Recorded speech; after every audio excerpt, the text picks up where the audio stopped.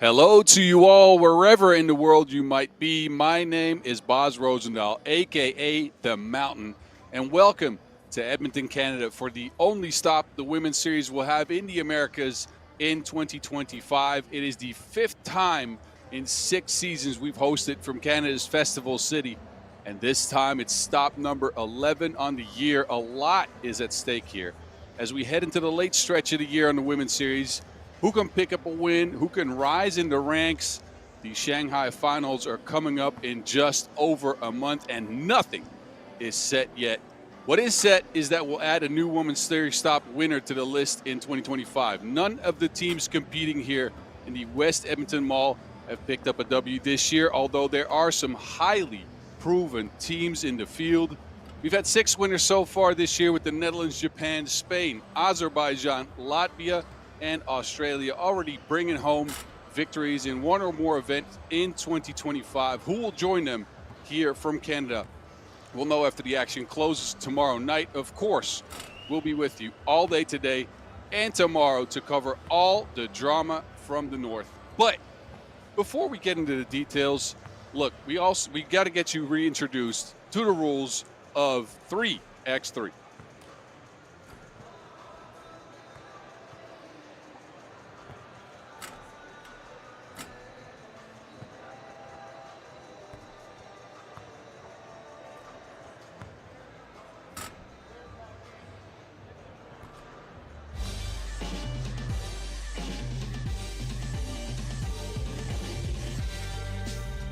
Yo, what's good? My name is Kyle Montgomery, aka the voice of 3x3.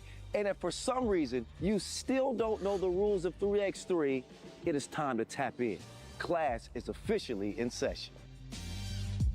So on our half court, you got 2 teams of 3 players with 1 additional substitute on the bench. Yo, what's up, sub? Can I check in?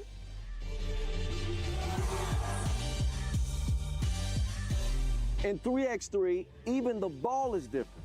This is the official Wilson right here. Trust me, it's groovy, baby. This game is pedal to the metal. 10-minute game clocks, just 12-second shot clocks, and a 1st to 21 scoring format for the win. If a team doesn't score 21 points, all they have to do is outscore their opponent within 10 minutes. And you know we keep it street. In this game, we score by 1s and 2s. Anything inside the arc is worth 1. Anything outside of the arc is worth 2. Still got it.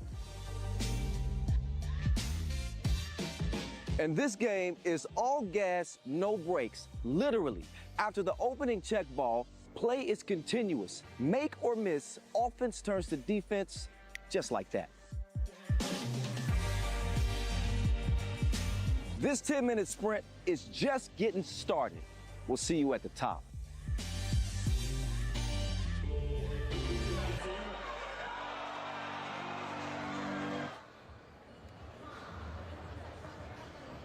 We'll see you at the top, and top is what we'll get out here in Edmonton, Canada. Not just from the athletes, we got the top of the top here in MC, DJ. We got DJ Lass, of course, our Olympic DJ, and EMC Noah Lazarus, Olympic MC as well. Now back to the teams. We got some hopefuls for the win here, and they include Olympic gold medalist Germany. They bring a whole new look to 2025 and a different team to work around. No longer Sonja Greinacher, no longer Marie Reichert. We'll see some new names. We got the World Cup bronze medal winners here in 2025. That's home team Canada. And Team Canada has won the Women's Series event the last 2 years. So they got the winning pedigree out here. But look, none of the top 15 teams in the Women's Series standings right now, as it stands, make an appearance. There's MC Noah Lazarus. Talked about him. Olympic MC. But none of the top 15 teams make an appearance. Of course, that home team Canada, usually a mainstay in the top 15. Look at DJ Lass. There is the Olympic DJ providing the sounds for the audience and for us. Again, Canada, they come in the heavy favorites after picking up the stop wins in 24 and 23. As mentioned, this is the 5th time In 6 seasons, we've hosted from Edmonton, dating all the way back to 2019. These are your pools. We got some interesting squads. Carolina from Puerto Rico. Puerto Rico themselves are here as well. The Netherlands bring their under 25 squad. We got a couple of 3XBA teams from Seattle, Spokane. We mentioned the gold medalist in Germany. 12 hopefuls take the court here today, and pool play will continue till right around 8:15, 8:30, or 9:15, 9:30 local time. Then we'll be down to 8 teams, where the quarterfinals will kick off tomorrow, 6:30 p.m. Be here for that. And then tomorrow, right around 10 p.m. local time, we'll crown a winner. We got 2 teams on deck to start us off, though. It's Chile out first. And Chile, they played in some events this year, but they've lost a big piece. Ahumada's out first. Ojeda clapping out with her teammates, coming in for her second event of the year. But no Xiomara Morrison and no Zofajera this time around for Chile. That's their leading scorer that's not with them, 7.2 points per game. There's Fernanda Ovalle. She's going to have to pick up the slack there in the scoring categories at 3.6 points per game on the year. She's shown the ability to go off, and I'm sure Chile is going to lean on her offense a lot. Last but not least, Ramirez Cordon, straight from the Nations Leagues into her first ever Women's Series event. She placed second in the Americas with Chile this year. So Chile out first. And again, we've seen them a couple of times already this year. Same can't be said for Toronto. Second event. And they played in Vienna but didn't make it out of the qualifying draw. So a bit of an unknown here. Belmore out first. She's joined by Chadwick. They're the 2 returning players from that Vienna Women's Series stop feature. Joined by 2 new players here. Gibb, Delaney Gibb, and Wallach round out the squad. And again, this squad, a bit of an unknown. Haven't seen much from them this year. Second team from Canada, of course. And we'll see what they can do against a Chile squad that has been around for quite some time. Not the oldest squad, but a more seasoned squad, that is.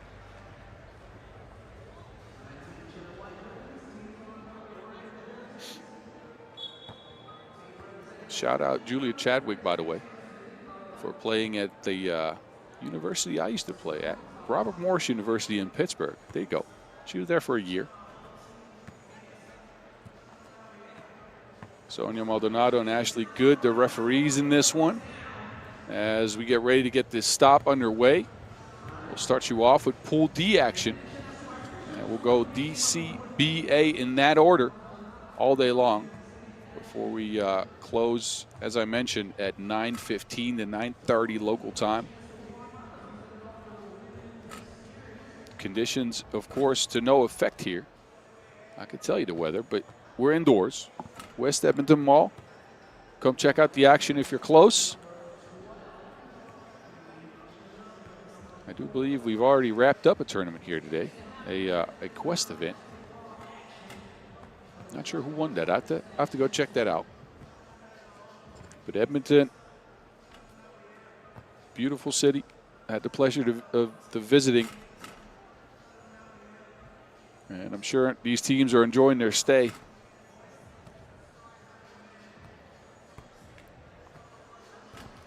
Curious to see who can pick up the scoring for both squads. Again, we don't have a lot of stats on this Toronto team, but all proven players at the collegiate level. Gibb was the player at BYU. Again, Chadwick, as mentioned, Robert Morris, Queen's University. Tara Wallach, a Washington State Cougar. Led the entire WCC with 66 blocks. So if we got some stats to go on. They're just not 3x3 stats.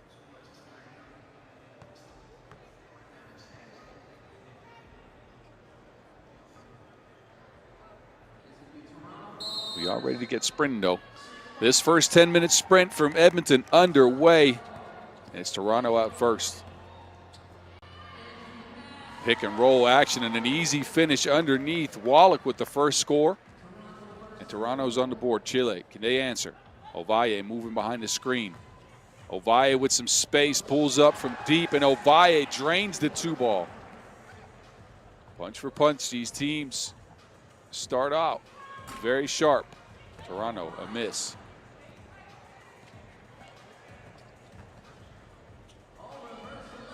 Flip shot from Ovalle is missed. Again, this team's going to lean heavy on her offense. Morrison not with the squad. She's usually the leading bucket getter at 7.2 points per game.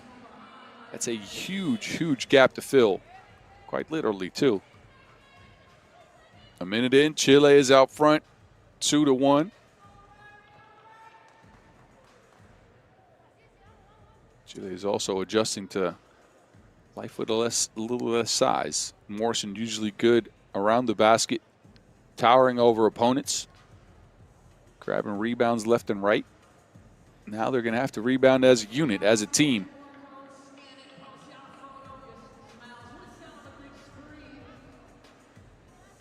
I do believe the scoreboard's being fixed right now. 3.7 on the shot clock here for Toronto. Have to get a quick shot off. Pull up from deep is off the mark. Rebound Ovalle. Swings the ball around. Ahumada back to Ovalle. Ovalle from the logo. Deep shot.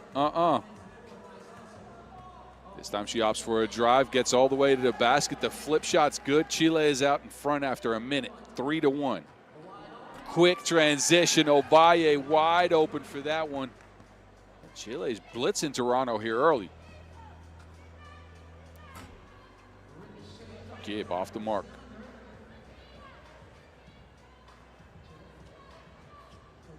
There's Ahumada. Tries a shot. Ojeda there to pick up the slack. 5-1 Chile. And Toronto looking a little bit rattled here early. Missing a couple of wide open layups. Ball sticks with Chile. And we're close to 2 minutes in. It's a 5-1 lead. And again, we've seen some easy misses from Toronto. Some wide open lays not laid. Double high post action now for Chile.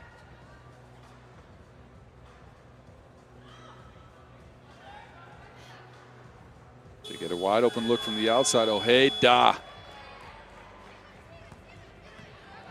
Just as the buzzer went off, 7-1, make that 7-2. T-Dot, get it closer. Pick and roll action, surgical. Down to Ojeda as well. Ramirez with the handles. Gibb now looking for an option, kicks it out. Wallach off the mark. There's Ramirez again, and as mentioned, fresh from the Nations League. Second in the Americas with Chile. First ever Women's Series event. Gets a rebound here. Shares with Ojeda. Ojeda on the drive, a kick out, Ahumada. There's 3 on the shot clock, Ramirez well. Slightly undershot.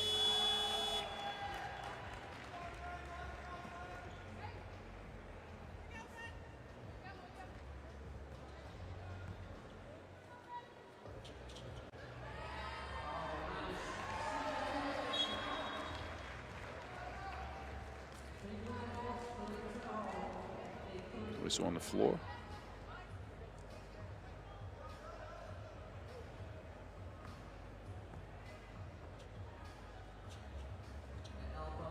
Post-up option for Ovalle is snuffed out. Transition now for Toronto. Can they find some of that footing that they need to stick in this game? Wallach. Wallach on the move. Drive is stopped. Turns around. Drains the bucket. 8-4 game now. Ovalle uses her speed. Ovalle by everyone. Bye.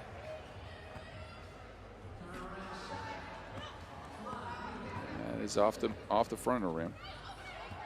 Back to Ovalle, who's now the main creative option for this squad. Ahumada can't control the rebound. Steps out of bounds. And that's gotten us to our first TV timeout, a 9-4 lead for Chile, who came out and blitzed Toronto early. Toronto looked out of sorts. They've regained a little bit of composure here in the last minute or so. But it's the pick and roll action for Chile that's really hurting Toronto so far in the game. Easy passes down low for layups. Ovalle helps if she plays like this. Steps back and drains the long-range bucket. And then the quick transition down to Ovalle again, who, as mentioned, her scoring is going to have to carry this team with no Morrison on the squad for this stop. So far it has.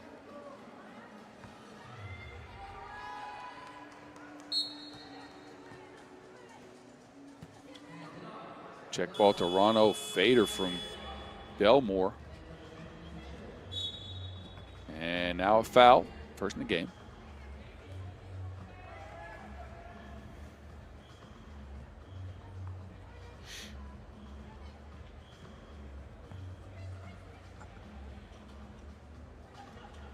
Ramirez gets a screen from Ovalle. Ovalle this time to the basket. Mishandles the rock three. Can't get that two ball to go down. That rebound is too late. Shot clock violation. So a defensive stop here for Toronto. We're again trying to get their bearings. Are playing at home, or at least in their home country. Quick take by Belmore. Another layup missed. Gibb there. And she's got her back, cleans up the mess. That score, of course, should be rewarded to Toronto. It was rewarded to Chile. 9-5, pass down low. Ramirez is fouled.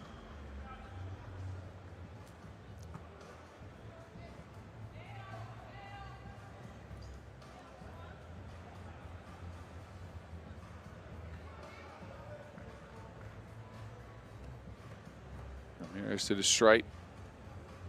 And again, her first ever Women's Series event. Cannot connect. And that's snuffed out. Ahumada sends it back. Down to the block, Ramirez. Looking for Ojeda. There's no pass there, so Ahumada is forced to take that shot. Front iron.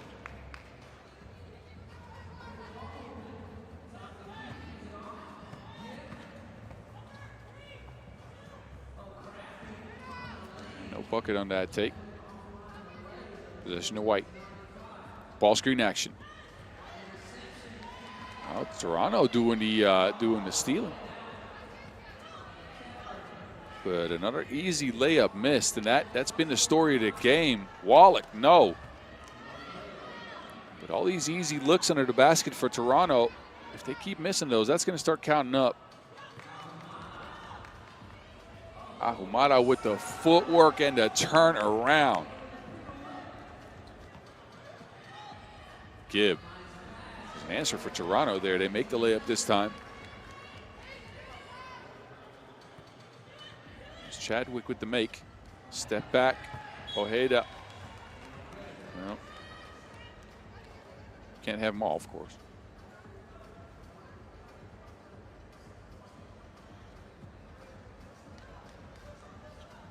Chile still with the 4-point lead as we've passed the halfway mark in this one. Toronto working on some high post pick and roll action with Wallach. That was smooth.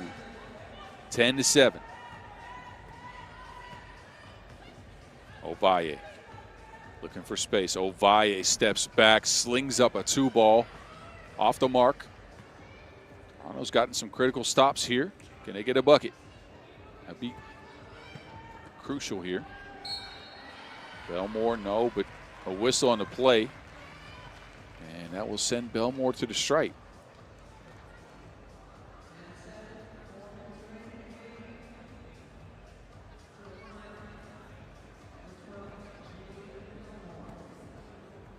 Jade Belmore, 23 years old.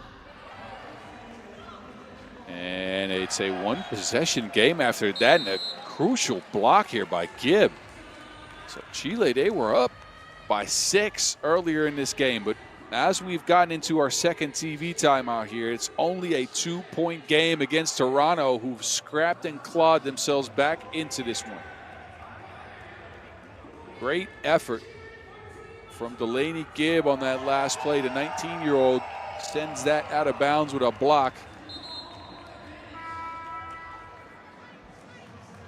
Took the misdirection here. This is another block earlier in the game. Ahumada got her hands on that. And that has been the story of the game for Toronto, who've missed at least 3 easy ones under the basket. Ovalle has been a little bit quiet the last few minutes. Ovalle speeds to the rack, lefty layups missed. Toronto, though, turn it over on the kick out.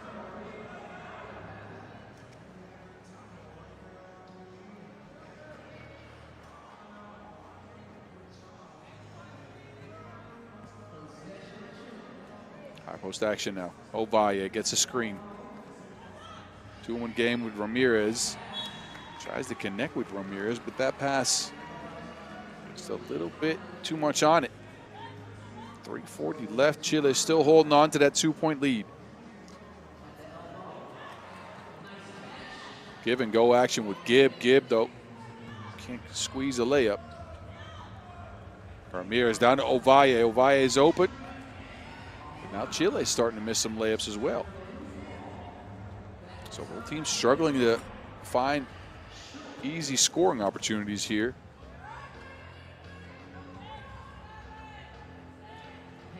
Wallach gets it back. No one home, but Wallach, another miss. There's Chatwick. No. And then a whistle as Chatwick couldn't connect on that bucket.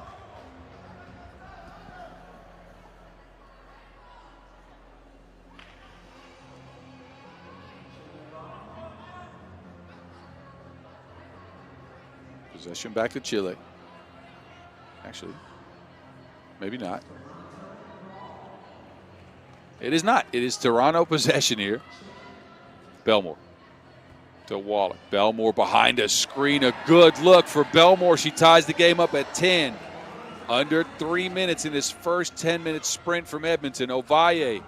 Ahumada catches it. No room for a shot. A difficult look there for Ahumada. Now Chadwick's open. Chadwick speeds to the rack. Ovalle gets a hand on it.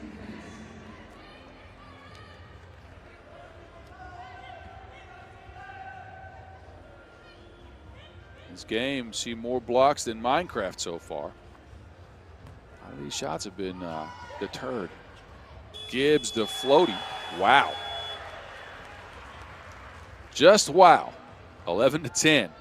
Gibbs with the heave there at the end of the shot clock. It just goes down. Ovalle gets to the rack. Another miss hit. Looks like it might be in, but referees are not going to count that score. Possibly a shot clock violation there. You can see Sierra Burdick in the background. Of course, the longtime 3x3 legend, C. Berta. Played with a new look team in Jakarta just last week and now present in Edmonton. Apparently that jet lag is all solved. Referees are going to take a look at this one and try to see if that actually touched the rim or not. Important call here with 2:18 left in the game.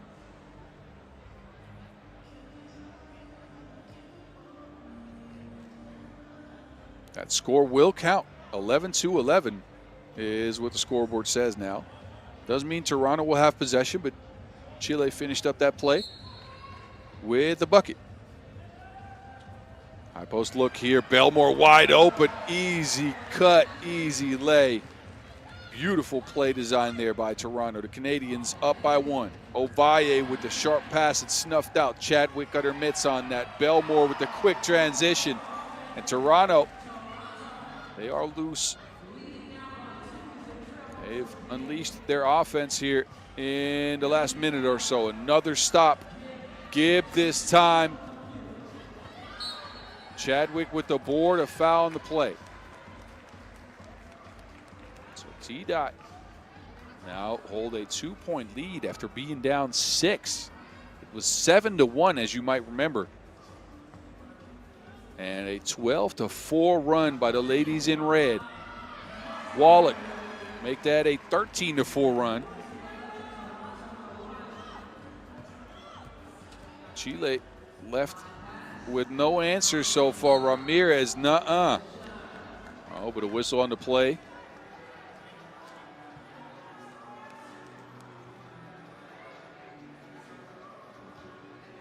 Too much physical contact there. Catalina Ramirez on the strike.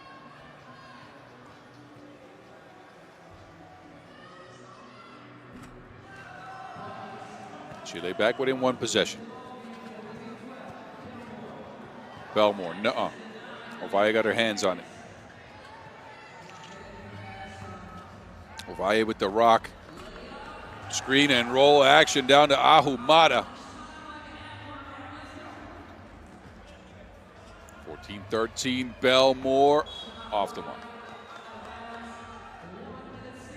Just over a minute left to go in this one, and it is a nail-biter so far. It was Chile who raced out to a lead early. Then Toronto came all the way back. Now it's Chile trying to chase down the ladies in the red uniforms. Ovalle behind the screen. Ovalle, good pass, but Toronto got a hand or a leg on there. Ovalle will take a seat. Ends up a turnover. Chadwick, uh-oh. No Wi-Fi, connection was out.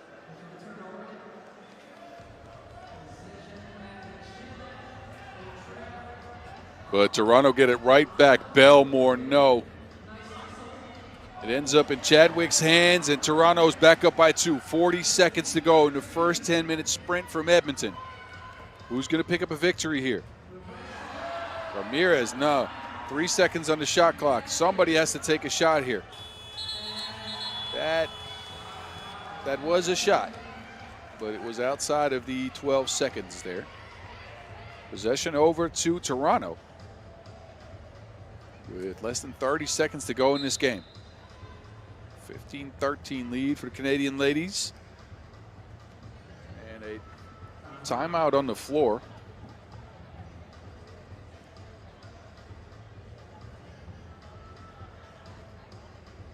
Look at Chadwick here with another one of those rejections. Take that back to Chile with you.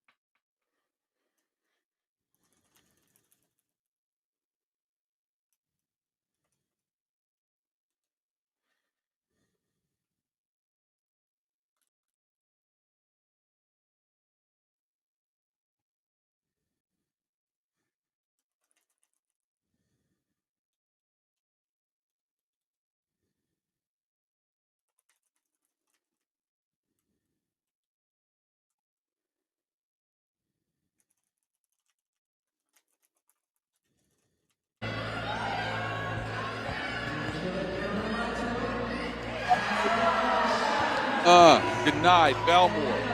Great block. 6 seconds to go. Chile, they opt to foul. They stop the clock. But they're only at 3 fouls. Make this 4. So they'll just give Toronto the rock back up top. And they're going to have to foul a couple times here. Ovalle. That's foul number 5.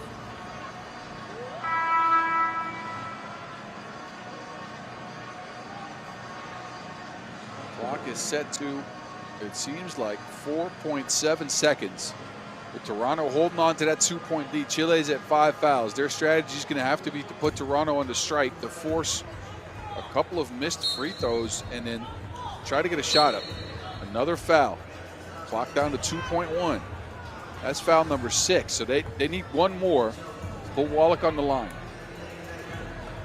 Ovalle, quick foul. Wallach's on the strike for 2 fouls. Free throws, I mean. With 1.4 seconds left, Wallach could ice the game here, but in case of 2 misses, Chile will try to get a shot up from 2. Not a lot of time left, though. Wallach, again, could ice the game here. First one is clear as daylight. So this game looks to be in the bag for Toronto. Second free throw off the mark. Toronto get the ball back, and that will do it. Toronto with a valiant effort here. They started the game out very slow, down 7-1, but they came all the way back to pick up a victory. That is their first victory, actually no, their second victory of 2025 on the women's series. First one in the main draw. They take down Chile 16-13 and start off their campaign in Pool D strong. Chile couldn't find any consistent offense after those first few minutes, so let's see how they do in their turnaround game. We'll get back to you with that. Of course, y'all enjoy the highlights from this game as we get ready to head on over to Pool C. Do that in just a few minutes. We'll see the Netherlands under 25 and Great Britain.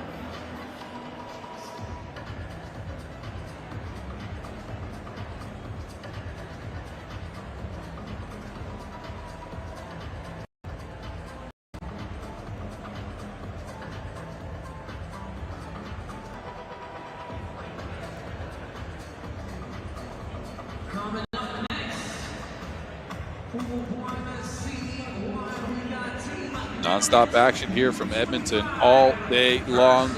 We will get our first look here at Pool C action with the third seed, Netherlands under 25 out first. It has not been their year, to say the least. This is, of course, the second squad from the Netherlands with their first team picking up a couple of women's series victories already. But for this under 25 squad, best results so far, 5th in Amsterdam.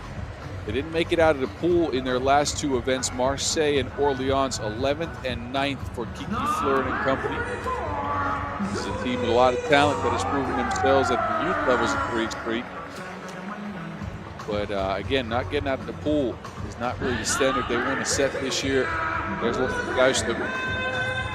He is one of the driving forces in this offense. 5 points per game for her. The main weapon, though, number 5 there, Kiki Fleuren, joined by Lieselot Kulp and Zoe Slachter as well. Fleuren in her comeback here from injuries at 6.7 points per, 32% from range on the year. Facing off with the Great Britain squad that didn't make it out of the qualifying draw made it out of the qualifying draw, I apologize, last week in Sumgait, Azerbaijan, with wins over Takasaki and Madagascar. Then lost 2 in the pool to Latvia and CS Rapid Bucharest.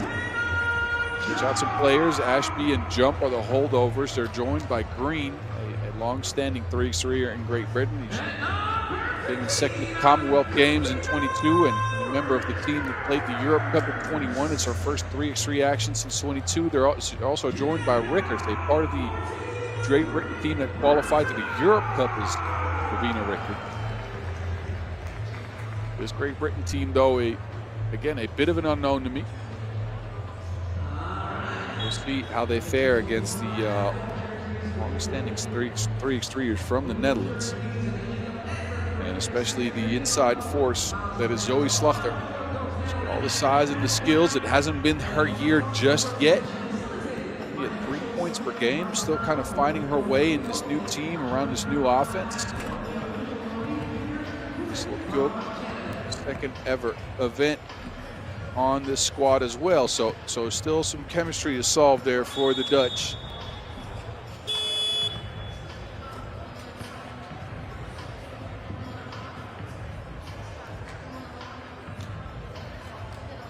Battle of the North Sea in the north of Canada. Not all the way north, of course.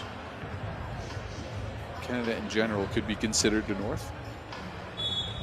Anyway, 2 European teams competing out here in Pool C. Last team in that pool, of course, Puerto Rico. But first, these 2 teams.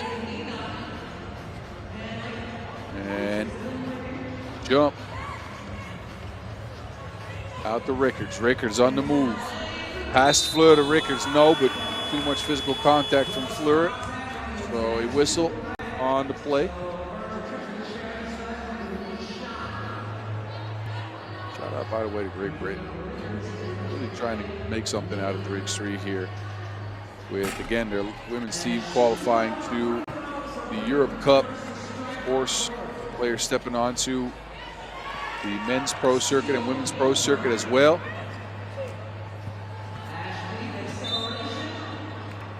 Zoe pokes that away. Leaves 6 seconds on the shot clock for Jump. Green over Zoe. GB out to a 2-zip lead here from Kruistum. To the basket, runs into Green, good hands. Strip, and back to Great Britain. Green open, but can't handle the Wilson. Out of bounds.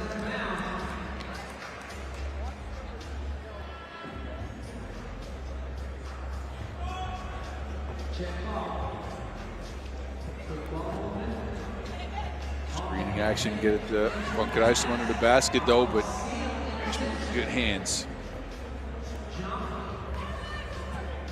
Screening action, Jump and Rickards. Jump on the move.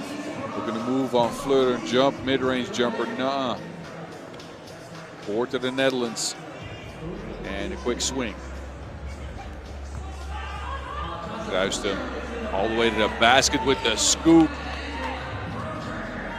Netherlands on the board after a little over a minute. Fleur tries to force a jump ball situation. Ends up a Dutch foul. Netherlands have been prone to foul a little bit too much this year with this lineup. Rickards steps back, midi, pull-up is good. Down to the block, Zoe. To Fleur, and a good two-point shooter, but this one doesn't find the bottom of the net. Fleur at a 32% clip from range this year. Again, a comeback year for her after some injury issues that lingered for quite some time. Ashby, no. Rickards with the board.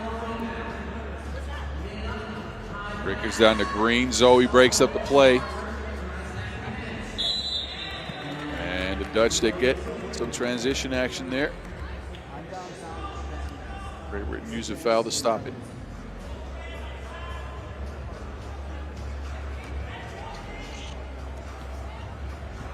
Koch with the hesitation by everyone. All by herself at the basket.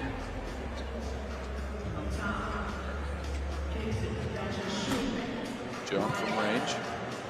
Off the mark, the rebound, Ashby. Fighting, scrapping. Ashby, 24-year-old.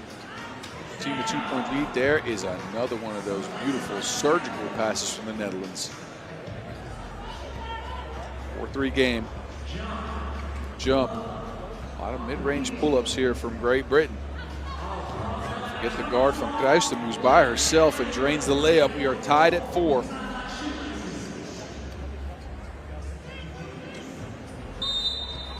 Great Britain will use a backdoor cut. Ashby fouled in the process.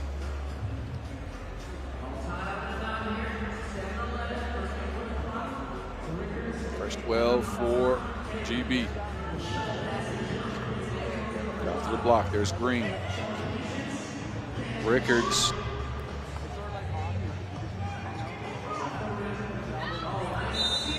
Boom, fouled. You'll see the Dutch do this a lot. Philosophy, 3x3 philosophy for the Dutch teams, both the Dutch teams, the Netherlands and this Netherlands under-25 squad, has been to try to find the mismatches, the hunt post-ups, and get a clean game going from one, sprinkle in some twos as well. We'll see Liesl Kulk and Zoe Slachter try to go and hunt the smaller GB players under the basket. Now those smaller players, they got some game though. Rickards, the midi pull-up.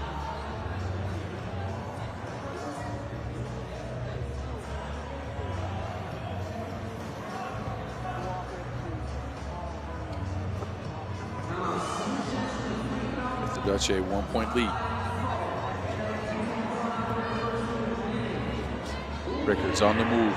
Right to left, Rickards, no good. Good, breaks up the play. Now it's Zoe. And jump. Doesn't want any part of that post up. Fouls are on the spot. So GB expending fouls here. Stop the Netherlands from using their size, which are one of the taller squads in the field.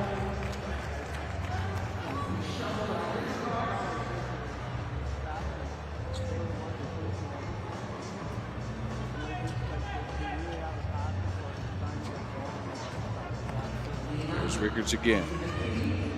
No space. There's Green's open though. And the and one for Green. Geraldine Green takes the contact and finishes up the play with a layup. 5-5 score. Free throw coming up for the British. Again, a member of Great Britain squads in the past. They played 3x3 in a couple of years here. Free throw is no good. Oh, she got GPS accuracy on that pass. Zoe with the finish. But that is a beautiful lob pass right on the money. The Dutch finish up the play, pick up another lead.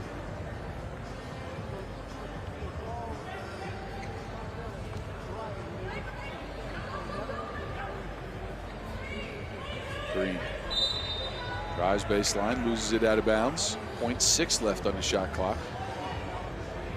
They took a long time to develop, and Britain get little to nothing out of it. They need to take a quick shot here and jump. Snuffed out, shot clock violation. Back on over to the Dutch.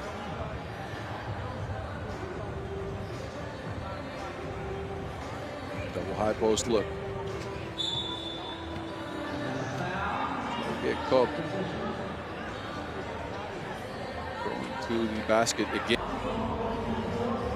Another foul on Great Britain. This time a different play from Kruistum. Around the screen, foul on the floor. GB running into a couple of quick fouls here, getting into 5 total. If you haven't followed a lot of 3x3, that is getting dangerously close to that bonus. which is at 7 fouls. That's where fouls really start counting. For Kruijstum, though, speeds to the rack and is fouled yet again. So Great Britain put themselves right at that bonus. And again, starting at 7 fouls, every defensive foul. 2 free throws for the team that's being fouled. In this case, just 1 free throw from Kruijstum. He's a member of the under-23 squad the last few years. Still only 22 years of age. Stop and go for jump. He is sticking with this Dutch squad here. Another mismatch from Kruijstum against Rickards. Turns into some action off the glass.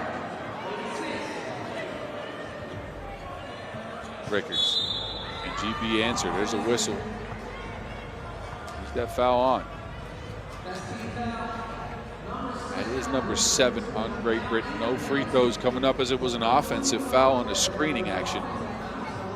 The first 12 for the Netherlands, and that foul trouble for Great Britain starting to mount up. Fleur, easy money, beautiful play design, easy look. And the finish for the Orange Lions. Ashby, no. Blows the layup. Zoe's open. They get it to her under the basket. That is a foul on the floor. This is what I was talking about. 8th foul, Great Britain. 2 free throws coming up for Zoe Slachter. Zoe, of course, as some of you might remember, MVP of the Under-23 World Cup in 2023. Gold medal for the Dutch there. Van Kruijstum also a part of that team, and actually Kiki Fleur also a part of that team. That's where her injury issues started. She got hurt in pool play. The team had to do without her. They played with 3, and they ended up picking up a gold. Back of a wonderful tournament by Zoe Slachter. Anyway, that's a couple years ago.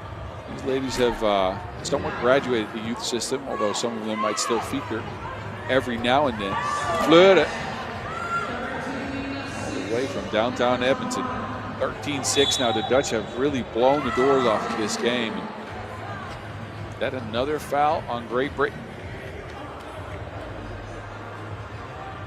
It is. That is 9. So we talked about the bonus. There's also a double bonus, in case you didn't know. That's at 10 fouls. Defensive fouls at that point mean 2 free throws as well as possession coming up. Zoe with the miss. 4 minutes and 36 left to go. Great Britain looking at a big deficit in the foul situation, not in their favor at all. Rickards saves it in bounds, but saves it to the wrong team. Cool. Loses it out of bounds. But the Netherlands in the last couple of minutes taking over this game. And the British foul situation is not helping at all. High post looking out for them. Can they get a score? Jump.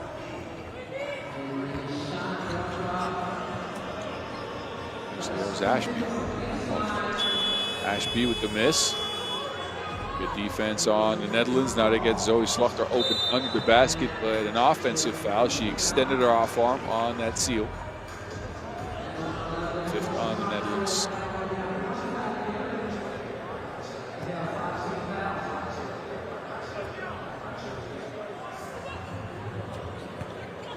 Rickards flips it back to Green. Green on the move.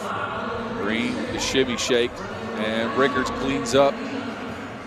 7-point for the British. Fleur working the screening action. Falls away. Rickards. Looked like she might have gotten away with a push there. Freeze though. Think nothing of it. And that will get us to our second TV timeout, with the Netherlands winning the Battle of the North Sea for now. 13-7 lead. Foul situation in their favor as well. They've done it on the back of some surgical play. A lot of mismatches hunted.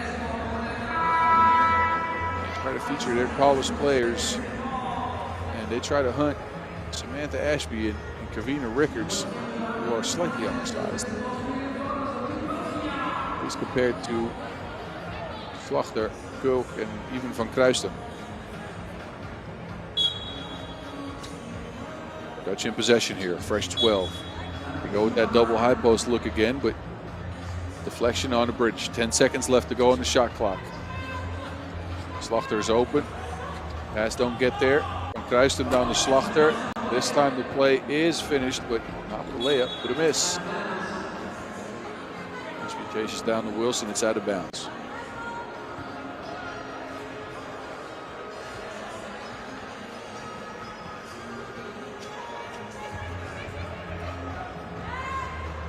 Kiki Fleur to the lefty. Drive and the pull up for 2. Dutch are rolling here in this game with 3 minutes left to go. Can GB come back and find some offense? It's been a lot of mid-range shots for them. A lot of one-on-one individual creation. Fleur to Slachter, who can pull up for 2 as well. Back iron. GB is struggled creating consistent offense here. So a lot of Rickards one-on-ones, Green one-on-ones, jump one-on-ones, ending in mid-range shots. 3x3 has become a game of, I'm not going to say advanced metrics, just metrics in general. That'll help Ashby. But 3x3 has become a game of layups and 2s. Gulk, that's one of those 2s. Bounces off the rim.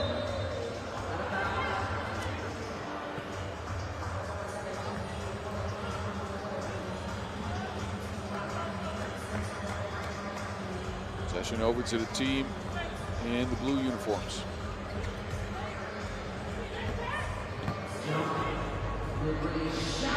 This mid-range shot is actually good. Back down to a 5-point game. 2:30 on the clock. Kruisten past Rickards, spins and drains the lay. Rickards, can she answer? She gets a screen of her own, passes it into Green, but it's broken up. Kruisten again, down to the body shot. Slachter, first one's a miss, second one's a make. Rebounds for the Netherlands there.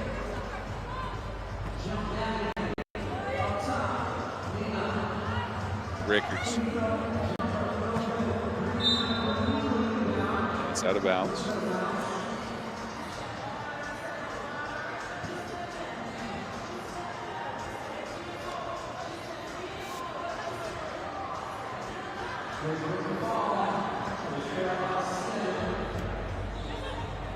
GB possession. Ashby. Clear look. No one home. Still a 6-point lead to the Netherlands. Fleur struggles to clear, but then a great pass down low. Easy cut. Ashby on offense now. Fade no good. Keep on the floor. Ashby finishes up the play. This much of a deficit, though, GB is going to have to start shooting some 2s.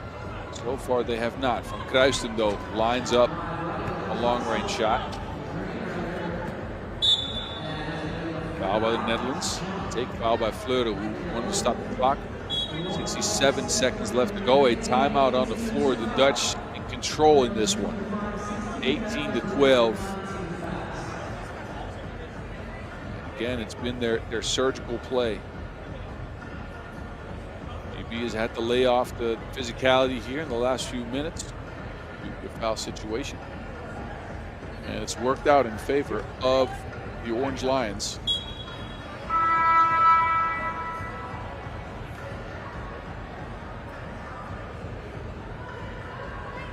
Chemistry on the Dutch side looking pretty good.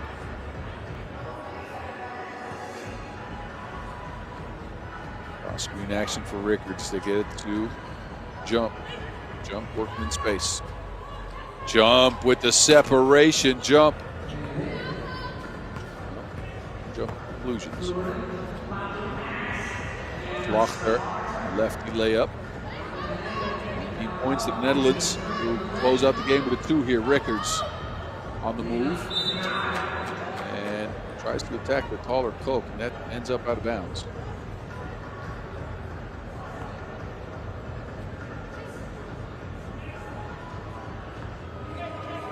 Rickards will take a seat.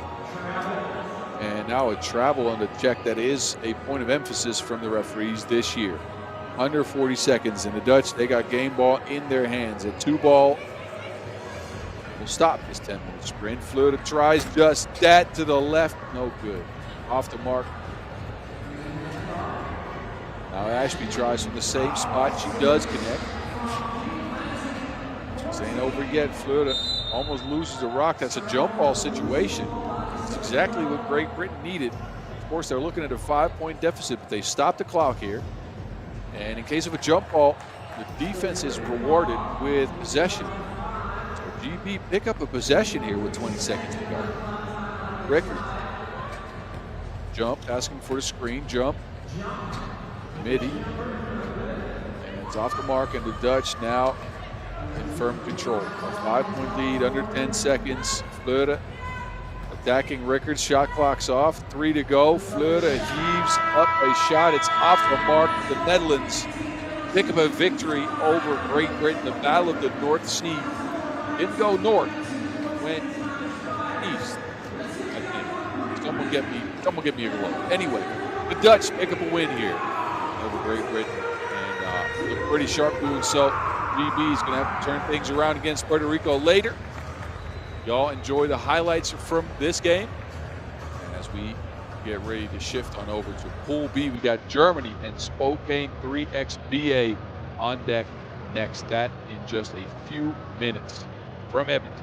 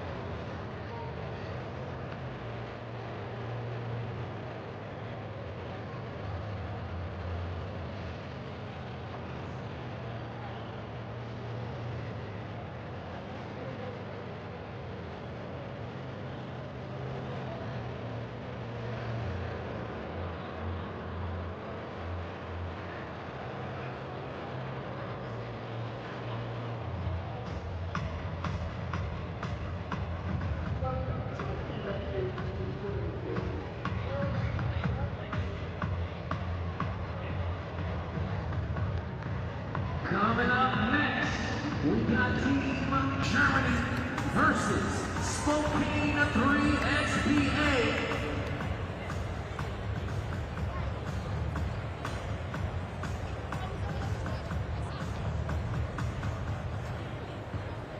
And now, representing Germany, number 18, Louisa Marie.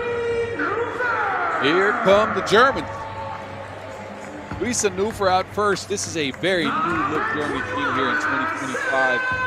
No Ronja Greiner, no Marie Reichert, no Svenja Brunkhorst. They are still the Olympic gold medal winners, of course, with a very, very new-look team. Young squad. Ready for a new cycle of reaction into the next Olympics. There's the speed on the team. Lara Zolp, the 24-year-old. Joined, of course, as mentioned by Neufer, Moros, and Boleros. Boleros actually the leading scorer on the squad. This team is, again, young. Average age is 23 and a half. Germany embracing the youth movement. They're going to face off with a new XBA.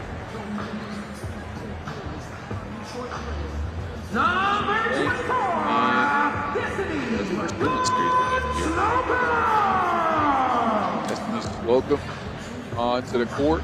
Number 4, Serena Jean Saunders. And these ladies have some experience and some mettle to them. And Trust me. number 7, Marinette Bonley actually drafted by the Dallas Wings this year in the WNBA draft, joined by Blake Dietrich, Destiny Slocum, and Serena Sundell. WNBA draftees in Slocum and Sundell. Dietrich, of course, we've seen her featured in the America in the past, 2021.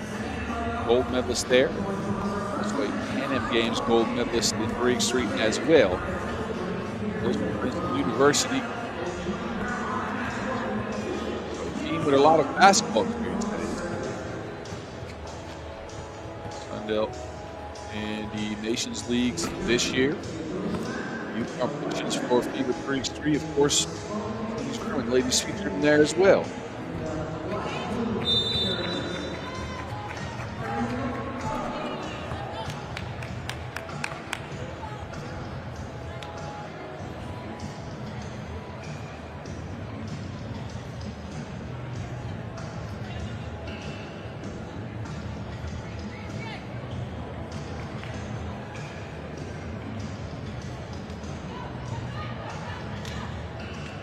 All right, first 10-minute sprint action from Pool B here at the West Edmonton Mall.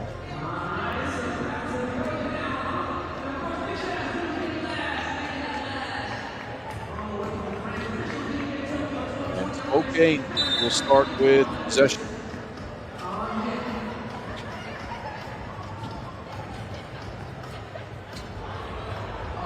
Pick and roll action for an easy layup. That looked very sharp to start things off. Onley with the score.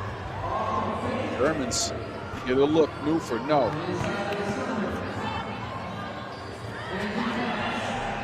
And look at Spokane 3xBA go. Speeding out the first 2 points. Looking very determined here early. Pick and roll action.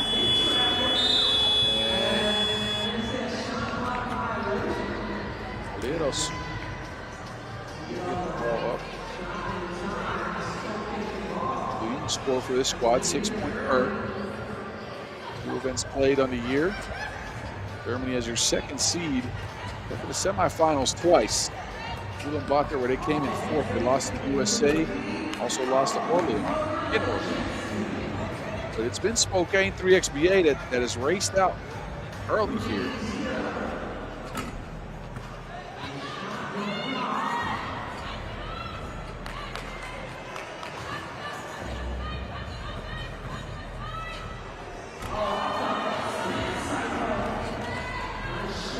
Board. And now it's foul called.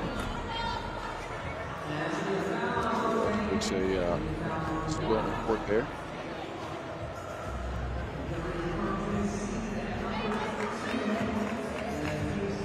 Three XBA is the premier professional women's FIBA 3x3 tour and youth development pipeline. They got two teams here. Spokane and Puerto as the Germans drain another 2 ball. They tied the game up at 3.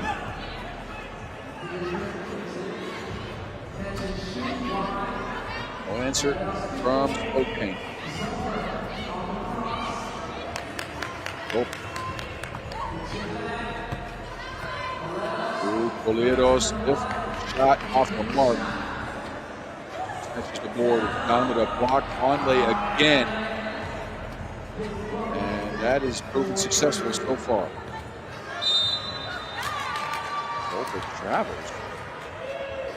So not only is Spokane quicker in transition and maybe possibly sharper even in their action so far, they've also been the more physical squad on defense. And look, we've only been playing for 2 minutes.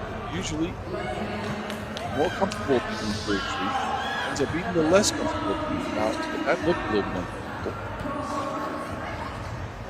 Able to work with Slocum. Throw on board.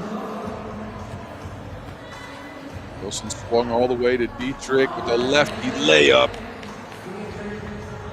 Blake Dietrich, 32-year-old, the senior on the squad here. Actually, in the entire floor, the Germans are in a young team. Zolper can't use that speed. Off the mark, back to Dietrich. Down to the block. And the footwork from Sundell.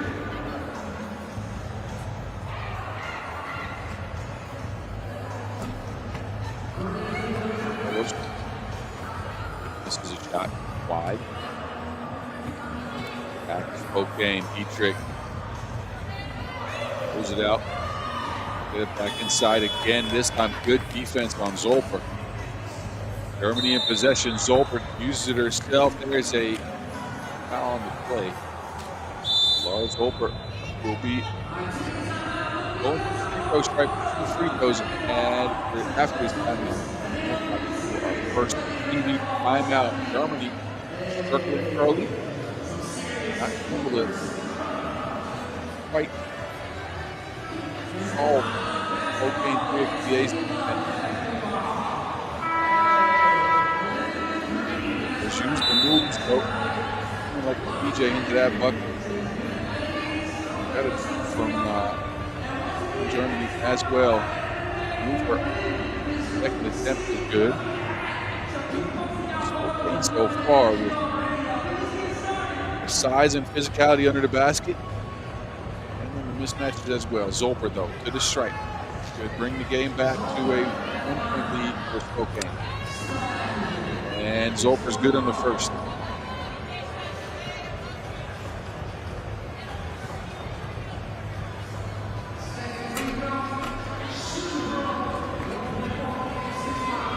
One's good as well. 1-point game. Conley knows. Change that. Make it happen. Zolper moves by everyone. Almost loses her footing. Zolper hangs on to the Wilson. 3 to go. Forces up a shot. It's out of bounds.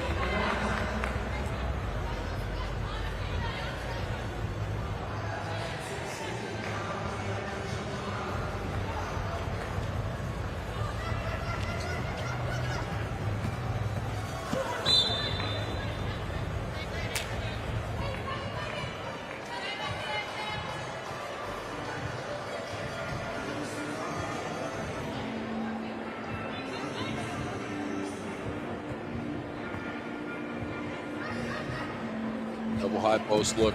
Slocum's open. They couldn't get it to her. Midi pull up. That is money. Sundell. She's been on one all game. Screening action. Polieros open under basket. Steals, receives the ball. Has missed the foul on the play. Third foul on Spokane 3xBA. Again, we talked a little bit about that. The 3xBA program last year by Alana McDonald, Colin Hamilton, and Aldi Duval. Create some opportunities for female basketball players in the United States of America by creating some professional pathways in Grade 3 basketball.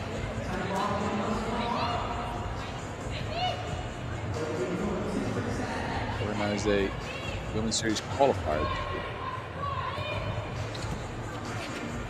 Spokane actually got their position for this Edmonton stop.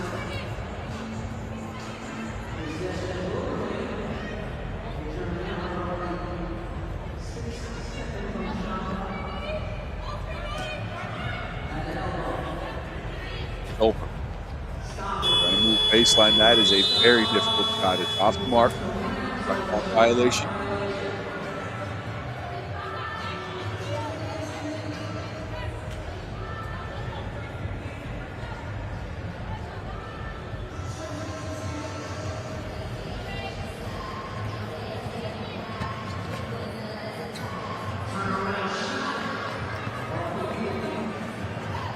Rebound down to Germany.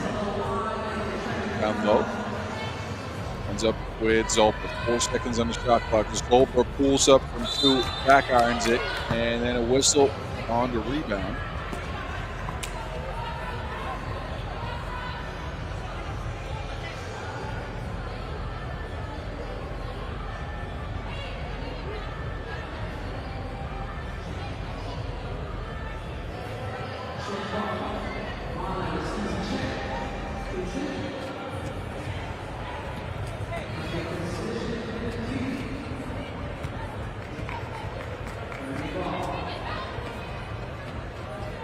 Zolper. Zolper going against Vonleh. Zolper with the move. Zolper with the midi. And Germany tied things at 7. Spokane tried to go find Vonleh right away. And Germany committed a foul to take him out of that action. Aaronette Vonleh. Former NBA Noah Vonleh. He's been cut this year going into the season of the WNBA. 5 Dallas Wings.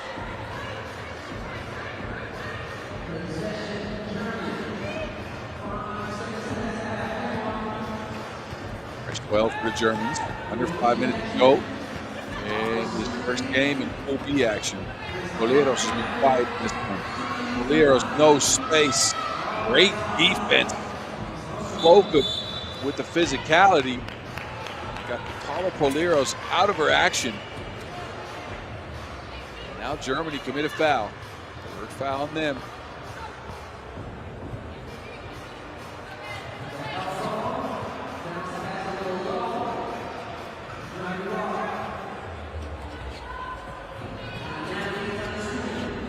Boleros was open. Boleros stuck on the baseline. And now a whistle. Travel on Sara Boleros.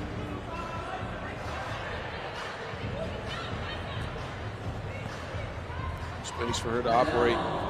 Taller Vonleh.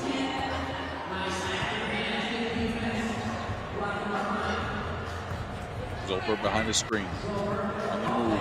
Zolper with the hesitation. Or Zolper with the deceptive move there. It's the Germans' lead. That lead is gone right away. Quick turnaround by Spokane.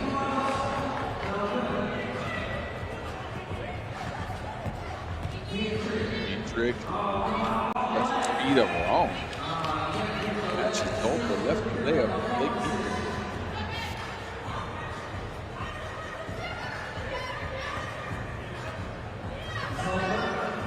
Zolper, another look from 2. Front iron. Slocum, what a move. Like a laundry cycle out here. 10-8, Spokane 3XBA. That 2 ties the game. Poros, timely shot. Germans stick with Spokane. And now commit a foul to stop the clock and get a substitution in. Poros takes a seat. Boleros will step on the court.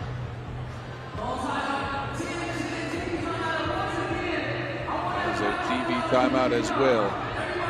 In the game, we see no favorite. It was the Spokane 3XBA squad that came out very sharp to start, but Germany has not let that get to their heads. Fought themselves back to a 10-10 tie.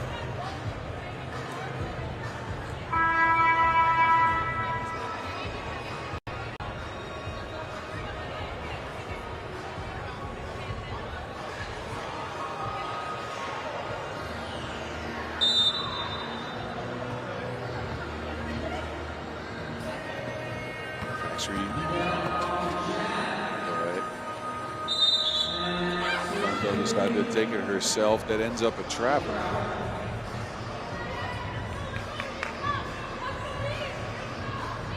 So turnover on Spokane. A possession for the Germans. Zolper. Zolper with 2 screens from Boleros. Pick and roll action for the Germans. Boleros though. Connection on the layup. For now. With the referees. Maybe thought there was some physical contact on the play. Referee's right on top of it. I think Vonleh kept her hand up. It was clearly thought differently. Okay, now in action. Vonleh with the catch and the beautiful make. A very difficult shot from Aaronette.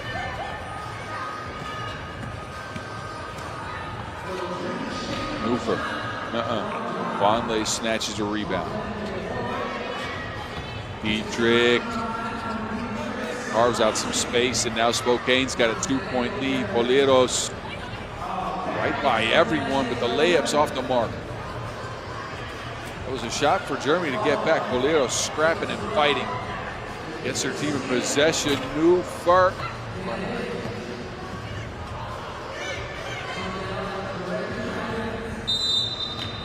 And they foul now.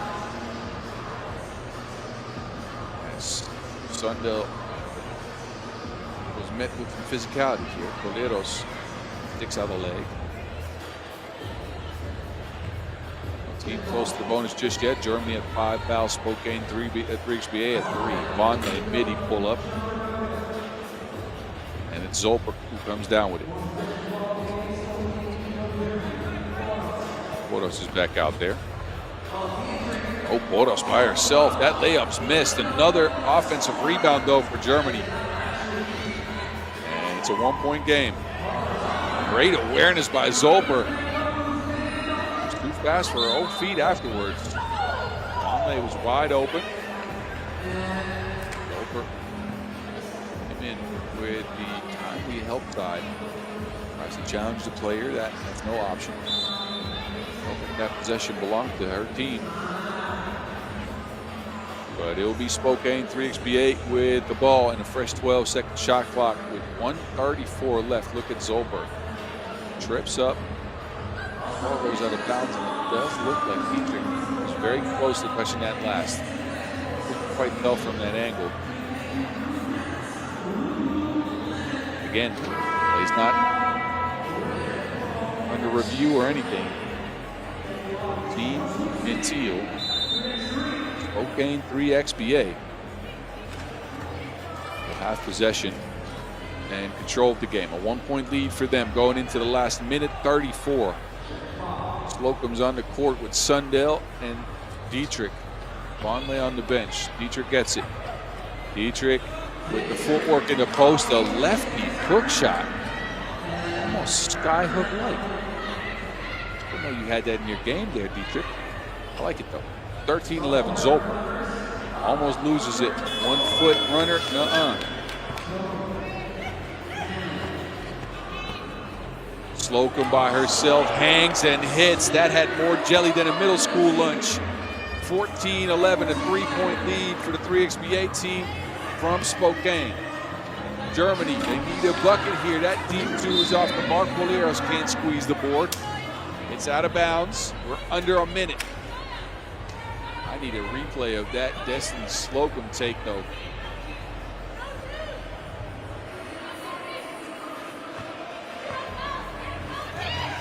Germany got possession, they turn it over.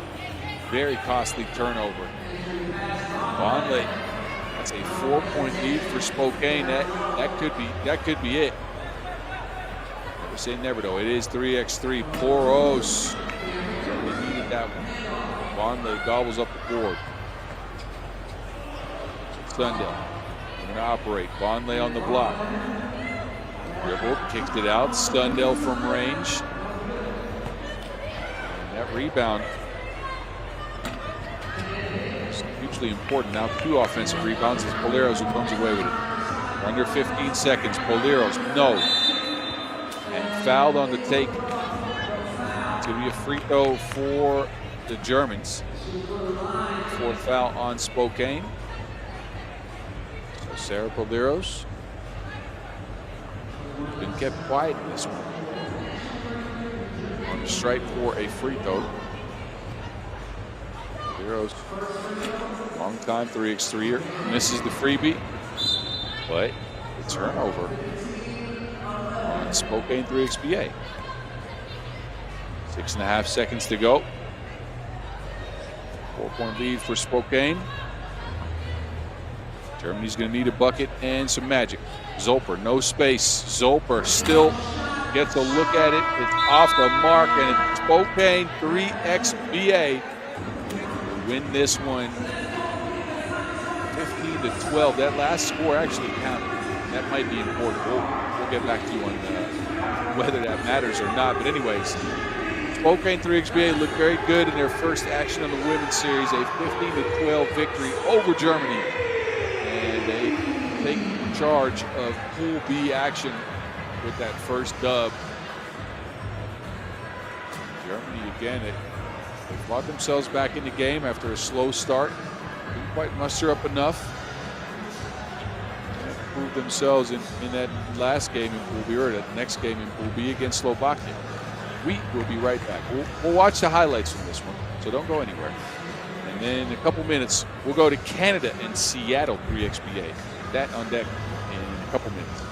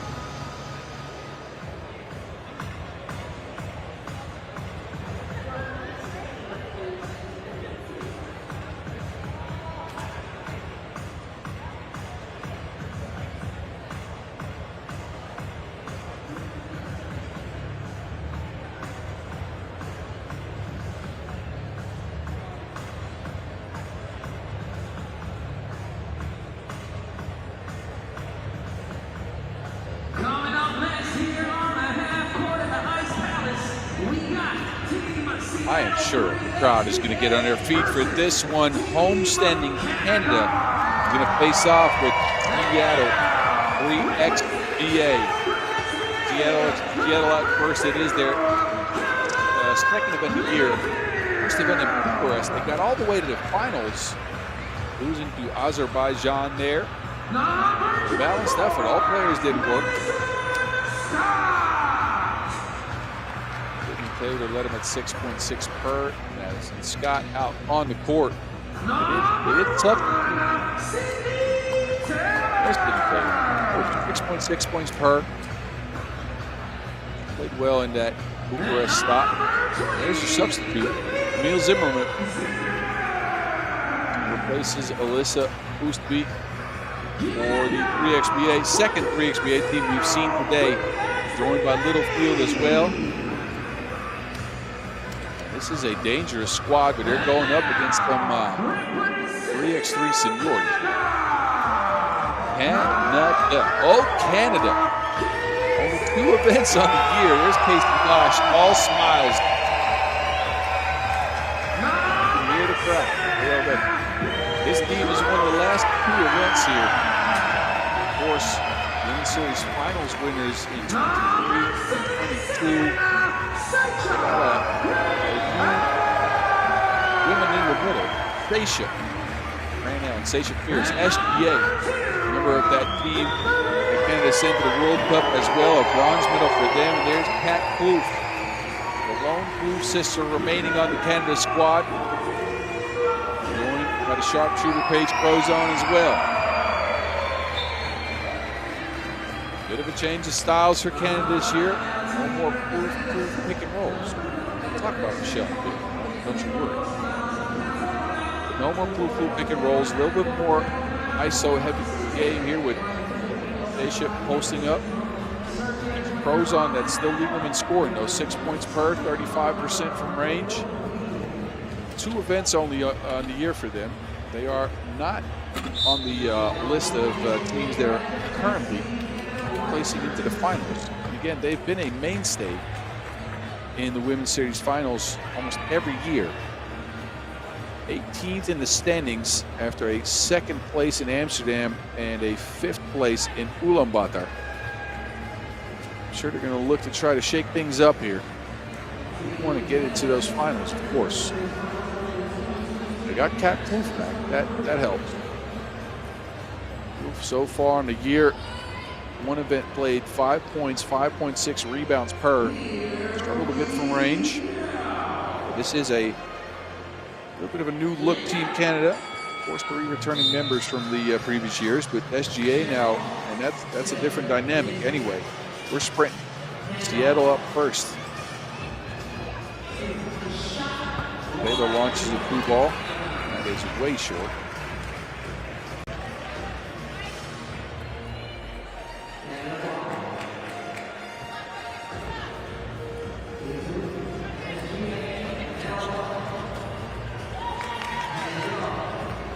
There's Crozon.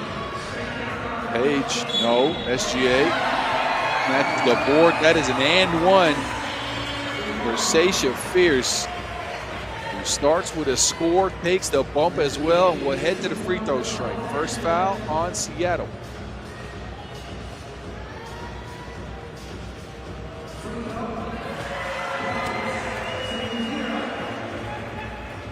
Zip lead Canada.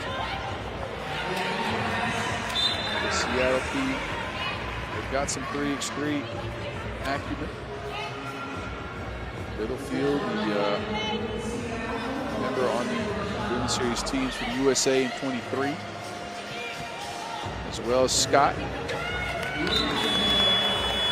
Zimmerman as well. Zimmerman also won gold at the AmeriCup for the USA in 23. Taylor was on the Women's Series last year, MVP of the Quebec stop. So look, this is a heavyweight clash. Don't get it twisted. It's your 1 seed going up against a team that could very well get close to them. Anyways, turnaround jumper. Taylor's off the mark.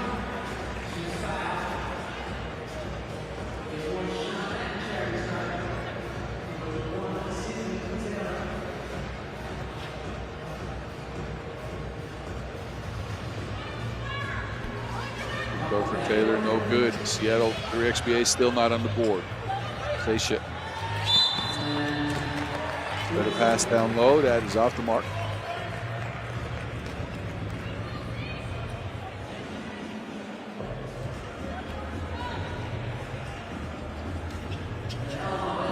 Close look here for Canada. They force it into Cat Kloof. Nuh-uh. Zimmerman breaks up the play. Get it back on to Zimmerman with a fading. Seattle struggling to get on the board here. Good look. None go down. There's Page. Long range shot. Just off the mark. Bounces out. Page Crozon, 31-year-old. Considered one of the, if not the best shooter in all of 3x3's history on the women's end.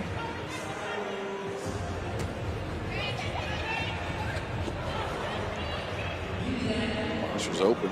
Wilson just didn't get to her. Littlefield. Down to Zimmerman. Zimmerman against Bosch. Zimmerman over Bosch. And now Seattle 3xBA is on the board. 2-1 score here early. Cat Kloof. Matt Wilson still going. They end up at the East Edmonton Mall.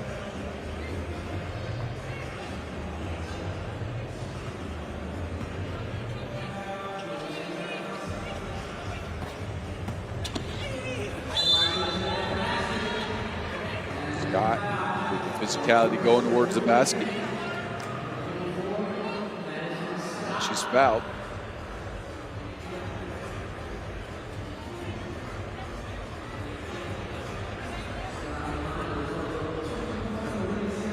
That's Scott on the stripe.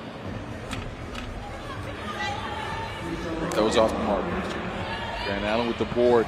How's Crozon trying to post up? Crozon spins into a miss.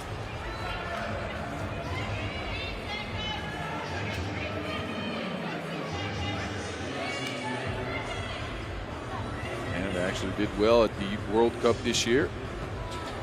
Playing a Physical style of basketball. Crozon with the magic. Couldn't even see the basket. Still drained the shot. No answer for Taylor.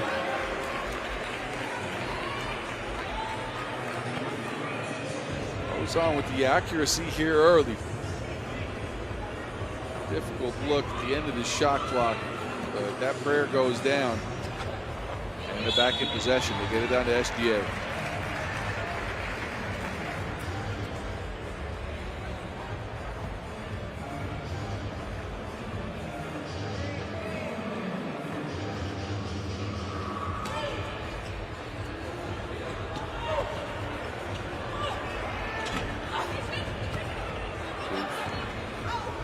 Shot has been a bit of an issue this year. Again, only one event played, so not a lot of material to work with, but 18% from 2. Cat will try again. This time a whistle on the floor. Foul to play. That is foul number 4 on Seattle 3XBA.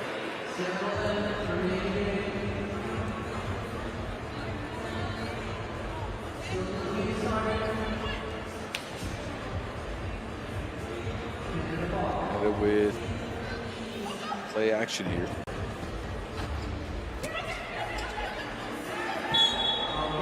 Cat a look in the post, but offensive foul. As Catherine Plouffe try to move Littlefield into position to get a score. Too much, and a 3rd foul in Canada as a result. Here's Littlefield. That's the Scott. Scott, midi pull up. Good looking shot just the back of the ring.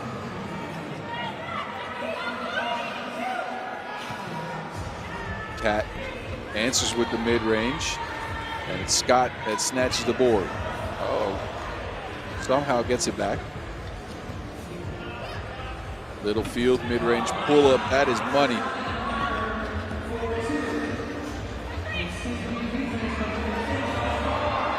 Guarding Casey Bosch on that play. All by herself like Macaulay Culkin under the basket. 5-2 Canada. Scott Wilson's lost. Out of bounds.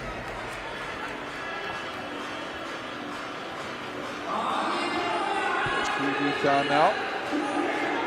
And it looks like a heavyweight clash here in Pool A to start the action for the defending champs Canada. This is what ignited the squad early. SGA and 1.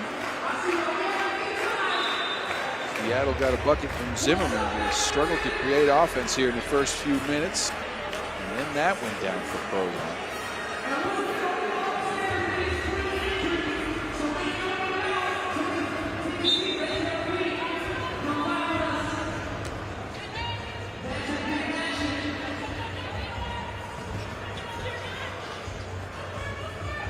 Bosch, most of an offense in this one. That shot off the mark.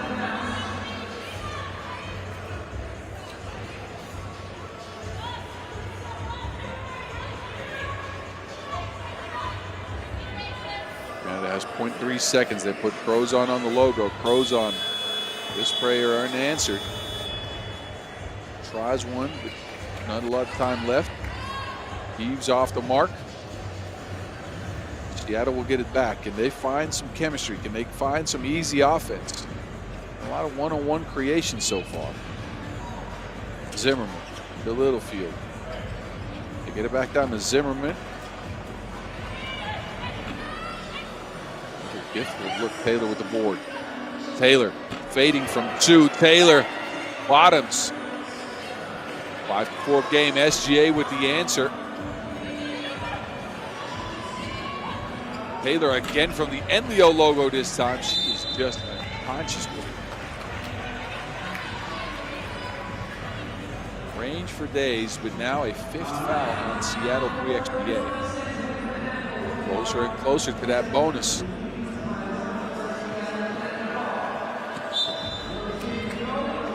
ball. That's 12.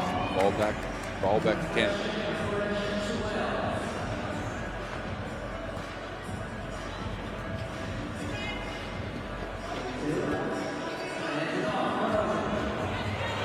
on this time. Scott gets a hand on it. Kloof, nuh-uh.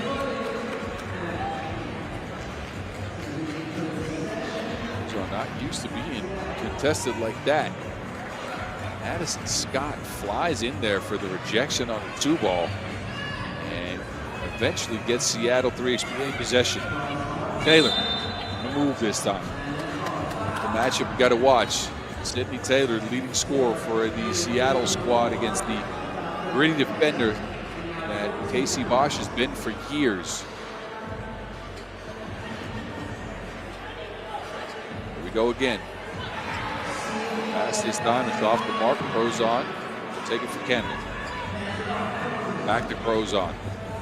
Crozon working the pick and pop game with Kat Kloof. A wide open look and she drains it. Beautiful action there from Canada. But Taylor with an answer right away. Tough bucket. She has to deal with the caller, Kat Kloof. Kloof is fouled on the shot. It's not a good contest.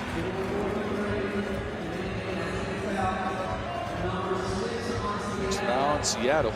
It was in the act of shooting. Two free throws coming up for Catherine Kloof. One of the winningest players in 3x3 history on the women's side. 17 women's series of wins. Gold medals at the AmeriCup in 22-24 and at the Champions Cup here in 2025. First ever edition of that Champions Cup way back in March. It was like a year or so ago. Still 2025. Bosch off the mark.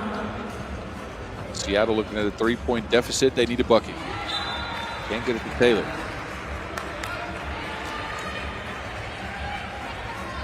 Under the halfway mark in this one. Canada holding on to that 3-point lead and a fresh possession here.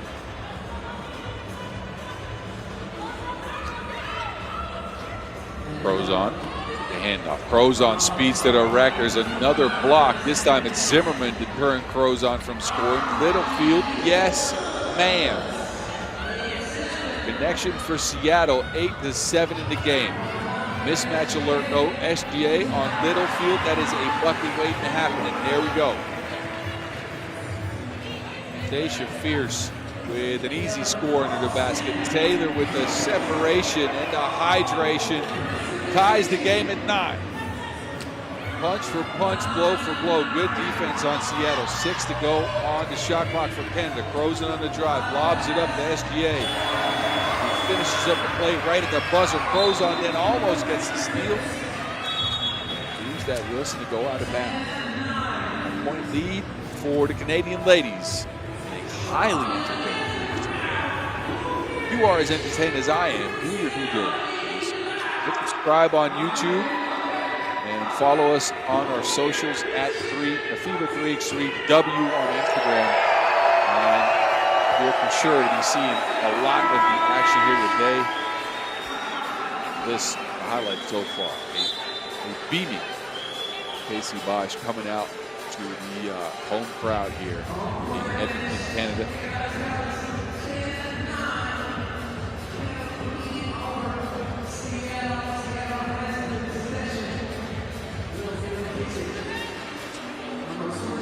Seattle 3xPA now in possession. Littlefield with the midi pull up. Gets her own rebound. And we got another tie. Kat Kloof, deceptively quick, but Littlefield answers with the 2-ball right away. Seattle with the 1-point lead over the 1 seed. Kat Kloof working on the block, no good. That's to Wilson. Now on the move to the rack, finishes the play up, and another tie, and Seattle turn it over. This game is going back and forth like a seesaw. 12-12. We got 3 minutes left from the West Edmonton Ball. First action in Pool A, your number 1 seed Canada going up against Seattle 3xPA. Kloof. Grant Allen, no space for a post up to get it. Their Crozon for a look, no good. there. It's SGA cleans up the net. +1 Canada. Taylor's back out there. Shots off the mark, and Zimmerman can't trace it down. Punch for punch, blow for blow. These teams aren't giving each other anything. There's 12 for the Canadians. Bosch is left wide open. Great screening action there. Casey capitalizes. Has to guard Taylor now, though, and Taylor let his team go to the basket. It's the bucket foul. That is number 7, Zimmerman. At least I think it is. Actually, I think this is a turnover. Yes, it is. Canada with a turnover. Now it's Taylor back to it. Taylor, double cross. Foul on the play.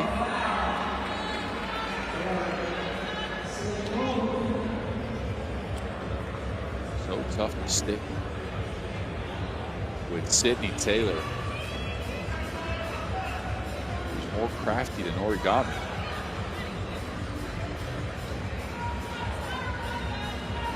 Double between the legs, cross, and a step back to try to stay with that. And Taylor ties the game up. 14 apiece. 2 minutes to go. Grant Allen the look. Ends up with Littlefield. Screening action with Scott. Scott open. Scott is blocked. Get that out of here. Take it back with you. Goes on with the rejection.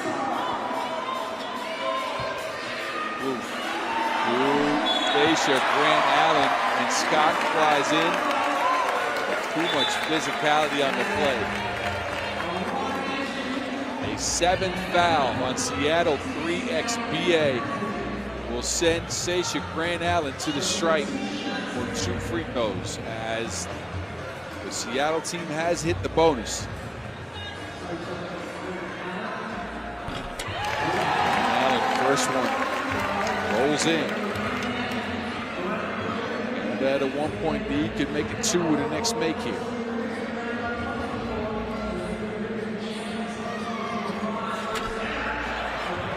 And SGA off the mark on the second one. Zimmerman, difficult cross.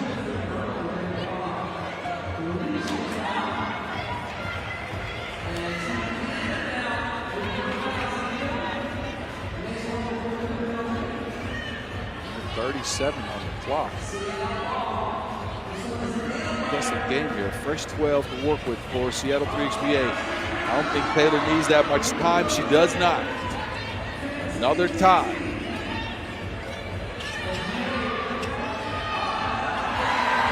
SBA on the block, body work. Littlefield. Try to get to Zimmerman. Cat proof, bounces it off the leg of Littlefield and gets Canada possession with just over a minute to go. What a hustle play there by Cat Kloof. Canada capitalize on that Seattle mistake. Cat with the mismatch. Spins. Moves some furniture around. Littlefield could do anything. 2-point lead Canada. Taylor on the move. Taylor from the corner. 2 ball off the mark. Goes on with some screens, almost loses the ball, gets it to Kloof. Kloof on the drive. This time Littlefield's on the floor again, so Pat with an easy finish. Canada, the sharper team in the last minute or so, but Taylor with the 2 ball, and it's a 1-point game yet again. Kloof on the block. And Taylor trying to sell the offensive foul there, but I do believe gets hit. Yes, with a defensive foul, so 2 free throws coming up for Catherine Kloof.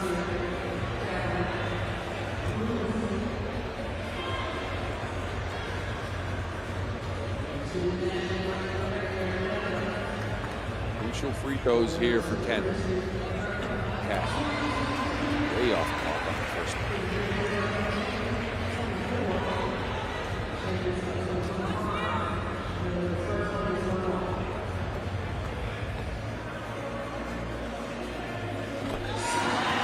One's good, a 2-point lead.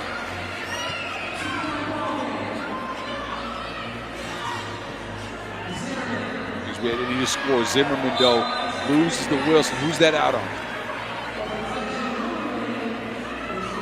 Looks like Seattle retains possession. 19-17 game. They need a bucket here, and they have little time on the shot clock to work with.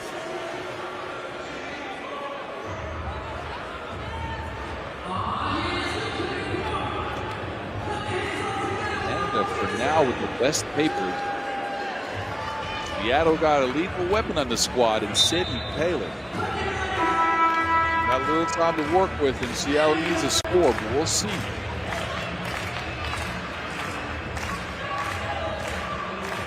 Crowd's cheering for 2.5 on the shot clock, 25 seconds on the game clock. Taylor takes the check. Taylor with the fake, steps back, blocked by Sage de Grand Island. Quick transition from Canada. SJ misses the layup. A great opportunity for Canada to put the game away, but Dacia fierce on the block, not so fierce on the layup.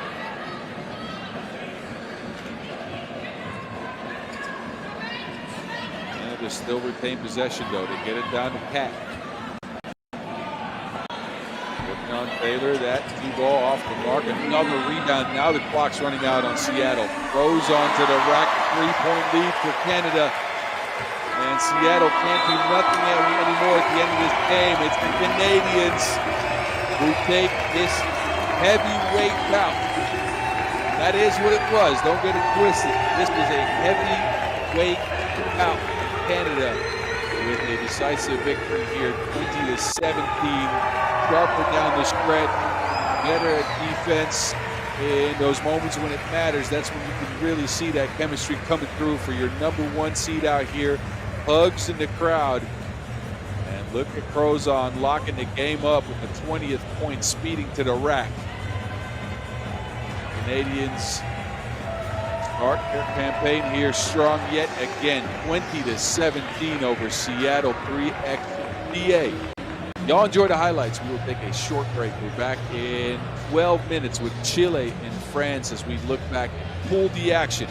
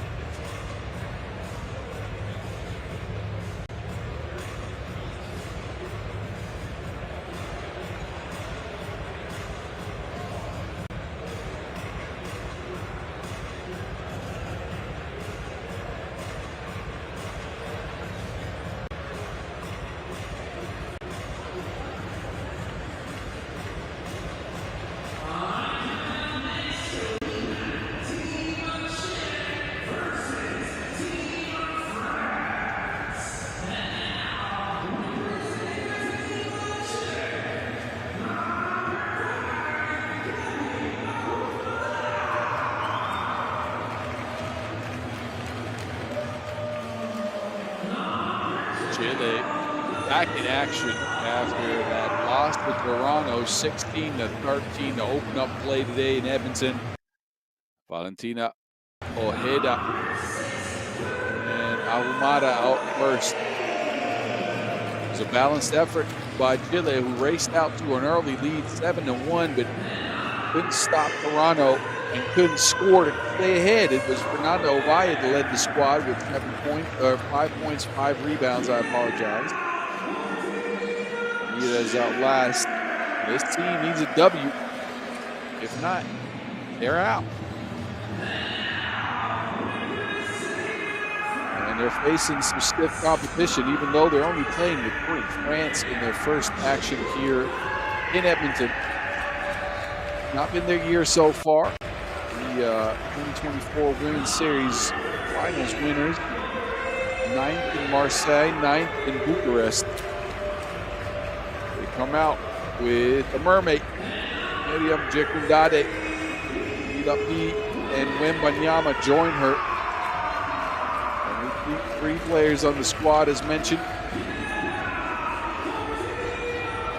Played in Spokane last week, their best result of the year, a semifinals run there. 4th place finish for France.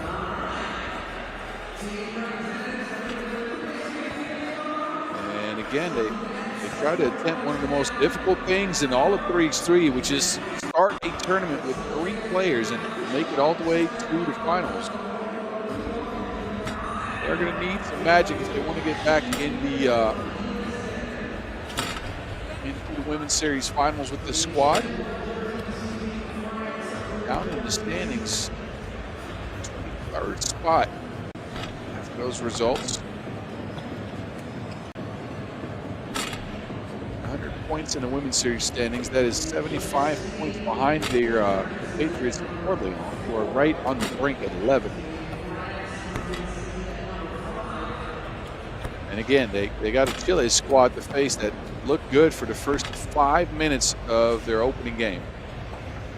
And then just couldn't hang on. Took that L to Toronto. French got the size, the length to actually compete with anybody, especially with the mermaid down there deterring shots. 3-3 zone Wemby, Yves Wembanyama leads the squad at 5 points per. An offensive rebounding machine, her and Marini Lapi. With no 4th player, that's very tough. Let's see how they fare here against the Chileans.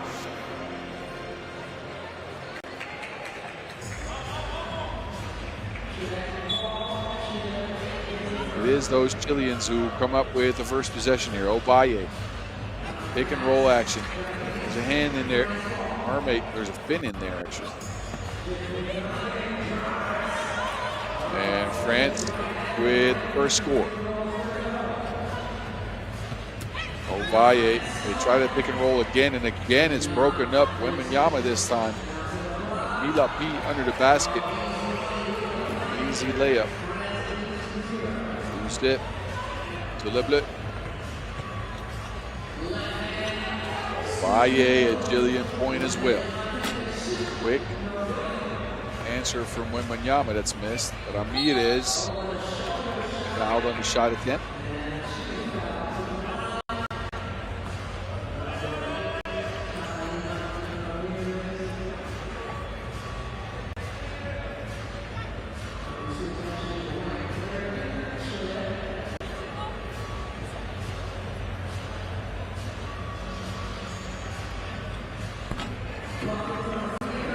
Chile tied the game up at 2.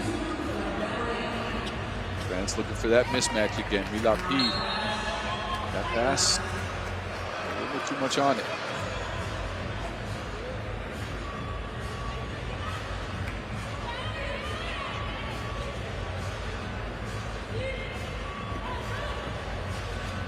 Ovalle.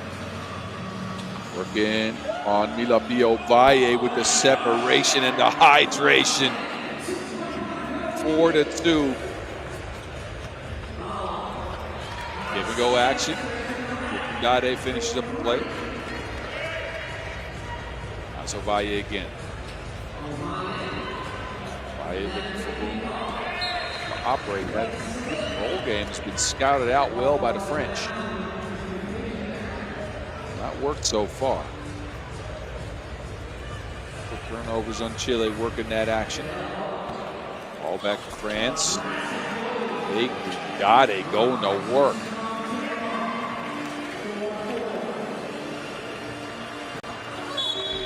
There's that give and go action again. Yama's on the floor. She is fouled. And a free throw coming up for Eve. Eve's seen all levels of 3x3 basketball for the French team. Graduated from the youth systems, Nations League. Active on the senior national team now as well.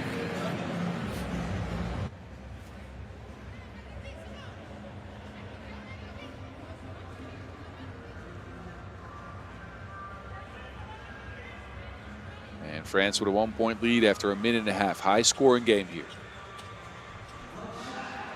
Valle returns the favor. 5-5. Wemby speeds to the rack, hangs, can't hit.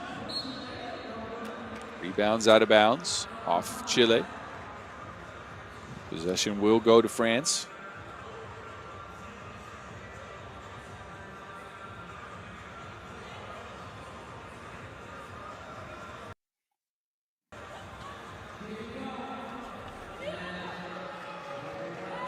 And there's another bucket for the French. Both teams all offense so far. Too late for Ojeda. I think we see a stop.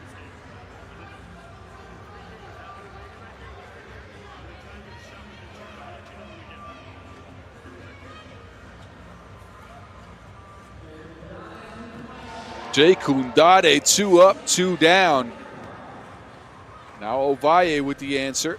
Knuckleballs it, gets her own rebound. That layup is good, so Chile do answer. 8-6. Milapi fading for the midi. Man, all offense in this game. The defense got more holes than SpongeBob. Ovalle off the mark. Jay Kundade yet again. That 2 ball, no good, and Wemby volleyballs that out of bounds.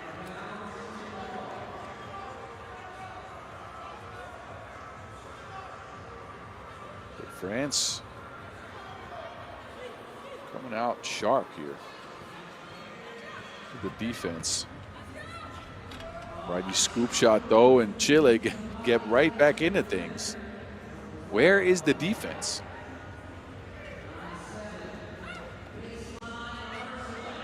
Answer for Wemby. I don't think we're going to get to the 10-minute mark here. Let me just tell you that. It's 10-7. We've been at it for a little bit over 3 minutes. Pull up. Long range shot is good. Ojeda with the drainage. Milapi will try from range as well. That ends up in the front of the rim. Ojeda with the board. Working the screening game with Ramirez. Ramirez attacking Jay Kundade. Ramirez, no space, flips it up. Good defense on the French there. Now a whistle on the floor. A 10-9 game, or just under 4 minutes in. And an offensive masterpiece from both teams. And it's not to say there haven't been mistakes, but they've scored the ball at a high clip. Cutting action for the French is Jay Kundade finishing up that layup. And then they get it to her outside of the arc. She splashes a 2 ball. Davis says I can do that too. Maya is back on the court for Chile. France, of course, have no love. No one can take a seat. Teague will come into play there later on in the game. Beautiful pass, Milapi. Found her like Liam Neeson. 11-9. Ovalle, stop and go. Third by the long fins of the Mermaid. Milapi, fouled on the drive.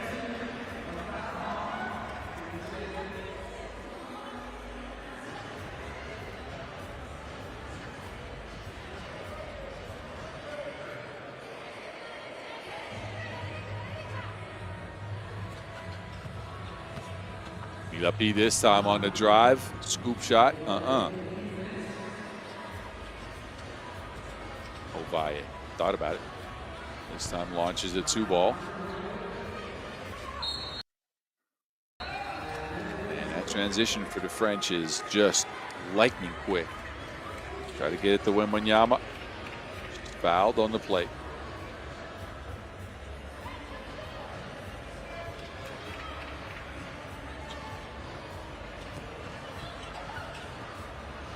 Wembanyama at it again. Working behind the screen, 2 balls up. Milapi snatches the board. Back to Wemby. This time to the basket, is tripped up. And if anything, Chile, they keep racking up some fouls. It's the 5th already. Question is, was that in the act of shooting?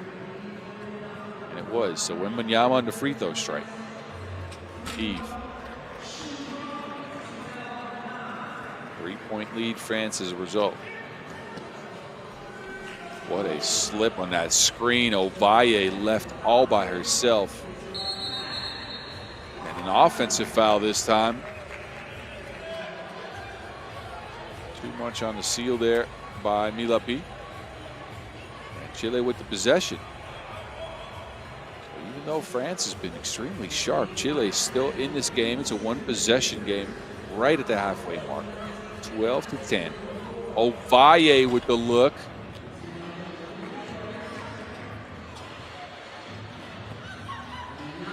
Wembanyama shares with Milapi. Gets it back. 3 on the shot clock. Wembanyama somehow sneaks through the defense. That shot, well, that's 3 rebounds. I counted. 13-10. Ojeda hit one from that spot earlier. Can't squeeze this one. Ovalle, scoopy-doop. And then a turnover on the French. That might be fatigue because this is a high-paced game. The French have no sub. And Chile, a fresh 12 to work with.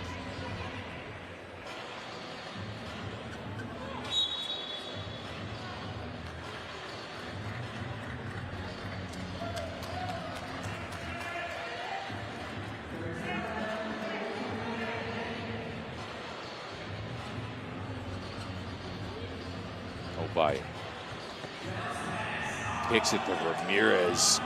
Superman laser vision on that pass. Chile ain't going nowhere. Jekindade loses it. Down to Ovalle. Behind the screen. The drive to the basket. Ovalle's got another gear to it. She's got an explosion to the basket that you don't really see coming. 13-13. Jekindade, no. The French running out of gas. Ovalle again. Challenges the Mermaid. That is no option. Take that back to Santiago. Jekindade takes her time.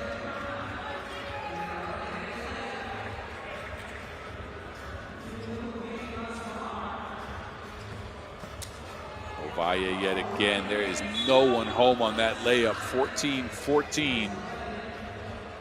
And a warning now on Chile for defense in the key after a made bucket. But we are tied yet again. And a timeout now. France, who came out extremely sharp to start the game, have slowed down a little bit here in the last minute or so. High-paced game here. Chile, they need a dub. If not, they're out. France, they need a dub. If not, they have to try to get one against Toronto.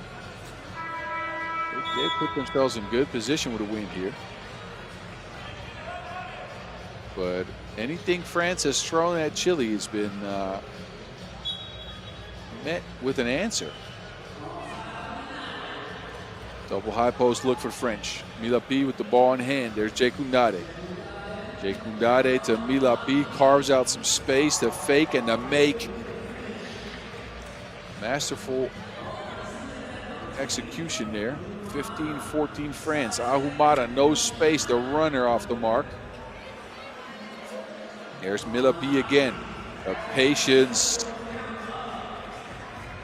Milapi proven to be the difference maker here in the last minute or so. Ramirez somehow gets that through. And another answer for Chile. France. Try to work it down to Ave. And a foul on Ojeda. That's 6 on Chile. They're at the bonus now.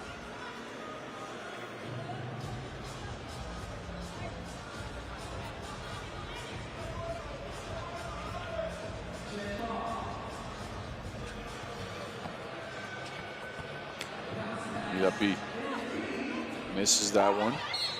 Rebounds off the mark. Now a foul called on, well, is that on Chile?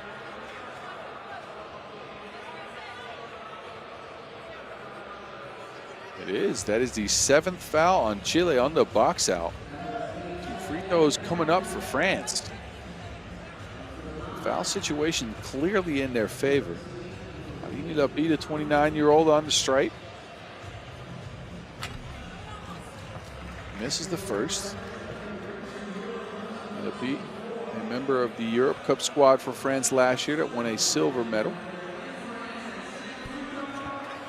Nails the second one. 1 possession lead, 2 balls missed. Rebound Chile though, 6 on the shot clock. Ojeda. Midi pull up, difficult shot. And rebound. Hockey contested. 2 minutes to go. France with a narrow lead. Wembanyama. Difficult shot for Wembanyama.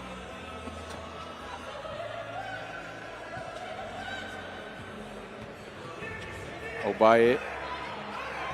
He with a great defense. Ovalle tries it again against Jekundade and squeezes through the scoop shot.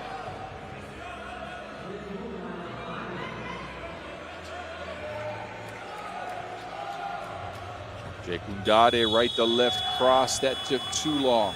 Shot clock violation. Chile back in possession. As mentioned, they need a win. They are in position to get that. A timeout called. That is extra rest for France.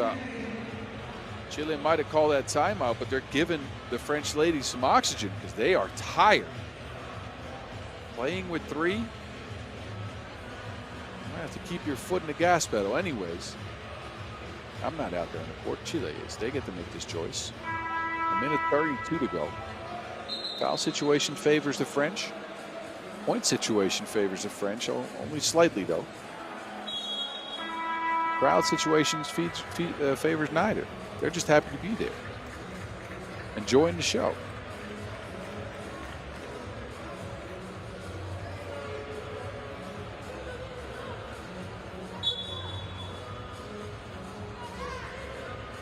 Double high post looking for Chile. Good hands though by Jekundade. Deflection leaves Chile with less than a full shot clock to work with. That's what the referees are trying to correct here. Put that down to 7 seconds. Actually, never mind, 10.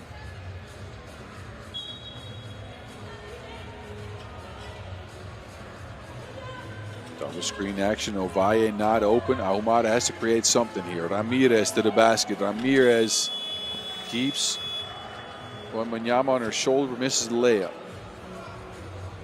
Now Wembanyama's open under the basket. A travel on Milapi. Turnover on the French. And Chile get another shot at this. with 1:10 to go. Ramirez into Jay Kundade. That's another tie. 17-17. That's Jay Kundade taking it herself. Breaks that tie right away. Ovalle. Don't want her to shoot. They force her to drive. Ovalle sent back.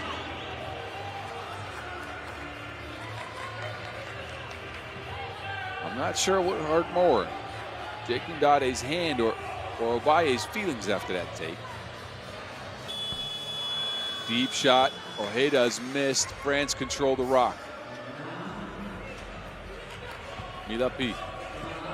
Milapi by herself, by everyone, but misses the layup. Ramirez, I don't think that's cleared. That is not cleared at all. Turnover for Chile at an inopportune time. We are under 30 seconds. They had possession, facing a deficit, facing elimination from the tournament. They are too hasty with it. Now it's a timeout on France. Some more 0-2 going into that last 28-second stretch. Can they hang on to this lead? Or can Chile, this extremely young Chile squad, by the way, all players under 23 years of age, can they keep the French in their sights? Possession to blue first.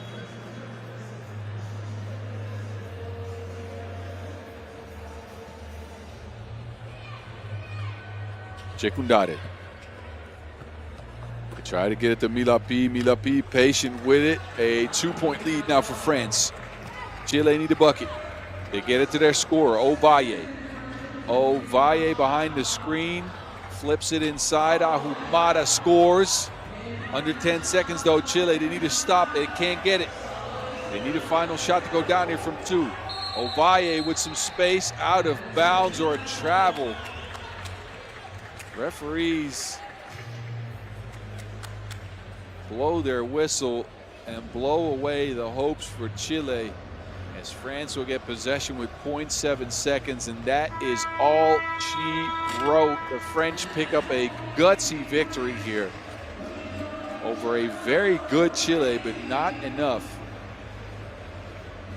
So 3 ladies for France. Les Bleus beat Chile 20-18. That is the last we'll see of the Chilean squad after a good but not good enough effort here in Edmonton.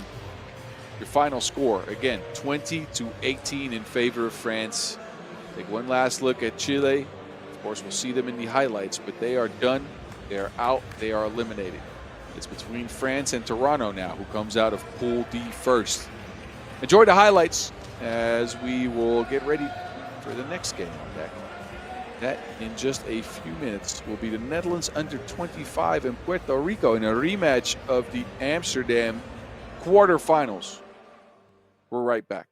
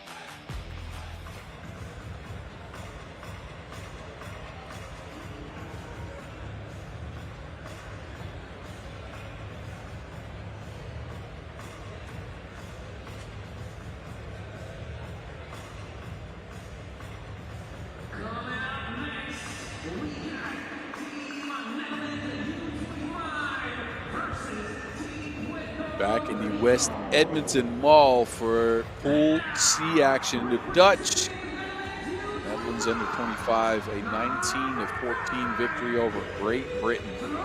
It's Kiki Fleuren out first. She hit 2 twos, the only 2 twos the Dutch made. On her way to 5 points, joined by Lieselot Kulk, who was physical under the basket. There's Zoe Slachter, 5 points, 4 boards. Efficient from inside the arc, missed both of her twos. And Lotte van Kruijstum out last. She led the team in scoring at 7 points, also grabbed 5 rebounds. Didn't miss from inside the arc. The Netherlands looked surgical in that first game, that win over Great Britain. But they're facing some competition that cost them some in the past. Puerto Rico, first game in action for them. They played in the Jakarta stop just last week, stuck in the qualifying draw there, couldn't get out. Flew all the way across the world here to Canada to play in the Edmonton stop. Do they even know what day it is today? That's the main question. But look, these two teams face each other at the Amsterdam stop way earlier this year, where Puerto Rico put their best result out so far, 4th for them. And they beat the Netherlands under 25 in the quarterfinals. A feisty display of grit and physicality. Gonzalez, Melendez, Torres, and Villarini are the 4 players that have taken a trip around the world to be here. Can they do it again against the Dutch is the question. Give up some size, but they got a very proven scorer in Ashley Torres on the squad. Torres, who is leading them at 6.7 or 6.3 points per on the year. 30% from range, and oddly, 24% of her shots made from inside the arc. So the Dutch know what they have to do. Let her drive, she might miss a few. Torres, though, can really go off. He's had some high-scoring games in 2025, even last week in that qualifying draw in Jakarta. 8 points against the Romanian team. Not enough to get him into the main draw, though. Some extra rest before this Edmonton stop. One of 2 Puerto Rico teams out here, with Carolina also present.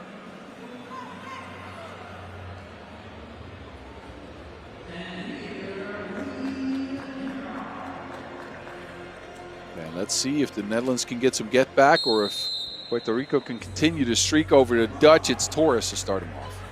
Ball screen action. Gonzalez on the move. Hangs. Shot doesn't go down. Fleuren wide open from range. Don't let that woman shoot. Very capable sniper. 2-zip Netherlands. There's Torres. Working on those percentages inside the arc again. Blocked twice, but found Melendez somehow.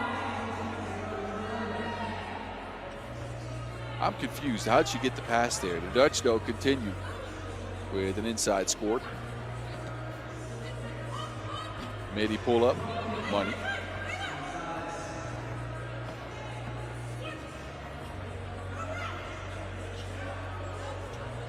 Now Zoe's open for a miss from range. It's out of bounds. Possession looks to remain with the Dutch, actually. Both teams a bit confused here. Netherlands ball, fresh 12. Double high post look. Slachter squeezes through a pass to Kulk. Van Kruijstum is wide open. 2 balls down yet again. The Netherlands race out to an early lead, just like we saw in their first game. Villarini drops the pass off, and Torres is sent back. Slachter fouled on the possession there. A double team from Puerto Rico and Zoe Slachter, who don't want the tallest player on the floor to get going.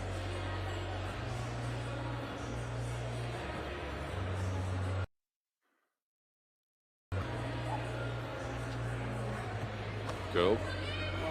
into Villarini, off the mark, rebound, Puerto Rico.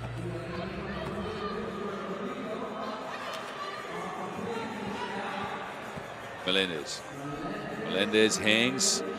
The Dutch are way, way taller, and they deflect almost every look that Puerto Rico gets under the basket and then get an easy score down there. Slachter with position on Melendez. This helps. Gonzalez, easy lay. Offensive foul in the Netherlands. Gonzalez hit on that possession by Kolk.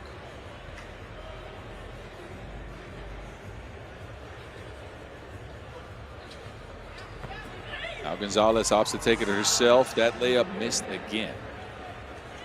Shooting percentages inside the arc for Puerto Rico so far are abysmal. And the Dutch have a 7-3 lead as a result. They are finishing at a high clip.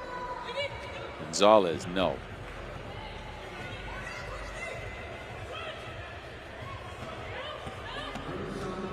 Van Kruistum driving like the fairway. Rico, a lot of defense under that basket. And the Dutch come out more furious than Dom Toretto with an 8-3 lead. Not seen or heard from Torres outside of a missed layup.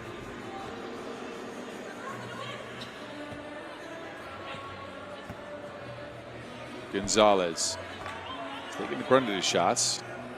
Most of them have ended up a miss, and then this is the result every single time. The Dutch keep going to the post.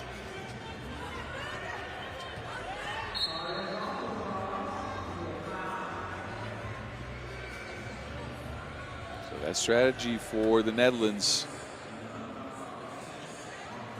is paying off as they utilize their size and physicality under the basket.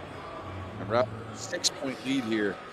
We've been playing less than 3 minutes. Torres can go off in a hurry. They're going to need some of that offense from her. Good positioning. The foul.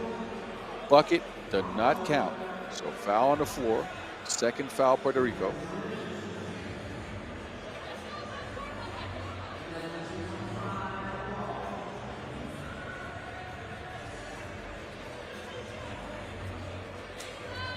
Slachter with another one of those passes. She's becoming more of an offensive hub. Villarini third. No space for a shot. It's Melendez from the mid-range. And the rebound's cleaned up by Fleury. Go. Outside shot. That almost put a dent in the backboard. Big action for Puerto Rico to get to a look, but again, the shot is just not falling. 10-3.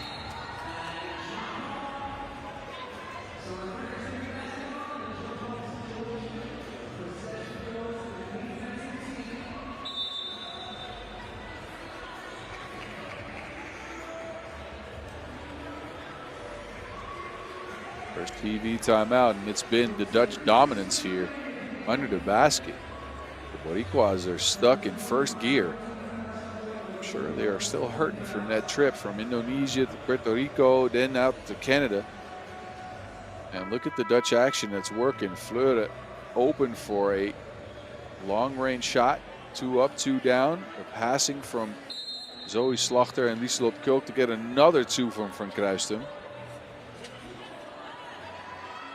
Now Torres open under the basket. High percentage look goes down. Fleury. And Puerto Rico's dialed up the defense here a little bit. Bodies are flying everywhere. You believe that's a Dutch foul.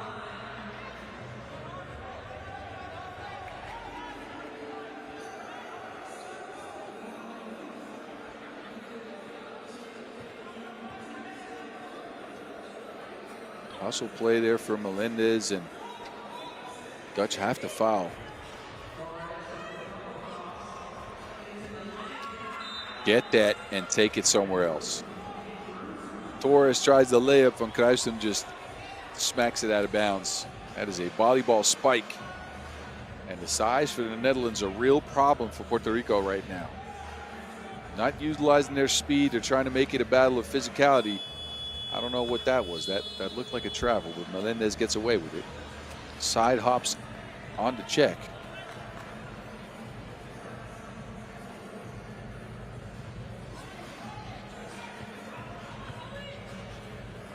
Zoe, float game. And then another foul on Netherlands. 5th foul. Getting closer and closer to that bonus. 7 fouls is where the trouble starts.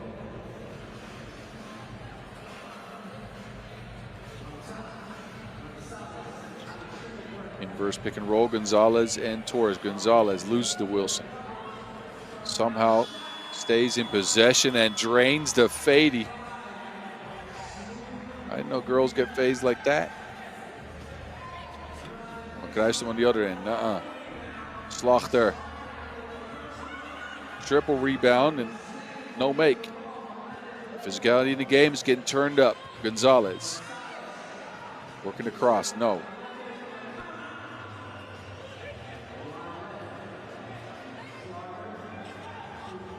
Zoe. And now it seems like the Dutch are a little bit rushed. As we've hit the halfway mark in the game here. They started out very surgical, but now they're taking some quick shots and missing a bunch of them.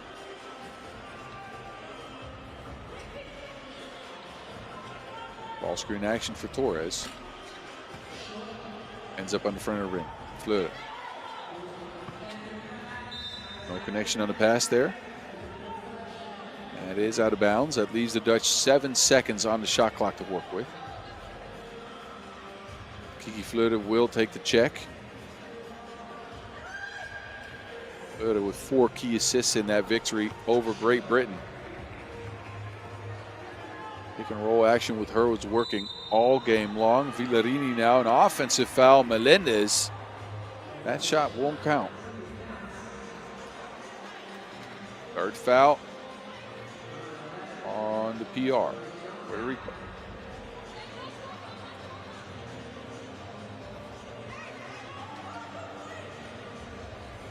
Go.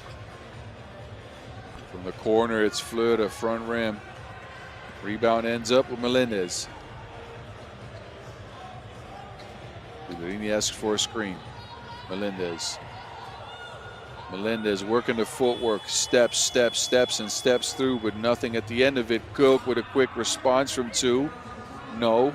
Slachter, bigger, stronger, finishes. Now has to guard Torres, though. Torres with the speed.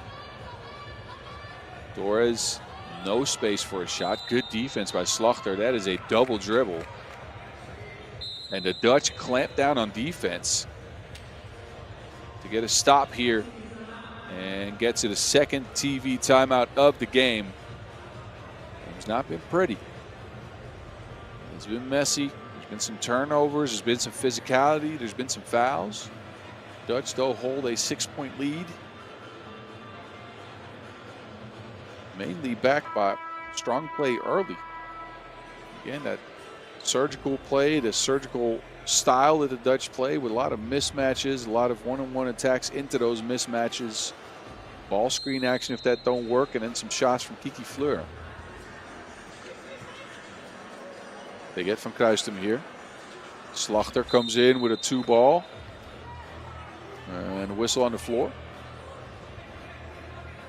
Judging by the look on Torres' face, I'm pretty sure that's a Puerto Rican foul.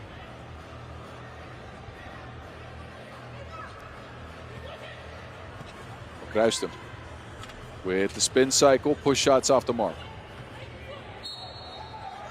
And a foul on the rebound. That is the 5th on Puerto Rico. We're now just racking them up in succession here. Melendez charges into Fleur, who, well, I'll be fair here, does a great job at selling that contact.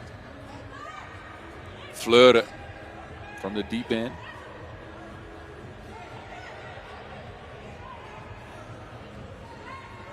Gonzalez trying to work the same spot. That is off the mark as well. Melendez just quicker to the rock on the box out. And it's a 2-possession game. Well, Not quite. 3-possession game. Slovakia, though, deterred from scoring. 6th foul on Puerto Rico. Melendez out of position there. Slaughter's been on the boards all game long.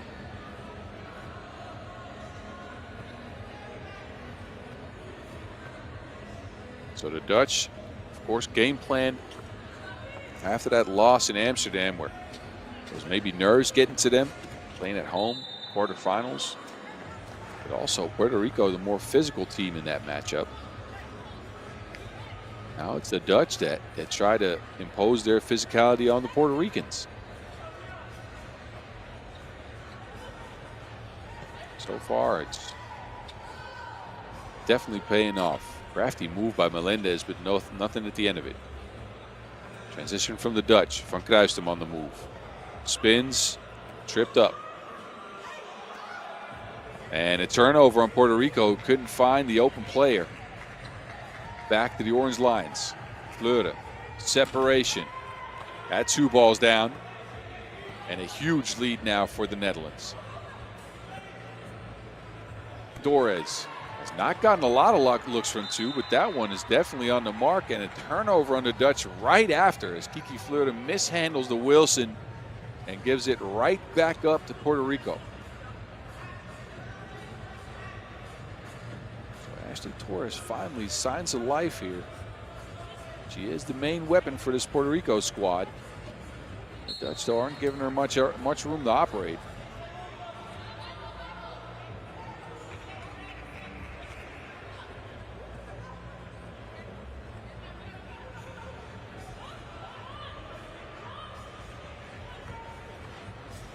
Torres sidesteps, 2 ball, and we got a wedgie. Someone get that Wilson out of there. Help. Anybody carrying a broom here? Can someone please get that? Torres launches that, and it just gets stuck in between the rim and the backboard. Wedgie count on the day so far, 1.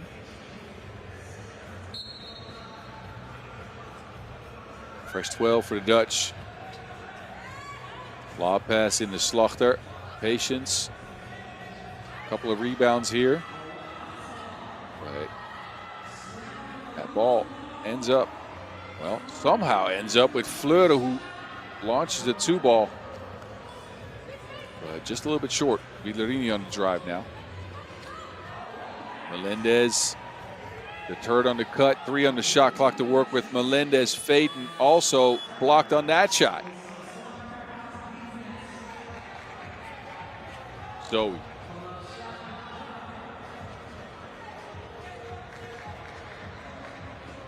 Works a 2-man game with Fleury, 2 scoops, no cone. That's just cold. 1:34 left, and the Dutch with an 8-point lead. And Wilson's out of bounds again.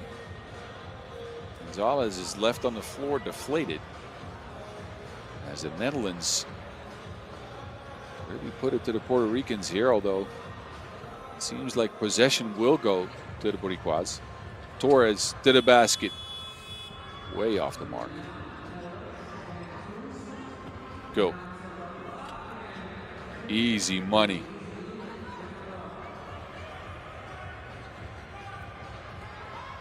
Gonzalez off the mark. And Puerto Rico right now looking for anything. But the answers eluded them all game long.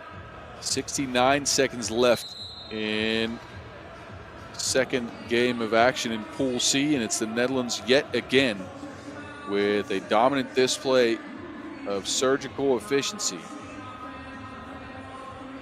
Mainly from inside the arc. I'll say the outside shooting has not been as surgical. But hunting the mismatches and controlling the glass is what led them to this big lead, and Puerto Rico have not found the offense yet in this first game. No space for Torres to work with, so it's come down to Gonzalez and Melendez creating most of the offense. Fleury. There's a mismatch under the basket. Puerto Rico double team, but the pass somehow gets through the bump and the bucket for Cook. That is the 7th foul on Puerto Rico as well. So 18th point for the Netherlands. 2 free throws coming up for Lieselot Kuk. 21-year-old, part of this young Dutch team, and it's an under 25 squad, so you probably kind of read into that what the ages of these players are. Kuk with 2 free throws and 20-8 for the Dutch. They need to score to win it. Puerto Rico need, well, they need anything. That'll help slightly. But a warning now for defense in the key after a made bucket. First warning on Puerto Rico.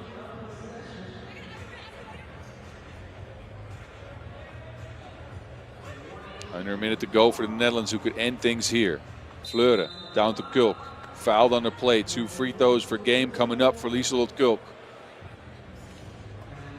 Who can end this game before the limit and get the Dutch a 2-zip start in pool play out here in Edmonton. And she does just that. That game's on ice. The Dutch were dominant, and they get some get back for that Amsterdam loss to Puerto Rico. If they pick up their 2nd victory in Pool C action, they will come out on top of that pool. It'll be between Great Britain and Puerto Rico to fight for that 2nd spot. But the Orange Lions, they roar in the West Edmonton Mall and pick up a dub. Enjoy the highlights of this game. We'll start looking at the next game on the slate, which is Germany and Slovakia. Second look at Germany, first look at Slovakia here in just a few minutes. That game slated to start in 6, so stick around.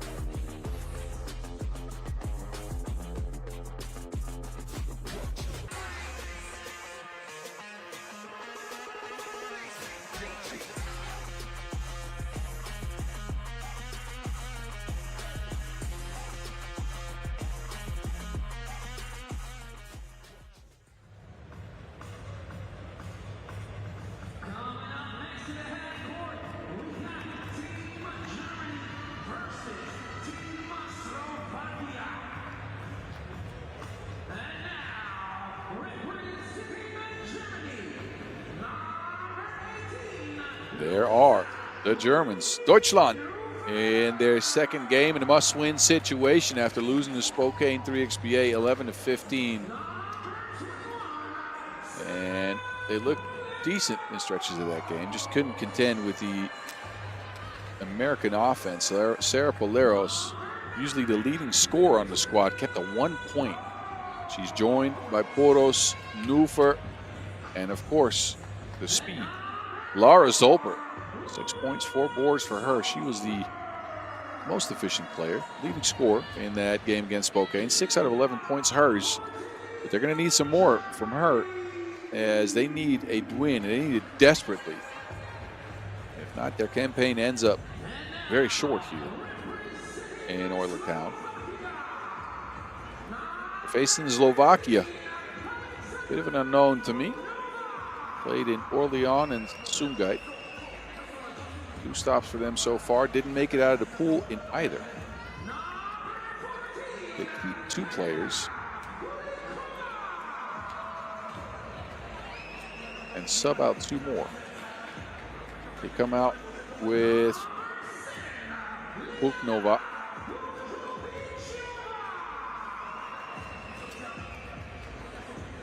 Holikova, Uzofikova, and Zilinska. And I clearly need some help with my pronunciations. Trust me, I'm not well versed in Slovakian. Anyways, this is your Slovakia team. Young squad, all players under 26 years of age. Buknova, the new ad, the oldest at 25. First women's series for Buknova. 3rd ever 3x3 event. Uzovichova, also an add to the squad, played in the Nations Leagues for the under-21 team for Slovakia. Zelinska usually the top bucket getter here. 3.8 point per. And it's an interesting matchup here. The matchup with Germany so far for Slovakia has not gone their way. These teams faced off in Orléans in Pool D. Germany won that game. Other 2 games that these countries played against each other are from way back in 2022. Both those also Germany wins. So history against Slovakia here. But again, a new look Germany team, although they did face off earlier this year in that Orléans stop.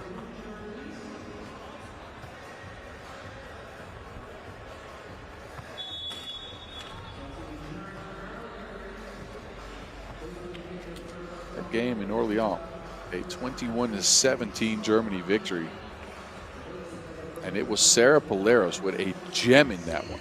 13 points and 13 boards in an incredible display from Paleros. Can she repeat that? Leading scorer for Slovakia in that one, Vanda Krislova, not with the squad in this game.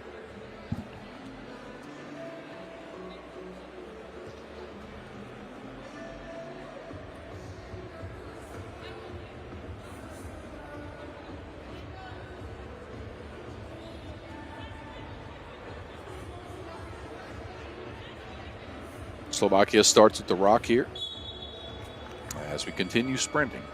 10-minute sprints all day from Edmonton. Down low, look at the basket, and it ends up a score. So Slovakia come out with the first bucket.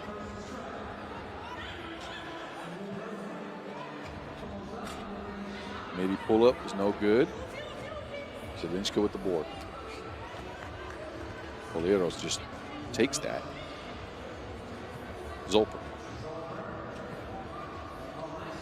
Hesitation and the scoop layup. Laura Zolper cooking up some bratwurst here early. Zelinska with the step through, up and under move.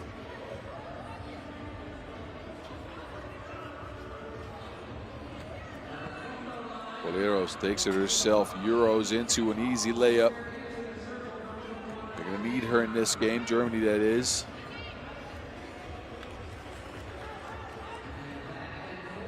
Olikova. It's 3-2 Slovakia. Paleros, midi, good. Olikova, a wide miss. And now a foul as Neufer gets position. And we'll take to the free throw line and try to see if she can add to the German tally here. Germany had 3 points early. Struggled to score consistently in their first pool play game. And he's helped. Shooter's roll for Neufer.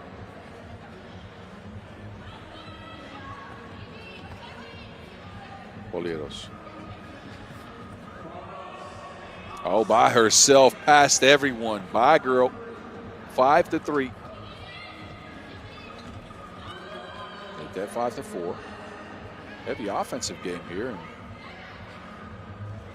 again, a must-win situation for Germany. Puerto's off the mark. Novak chases down the board.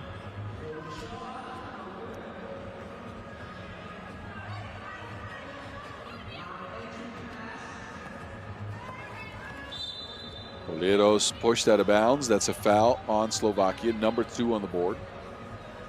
Past the 2-minute mark in the game.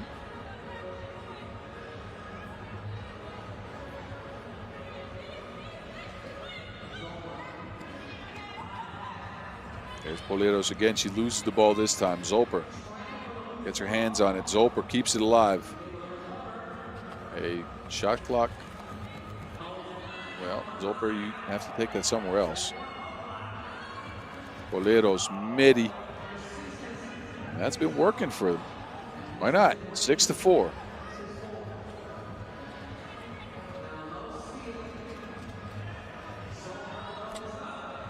Zolper, another 2 for the Germans.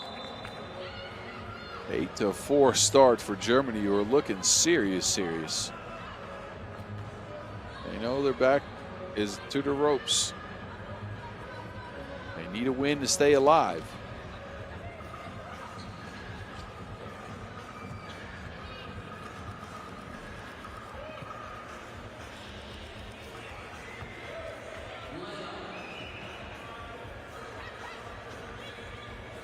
Zolper, screening action. Zolper takes her time, crosses up, and is fouled on the shot. So Laura Zolper has been all that and more. She's a trickster. And we've gotten to our first TV timeout with a 3-point German lead. They've looked decently comfortable against Slovakia.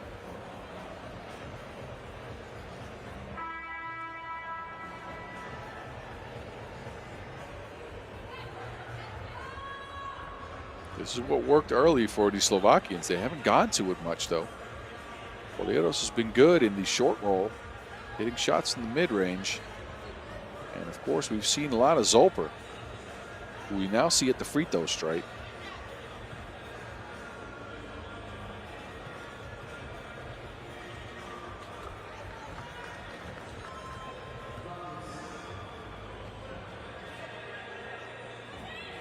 Right to left cross, and then a foul on the play. Looked like it was going to be a layup, but Uzovachova missed the shot. The 21-year-old will get to the stripe.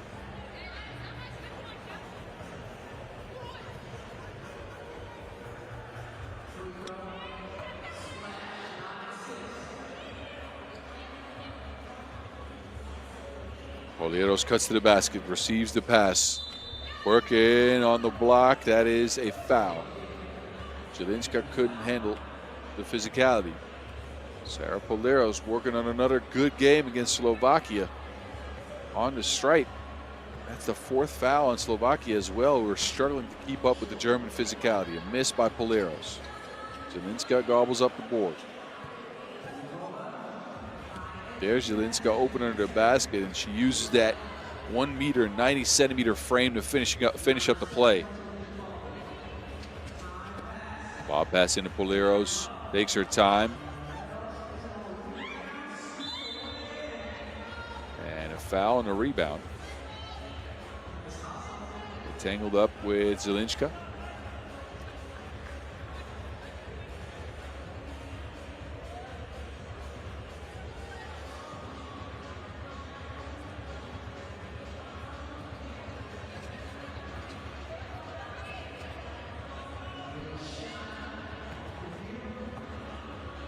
Box out on the play there, but Slovakia gonna make the layup.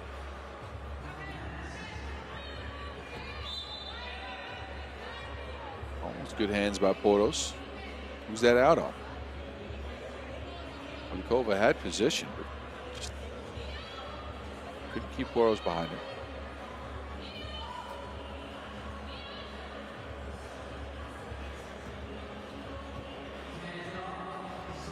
Zolper for 2. Poleros, though, got her back, cleans up the mess. Germany in double figures. We're approaching the halfway mark in this one. Slovakia's missed a couple of easy looks here.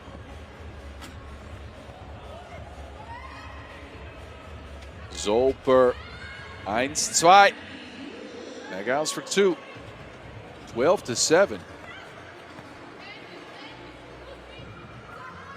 Zelinska. Nothing on the shot. Good defense by the Germans. And then Poleros is pulled down. 5th foul in Slovakia. We're approaching the bonus here.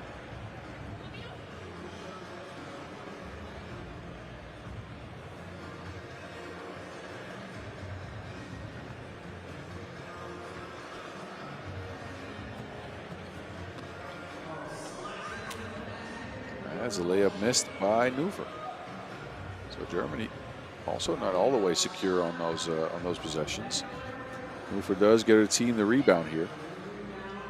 It's cleared. Ball screen action. There's Porto, pours in a 2-ball. 7 points lead for Germany, who let Buknova get free.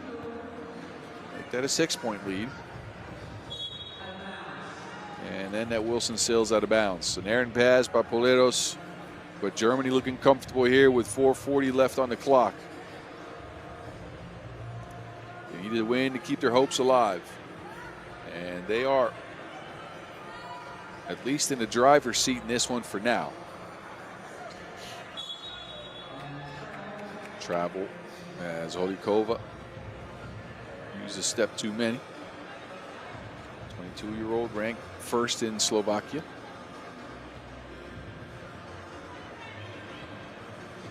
All these players, or most of these players anyways, featured on the other 2 events.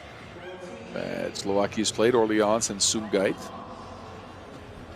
but no Kristlova and Kasparanova this one. Tip drill. And a turnover on Germany. 14-9, a big 2-ball is off the mark. Poleros brings some rest, some calm to the German offense. Poros operates, midi,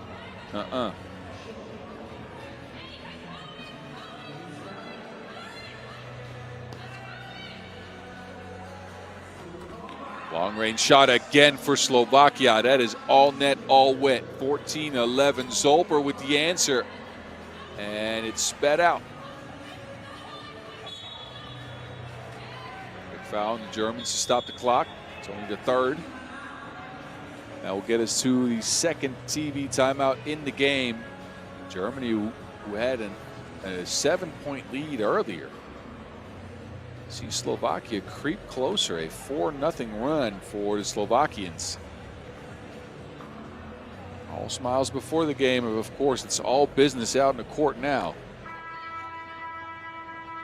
So Slovakia signs the life, 4-zip run to get themselves to a 3-point deficit.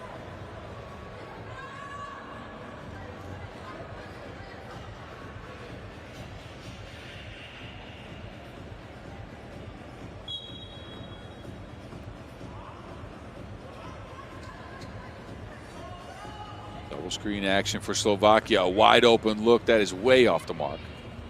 Quick clear by Zolper. Lobs it. Neufer was open. His foul on the play. Some frustration, as Zelinska said, she wasn't the one doing the fouling.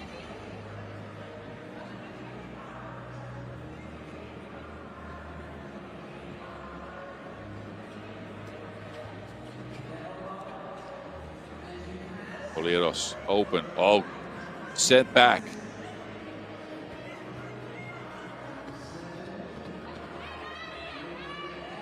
Complaining from Slovakia will lead to a Neufer open look.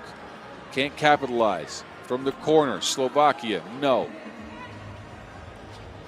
Wild shot. They keep getting offensive rebounds. It's Zelinska that puts down the shot.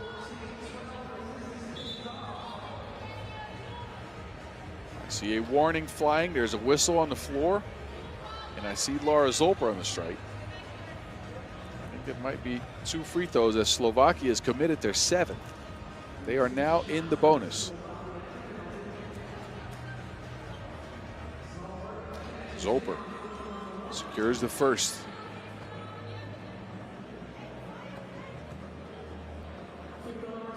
Second one is cash as well. Lead back out to 4. Ball screen action now. Slovakia keep launching these 2s, but not hit many of them.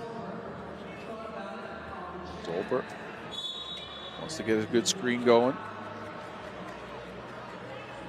And it results in another Slovakian foul and more free throws coming up. It's Sara Poleros this time.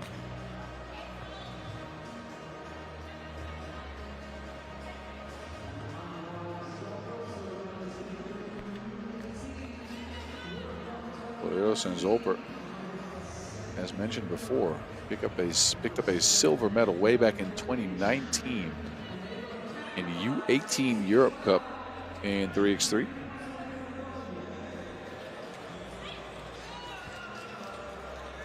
So they have played together for quite some time. Zolper has to force up a prayer and it somehow goes down. Crafty play by Laura Zolper. Put that on Etsy.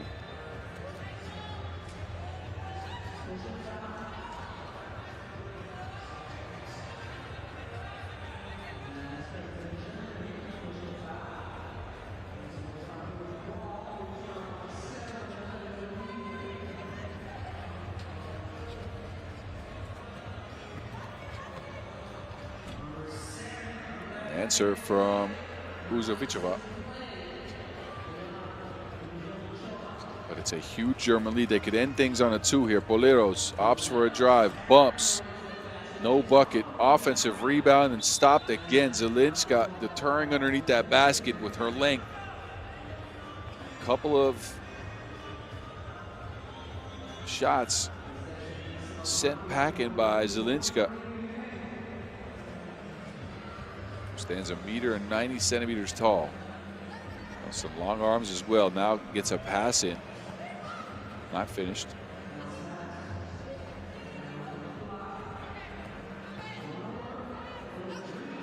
Footwork. And again, Zelinska with the rejection.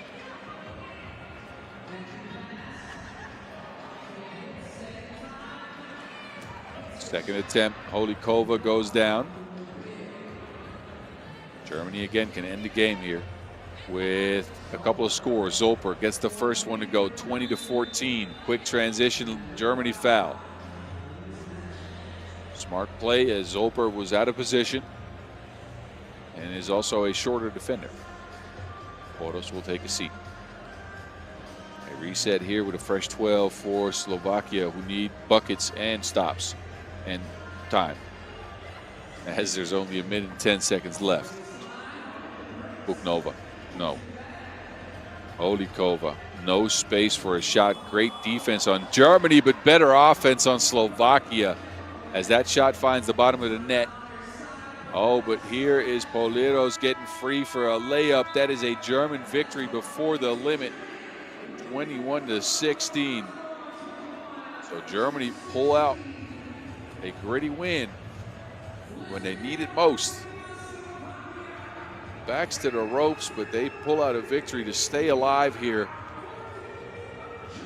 And your final score, as mentioned, 21-16. Slovakia, they're going to be left battling it out with Spokane 3xBA later on. Try to see if they can force a 3-way tie. The Germans are left waiting for the result, for that result. But for now, first step towards qualifying to the knockout rounds tomorrow. Y'all enjoy the highlights in this one as we go into Pool A action right after this. Canada, Carolina on deck. That's slated to start in 8 minutes. I expect you to be there. I'll be here for sure.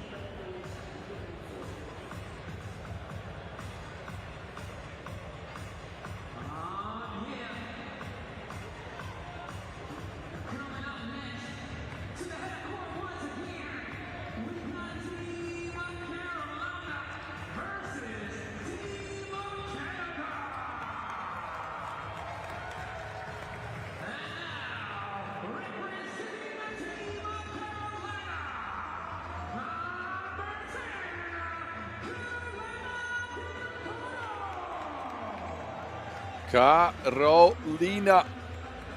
Second event of the year for them, but the first one where they will actually play. They never made it to Sumgait, Azerbaijan last week. They forfeited both games, placed 16th in the qualifying draw. They come out with Gonzalez, Hernandez, Del Toro, and Ortega. Bit of an unknown squad. Nations League's players from Puerto Rico. 22 Ortega coming out last. All these players under 22, 23 years of age.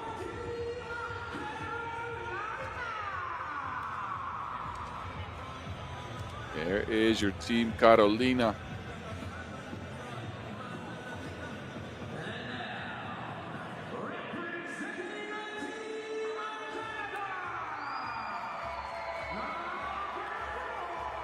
There are your Canadians, though. And again, we know who the home crowd's going to be cheering for. Canada, with the win to their name already. Beat Seattle 3xBA in and what could be considered maybe the best game of the day so far. It's Paige Crozon, joined by Casey Boss, Stacia Grant Allen. 7.6 boards for her. And there is Kat Plouffe, led the squad in scoring with 8. Canada was on point, especially down the stretch of that game. They're defending champs here twice over, trying to make it 3 in a row. And again, they're going to get the crowds into the West Edmonton Mall for sure.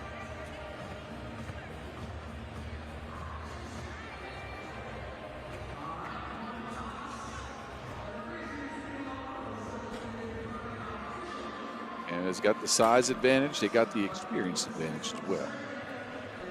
See what this Carolina team can do. Again, they are an unknown. New squad on the Women's Series. Players from the Nations League.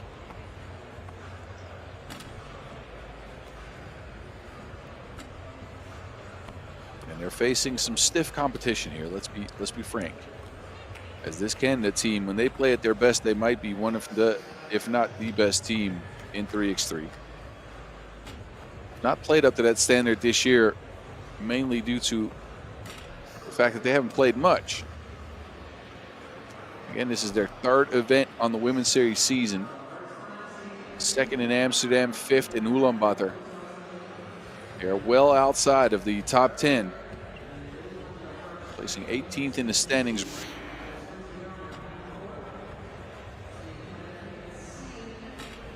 More points. They are at 130 now. And the mark to get into the top 10, you need to get over the 200-point hump. So some quick maths for you. Canada need a W here.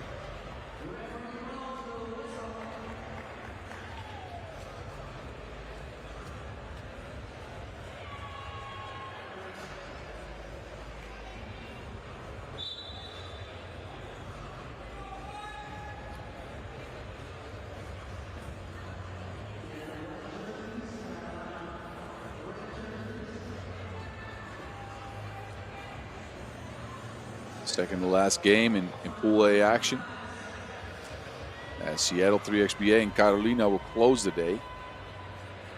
That in just a couple of 10-minute sprints. First, Canada get to try and see if they can get to 2-0. Carolina will start with possession. Quick 2-ball down.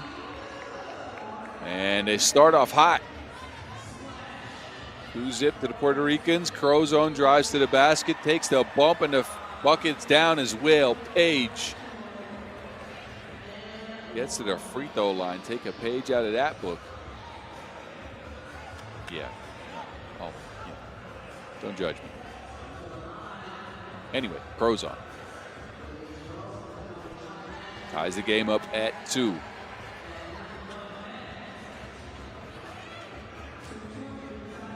Backdoor cut, Carolina twice over, but ball goes out of bounds. Gonzalez couldn't squeeze it. 19 years old, Andrea Gonzalez. Double high post look here for the Canadians. Plouffe opts to take it herself, drives to the basket, and another and one for Canada, who create contact and finish through it. Kat Plouffe on the stripe. Second foul, Carolina.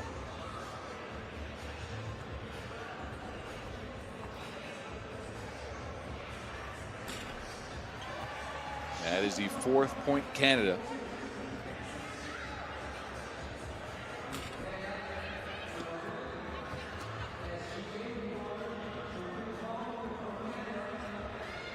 Kat steps back this time. Long range shot is off the mark.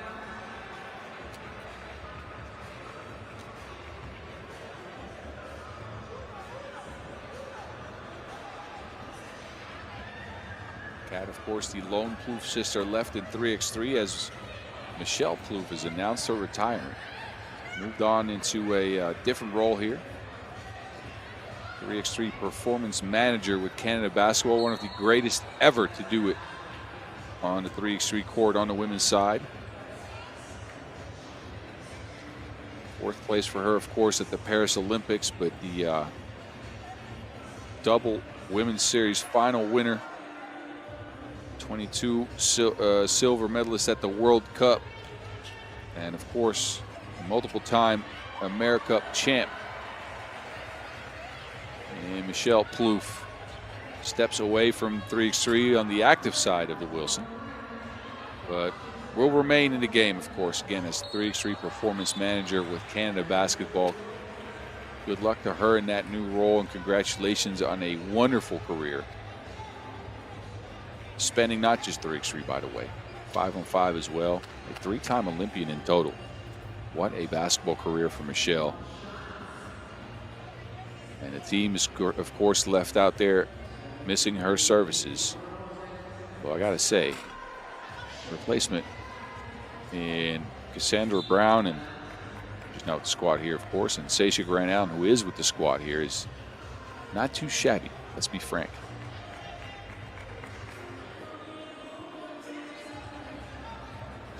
Carolina looking at a 3-point deficit here. Hernandez. And that Canadian defense is just stifling. They're all over. Like gravy on poutine. I hope I got that right. I haven't been to Canada in a while.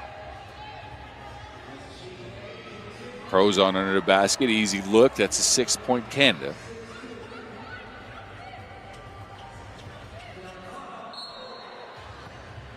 Foul on the play.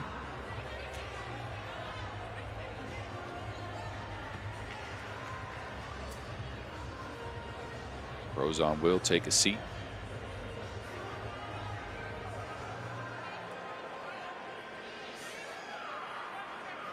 Free throw coming up for Del Toro. And that one trickles in. Kat, mismatch on the block. Kat Plouffe takes her time, easy finish.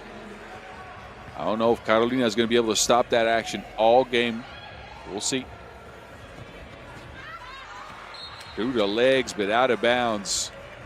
Good idea by Ortega, but the execution left something to be desired there.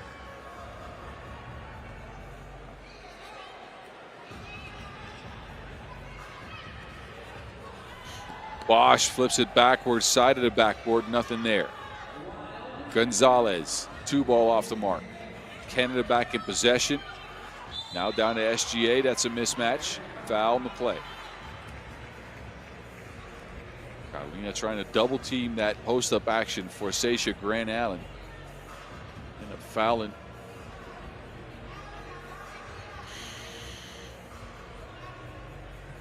And SGA is going to prove to be a very difficult mismatch for them, as she is a brutal combination of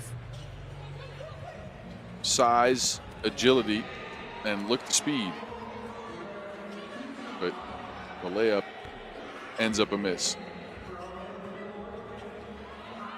SGA now open on the block. Hughes mismatch. SGA kicks it out. Crows on.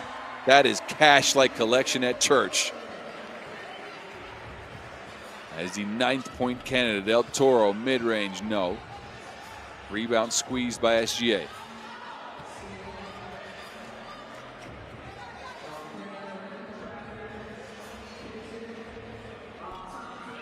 Two ball, again off the mark. Rebound Gonzalez, and a foul in Canada. Yeah, has been active on the boards, chasing down all the offensive rebounds, but they have not been able to finish up the plays with makes. Free throws will help. They are facing a hefty size disadvantage here against this Canadian team. Ooh, beautiful passing. They got more chemistry than the periodic table. 10-4. No space to operate for Gonzalez again.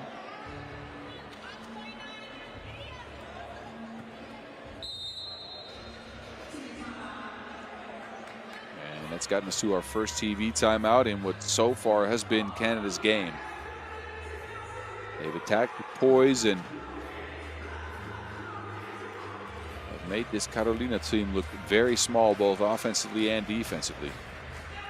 And once Kat Kloof puts her head down like that and tries to get to the basket, you try to stop it. I don't know if you can. Bosch getting free for some layups as well. And then Crozon joins the party from range. And 3x3's most lethal shooter. Living up to her name, that a miss and a shot clock violation.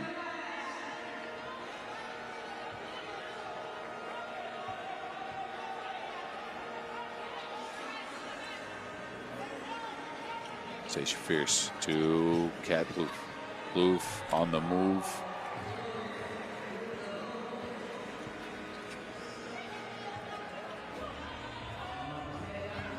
Long range shot off the mark again, and if Carolina cannot hit those, this game's going to be over very quickly. They are going to have to keep up with Canada scoring wise. I don't think they're going to get much stops with the size that Canada brings to the table. Bosch. Oh, that is just snatched from her. Ortega by herself. Scoop-de-doop.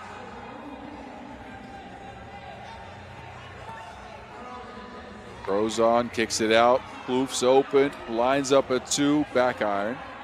Throws on with the board, fades. That shot missed as well. The rebound ends up with Kat. And that's another and one for Canada. Score and a trip to the free throw stripe. Carolina now, after 4 minutes, at 6 fouls. They are in trouble when it comes to fouling. Next defensive foul will put Canada on the stripe for not one, but two. Canada has missed a couple free throws here.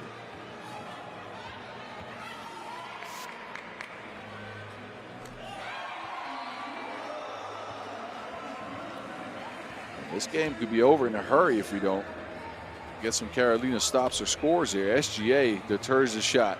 Kloof doesn't want to take it. Down to Sasha Fierce. And she's going to work like a 9-to-5.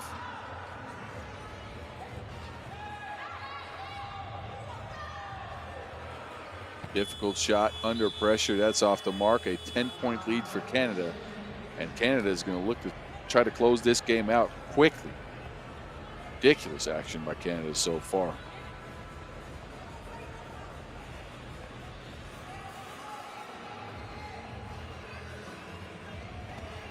Sasha to Crozon. Crozon sidestep, two ball, good. And this Canada team's more serious than Siri. Quick transition. Grant Allen takes her time, is smacked on the arm. That's two free throws coming up for SGA. 7th foul on Carolina, who are looking slightly outmatched. Might be an understatement here. Maybe to be expected with a Nations League squad stepping into your number 1 seed. And a team is decorated as Canada.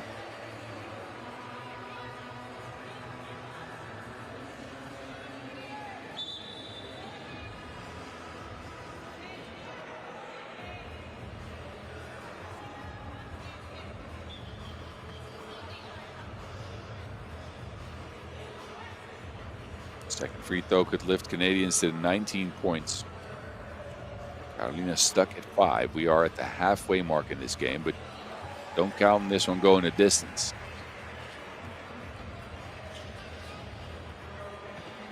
Ortega with the quickness, the moves, the scoop shot. Get that back. Crozone from range ices the game. That's 21 points Canada in the quickest game of today's action, just under the halfway mark, and Canada's ran Carolina off the table. What an efficient display of offense from the Canadian ladies. They were connected, they had the chemistry, and they made sure to end this one way before the limit, 21-5. Enjoy the highlights. This is the last shot, a block down to Crozone. She was in the zone, ending the game. For Canada, who pick up their second victory, headline pool A. They're going to come out as their first team into the knockout rounds from that pool. We, however, will take a bit of a longer break than expected. It's supposed to be only a 10-minute break. We'll make that 22 minutes. So the next game, as we head into the final stretch here, the final 4 10-minute sprints, will be France and Toronto meeting up. Pool D will be closed out after that game. That is slated to start at 7:40 p.m. local time, so in 22 minutes of time. Stick around for the women's series in Edmonton. I expect you to be here for the next game. Don't go anywhere.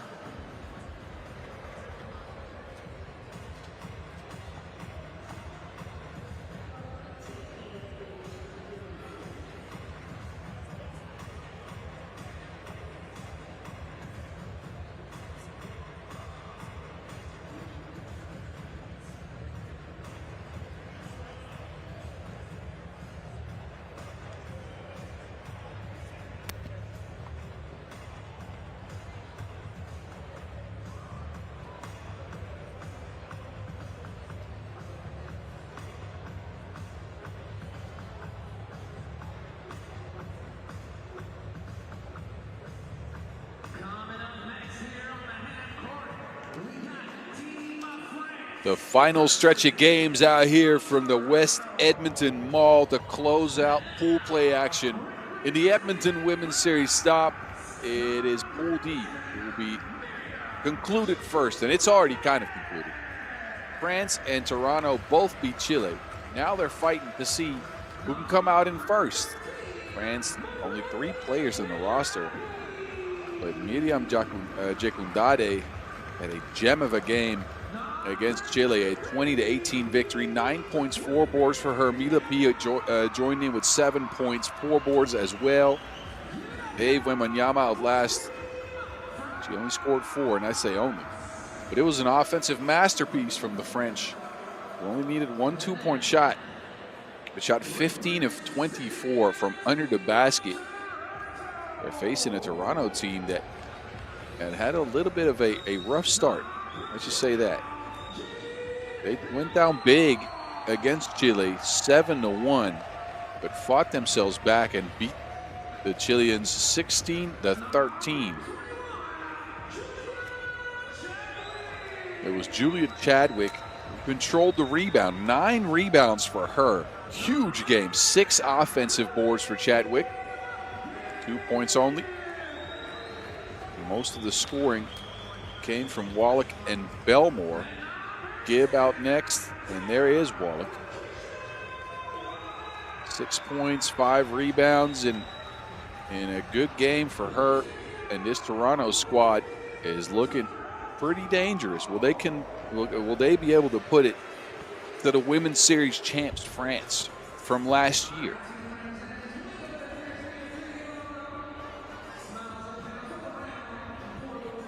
Ashley Good and Sonia Maldonado, the referees in this game. And again, these 2 teams already secured a spot in tomorrow's knockout rounds. Now it's just a matter of where they end up in the pool. Will they grab first or second?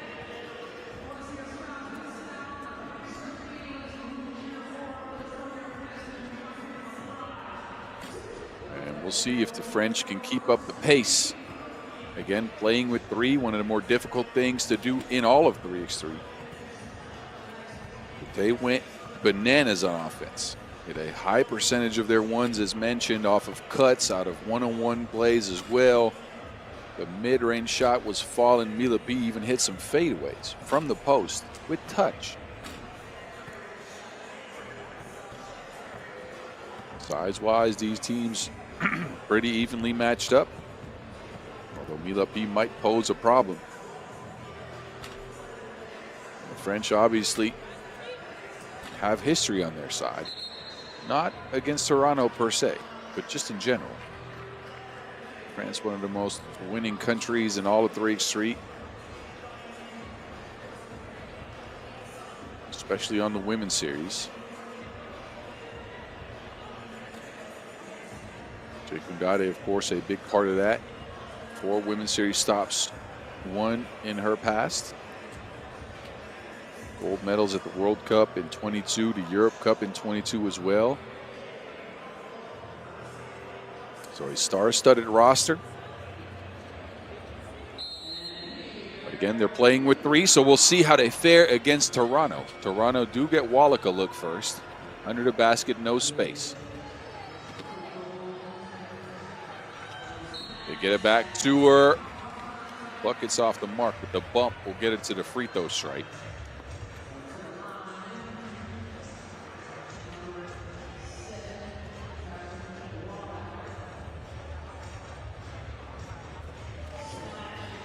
And Toronto on the board first here at the hands of Tara Wallach.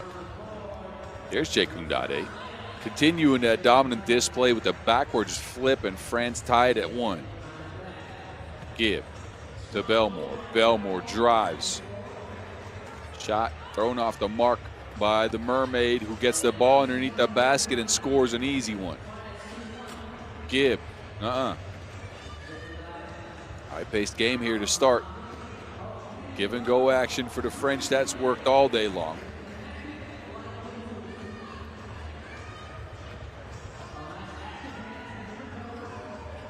Belmore. shot will count. Just in time. Milapi on the drive. Fading with a one-leg goer, but it ends at the front of the rim.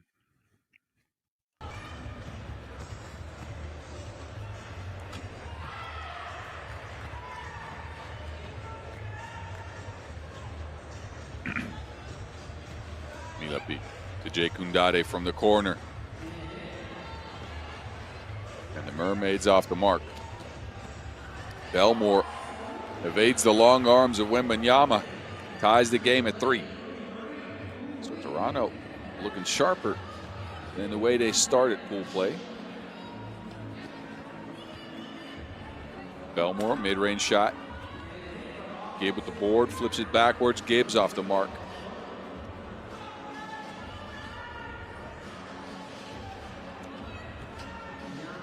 Screening action for Ave. Wembanyama, no. But hit on the play.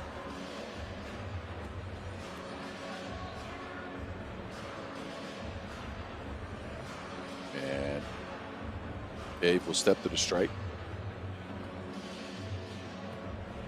Wembanyama, 23 years of age. One of the graduates of the French youth systems in 3x3. Saved inbounds, but saved to the wrong team. Ball's cleared. Jekundade keeps it herself.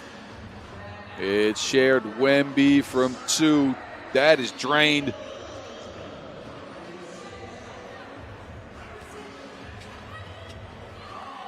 And that backwards flip by Gibbs, good as well. Toronto sticks close. The French turn it over. Unfazed by that 2 ball. They return the favor from underneath the basket. Delaney Gibb.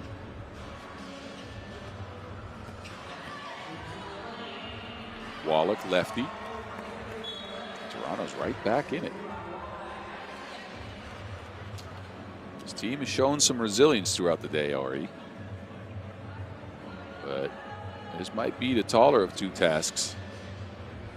Not to get down on Chile. They're a very good squad, but France got some star power to him. Ave. Midi pull up. Shooters bounce.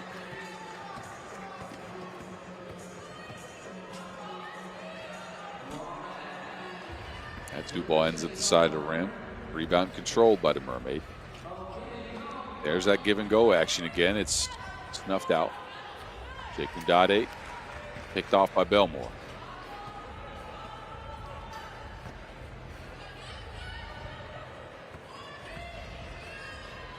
Chadwick.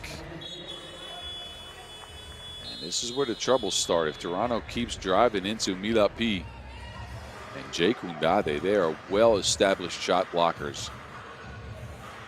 That's not where you want to be. Jay Kundade with 2 blocks in that game against Chile. That's gotten us to our first TV timeout. Take a look back at some of the action. Jay Kundade with the athletic move on the baseline. And it's been Gibb cutting to the basket. That's worked for Toronto so far.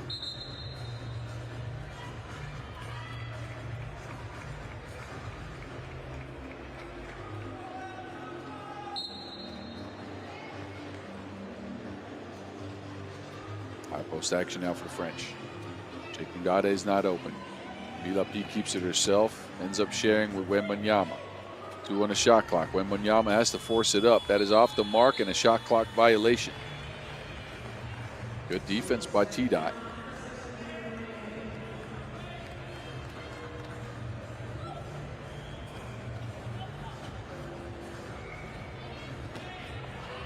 Gibb yet again with a lefty lay. This team's really found some rhythm here. Milapi returns the favor.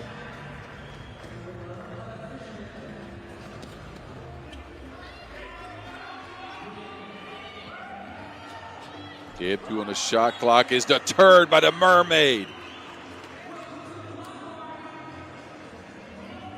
Jay Koundade just erases that shot.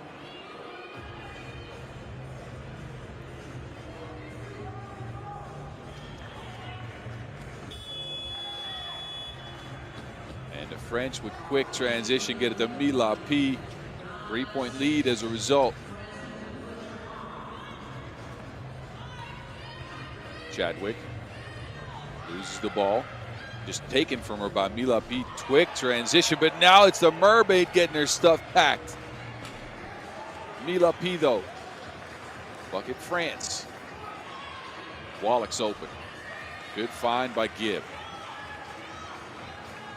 This Toronto team so far has been grittier than sandpaper. They've withstood a lot of the stuff that France has done to them. And again, they're facing a slight deficit, but they're not out of this game at all. The foul here.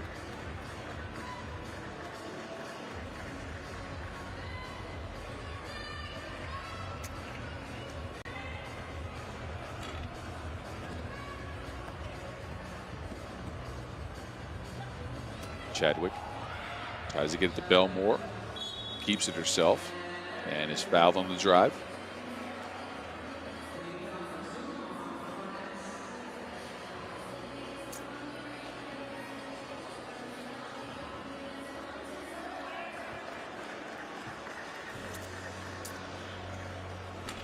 And another offensive rebound for Chadwick here.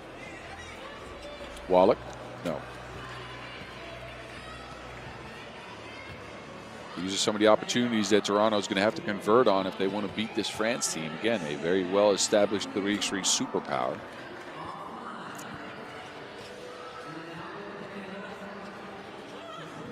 Belmore to Wallach. Wallach on the move. Spins into a righty layup. Crafty moves from Wallach there.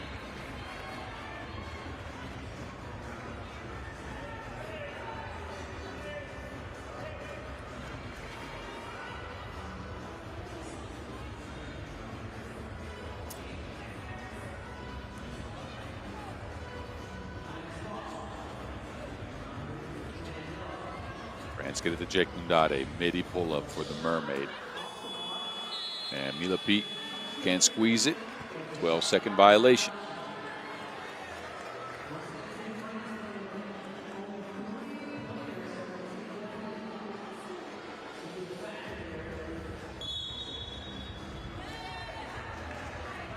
Whistle on the floor.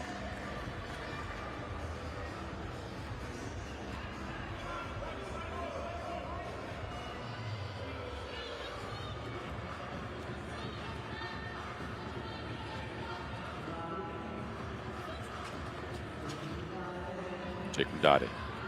Mila P's open. Lob pass down in the post, and there's a whistle on the play. I think it might be out of bounds.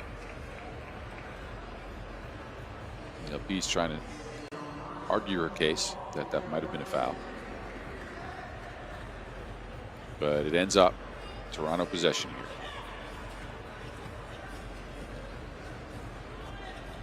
Chadwick. Gibb. No space to work with. Mila P. Kicks it down to Wembanyama, who hangs but can't hit. Wallach for two. Gets her own board. And Toronto back within one. Post up, Mila P. Wemby.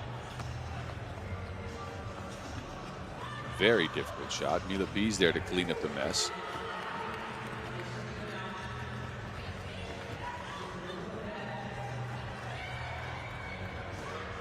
Gibb. Finally a look, but it ends up on the back of the rim. And now a foul on the play.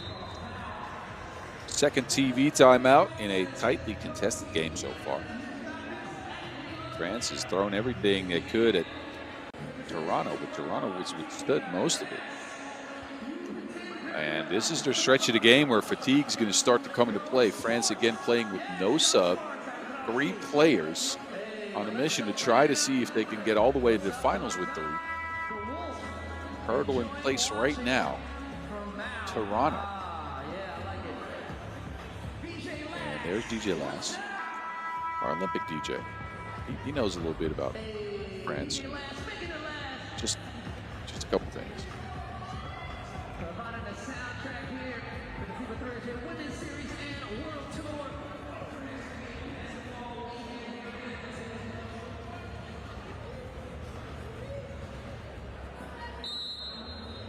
Possession 2 to French with 3:15 left on the clock. They go back to that high post play, give and go action. Jay Koundade hands another point to the French tally. Now France foul.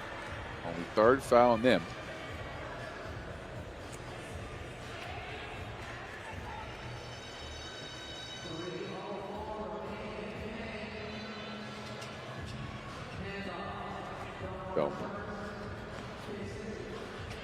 Looking for Gibb.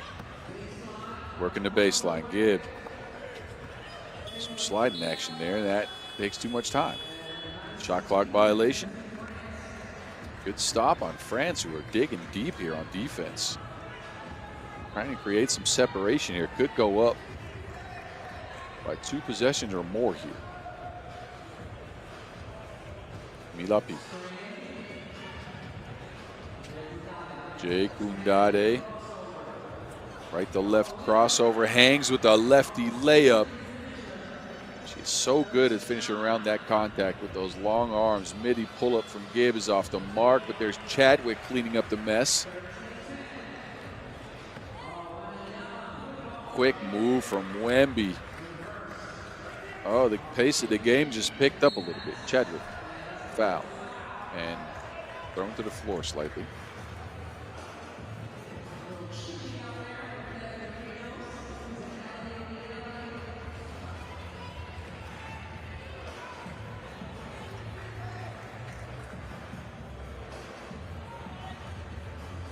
Four-point lead for France. Can Toronto come back? Gibb with a look.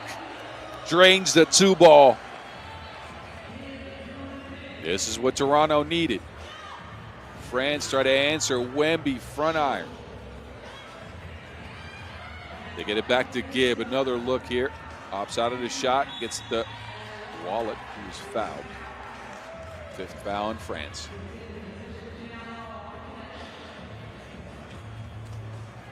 That's doing a little bit of an inexperienced squad here in Toronto. Sticking with France. Belmore.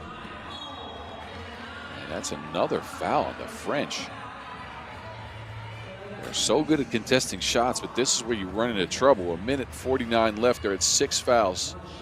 They put Jade Belmore on the strike.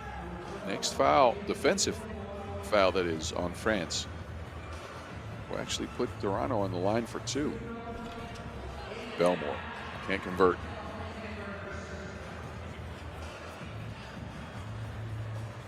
Milapi pulls up for 2. Belmore has it.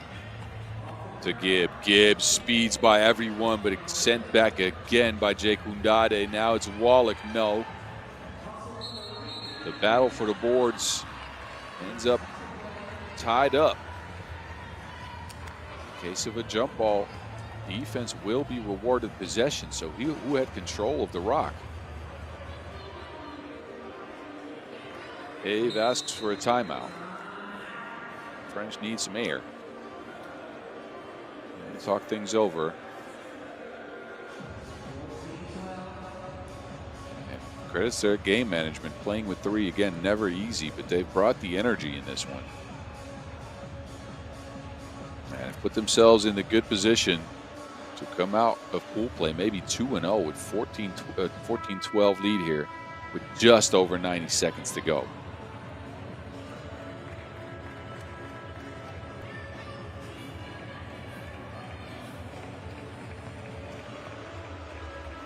Possession, Le Bleu.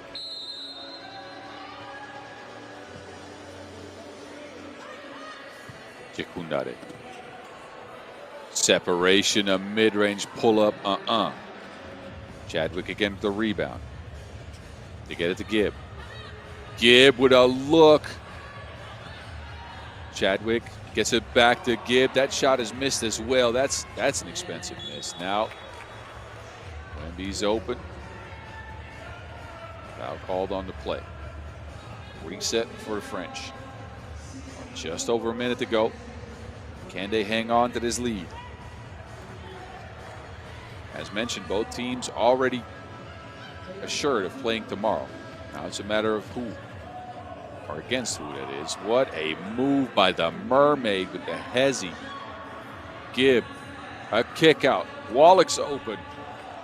That's who ball off the mark as well. And it's out of bounds. So a couple of semi-open to open looks for Toronto that have ended up short here. Now they're facing a 3-point deficit with French possession and 45 ticks on the clock. Wemby with the N1. Bumping a bucket for Ave, who takes the contact and has the dexterity to finish the play. That cuts more than hurtful words. Sixth foul in Toronto as well, so they are close to the bonus. France now with a bit of a bigger lead. Gibb can't get the shot off. It's out of bounds. Toronto's offense has stalled a little bit in the last few possessions as France is just digging deep and getting stop after stop and score after score.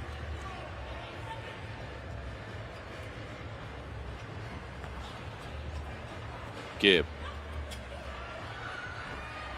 That shot will go.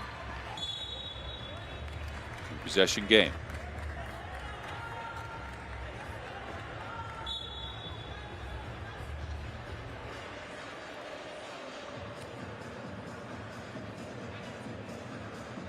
Toronto will pick up a seventh here.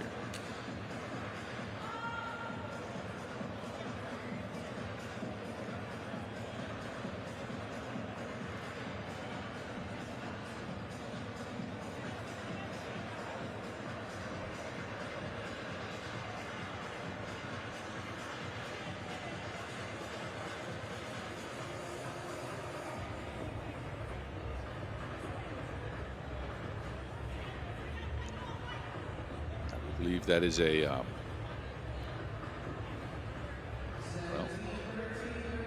is that foul rescinded?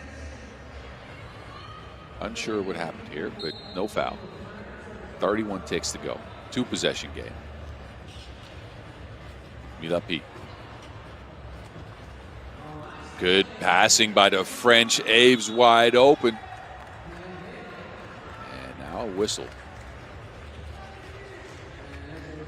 That is the seventh foul in Toronto.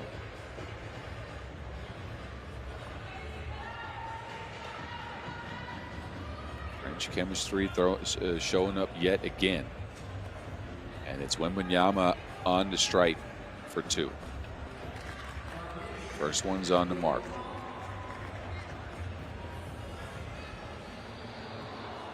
This game is running away from Toronto. Especially after that second make. Belmore, quick shot, no. Gibb. Rebound ends up with Jegundade. France take their time. Clock's in their favor. Wemby, 4 on the shot clock. Dribbles into trouble, but is fouled in the process. So Wembanyama to the stripe for two more. The game in her hands as France is 2 points away from ending this one early. Only slightly early though.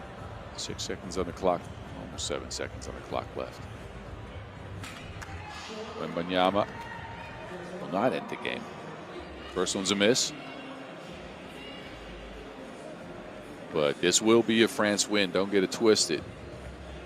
And credits to them playing with 3, ending up with a 2-0 record on day one out here in Edmonton. Gibb from the corner, that's no good. And the clock will run out on Toronto coming back in this game. It's the French with another, well, I wouldn't say dominant display, but efficient display here. Jegundade, Milapi, and Wembanyama get the job done. The Bleus 2-0 on day one. They win Pool D here in Edmonton. And we'll see how they face as we close out the rest of the pools. Y'all enjoy the highlights first. before we go into the next game. France 20 over Toronto 13.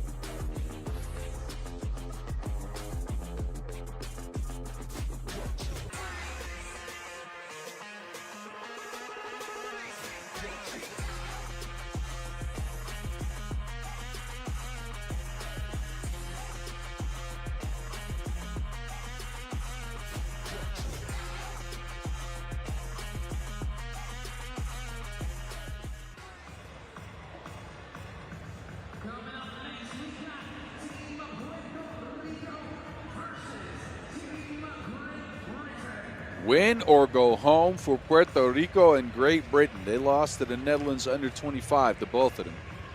It's Puerto Rico out first. They only mustered 9 points in that game. Just no offense from them. They couldn't get any stops. The Dutch picked them apart with post-ups. And Ashley Torres was mainly invisible. Gonzalez comes out first. She had 3 points, as did Melendez. There's Melendez.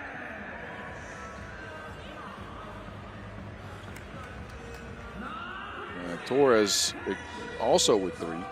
So shot percentage is not great, though. 1 of 6 from 1, 1 of 4 from 2. And they're going to need a better performance out of their top gunner. Villarini outlast. No points for her. But this squad in general is going to have to try to find some new ways to create offense. If not, they are done here today. It's win or go home time for the Boricuas. Same goes for Great Britain, though. They did a little better against the Netherlands. Lost 19-14. And again, they found some offense, but the Dutch were just better down the stretch of that game. Samantha Ashby, though, led the squad in scoring with 7. Hit the only 2 twos for them on the game. Green started out good, but their offense just kind of went stagnant there. Their offense actually went stagnant there for a bit. Hannah jump. 2 points, 2 boards. All 5 of her 2s missed.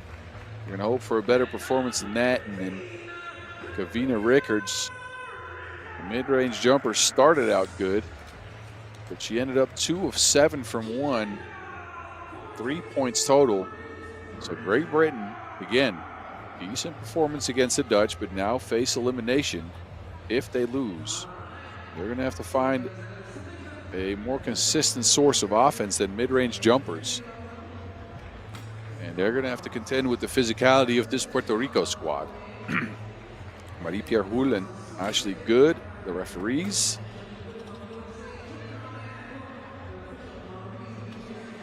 Marie-Pierre, by the way. I apologize.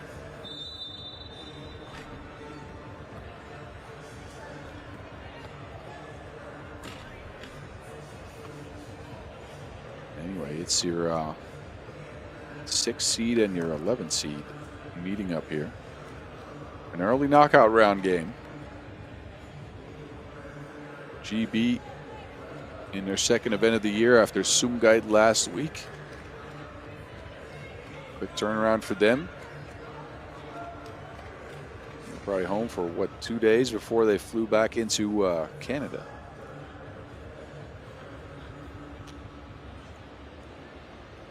Same, of course, goes for Puerto Rico, who played in Jakarta last week. Got a little bit of a longer trip. Anyway, here we go.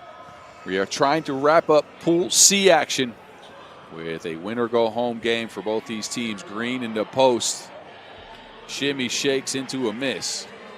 Rebound. And Green ends up finishing up the play.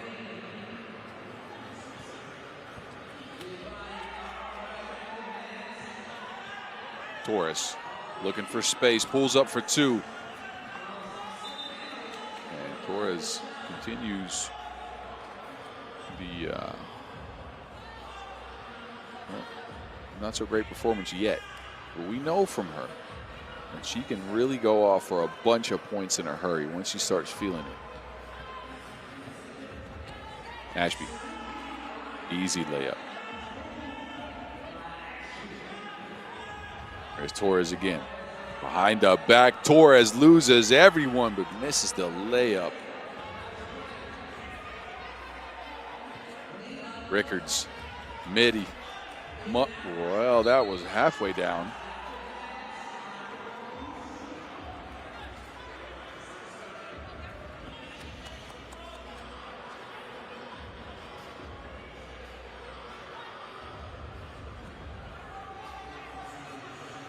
Green was fouled. She's on the free throw strike.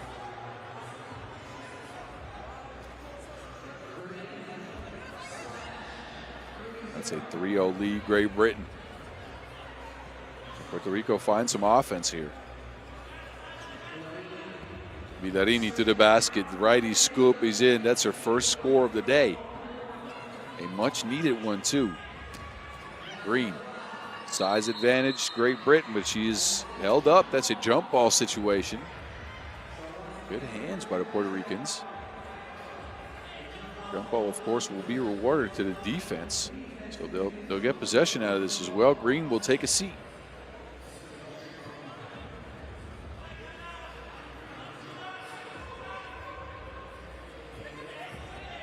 Play action for Torres. Torres sneaks through the defense.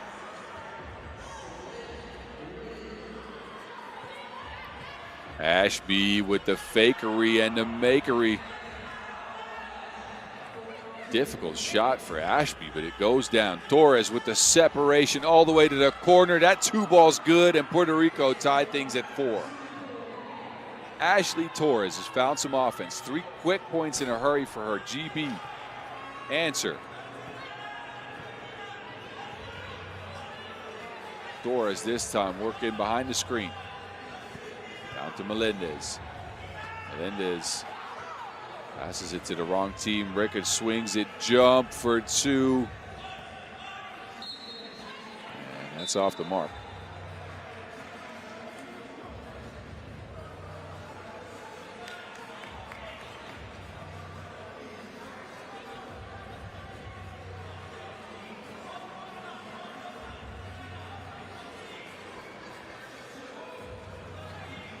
Gonzalez on the move. Past Green, hangs and hits. And now a warning extended to Puerto Rico for playing defense after a make.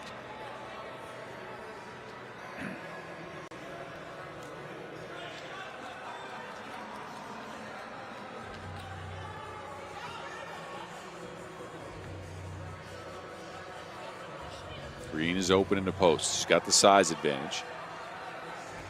Kicks it out. Ashby for 2 again.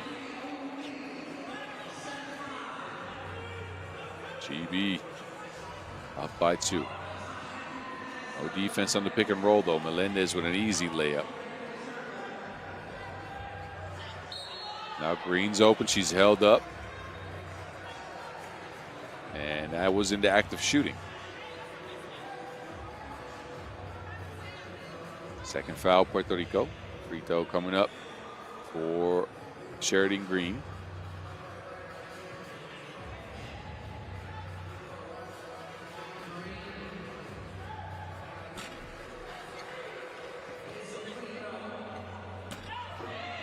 Melendez hits one from the corner. And Puerto Rico find connection again.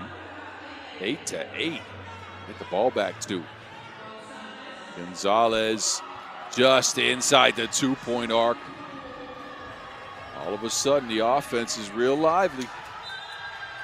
And a turnover on Great Britain. Look at the emotions for Puerto Rico, who are tuning up the defense and the physicality here, hitting some shots as well. They got some belief, keeping their hopes alive of continuing their run here in Edmonton.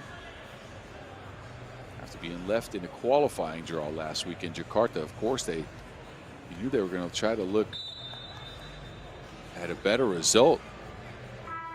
Look at the separation, though, from Torres.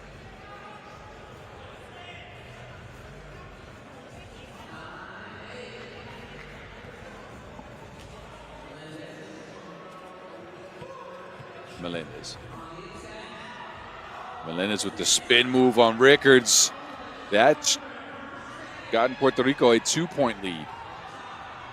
Ashby with the fake, and again the drive, but the layup is way short. Torres, nothing.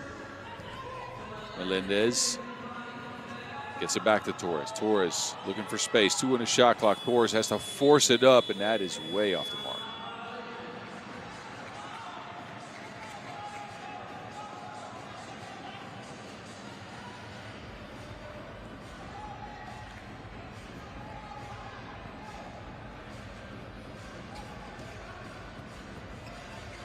There's Rickards, who hangs. And shot's off the mark, but third foul Puerto Rico. And a trip to the stripe for Kavina Rickards.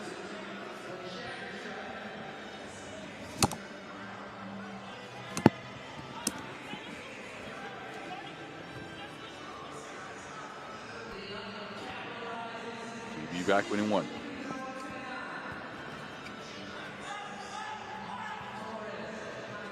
Torres. The pass down low, and that is an easy bucket. Melendez.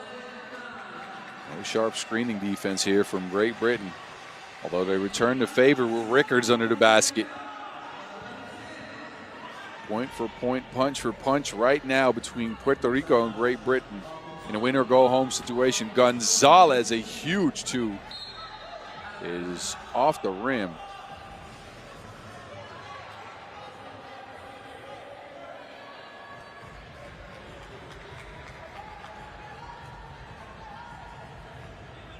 So fresh possession for Great Britain here. They go to an elbow play for Green, who opts to go one-on-one, moves Melendez around, but loses to Wilson.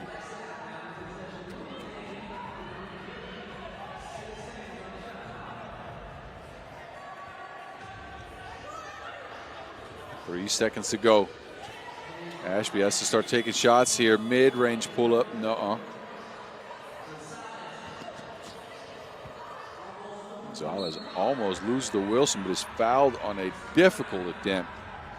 Too much on that attempt to block, or at least contest the shot. And Zaida Gonzalez, 22-year-old, is on the strike.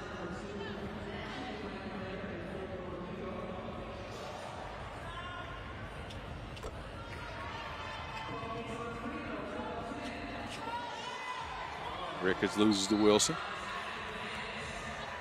A lot of turnovers in this stretch of the game for Great Britain. Need all the possessions they can get. Shooting percentage not great.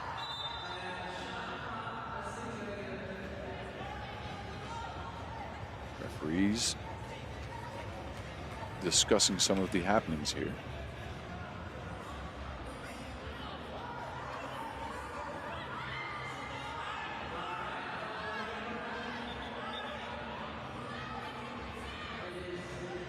They go back to discussing the happenings.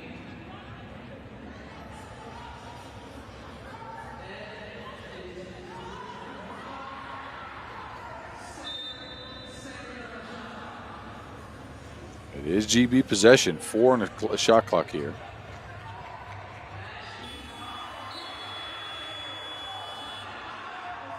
And whistle on the floor. Looks like a fourth foul on Puerto Rico. All the way at the end of the shot clock.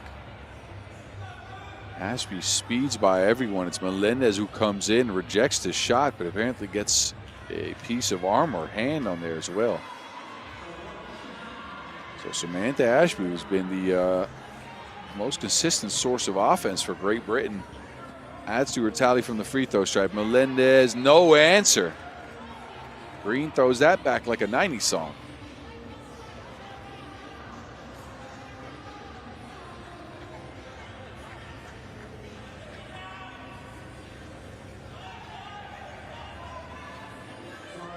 Torres, no space. Great defense by Rickers, who turns around and gets a bucket right away. Quick transition. GB tied things at 12. Gonzalez on the move. Out to Melendez, fading away. Torres comes away with it. Torres now baseline. The bump, the turn, and the defense by Rickers, who just denies that shot altogether. Jump.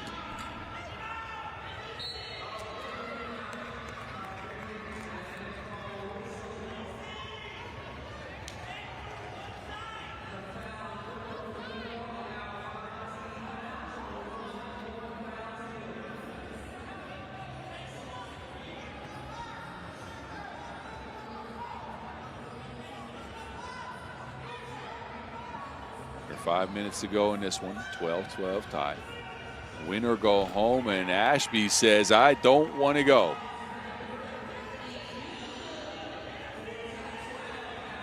Turnover on Puerto Rico. Ball back to GB. Ashby this time drops it off to Green.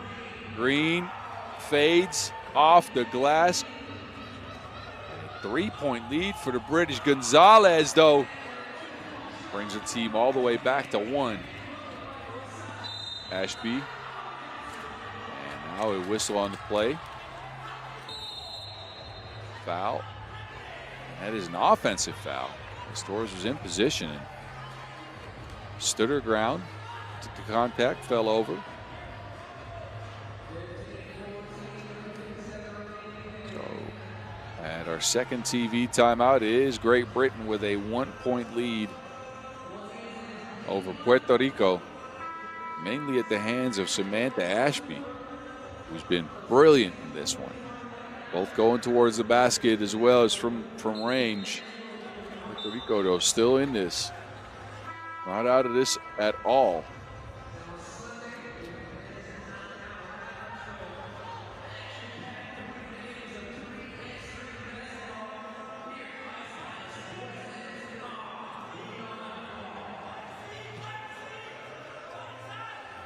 Melendez to Torres. Torres, that ball's out of bounds, but a whistle and a foul on Great Britain.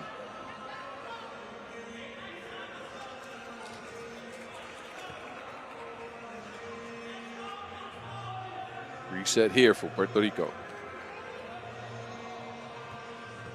Melendez, Villarini, and Torres on the floor. Melendez with a back cut and an easy layup.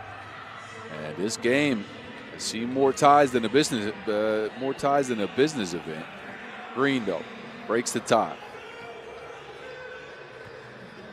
Torres gets a screen. Torres works behind the screen. A dump down pass to Melendez, who can barely hold on. That shot is up and out of time.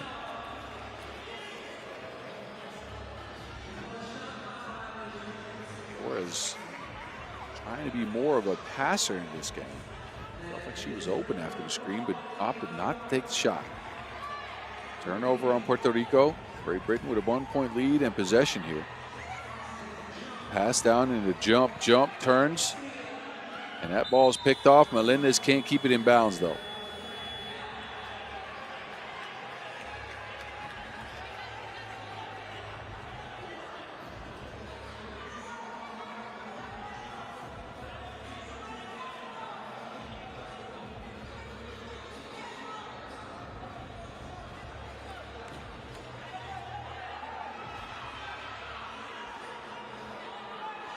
Discussion here, but the referees are sorting things out. Just over 3 minutes to go.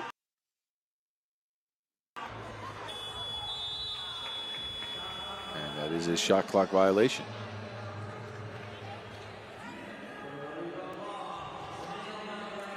So again, we are trying to wrap up Pool C action. Who will join the Netherlands who come in first in the knockout rounds? Will it be Puerto Rico or will it be Great Britain? Torres says, well, I don't know, because Rickards just sends it back again. Rickards now on the move. Rickards, big steps, but also deterred. Torres, just ball taken from him by Ashby. Quick pass into Rickards for a bucket. GB up by 2. Villarini held up. Foul number 4 on Great Britain.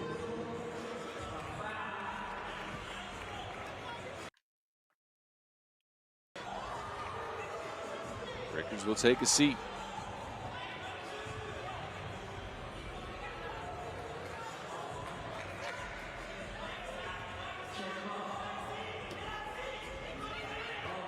Melendez almost loses the ball and does so again, but it's Villarini who picks it up, throws up a prayer. It's off the mark. Ashby down to Green. Green held up. 6th foul, Puerto Rico.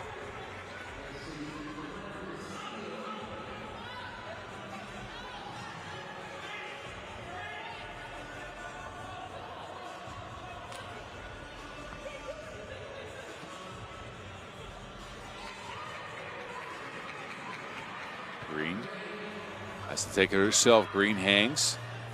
Doesn't hit. Couple of rebounds for Great Britain here. And still nothing at the end of that.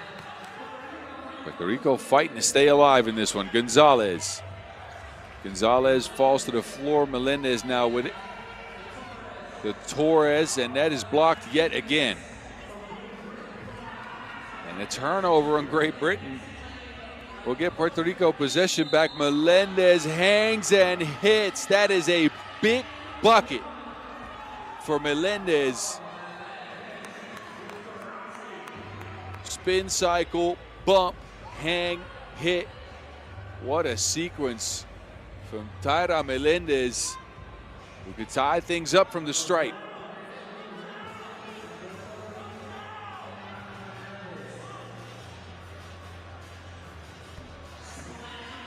And does just that. 17-17. Green. Cookies taken. Jump ball. Torres just grabbed that out of her hands. The grit from Puerto Rico. You can feel it across the screen.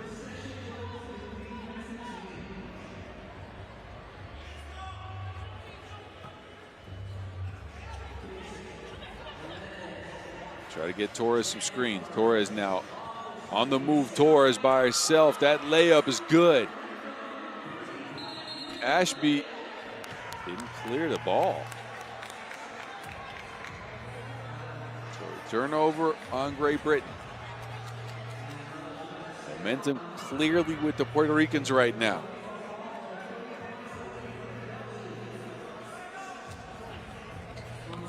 Gonzalez. Now Gonzalez fouls, and that is not a smart foul. 7th on Puerto Rico means they get into the bonus. That will put GB on the stripe. So Great Britain, 2 free throws coming up. And a jump. 24-year-old will take him.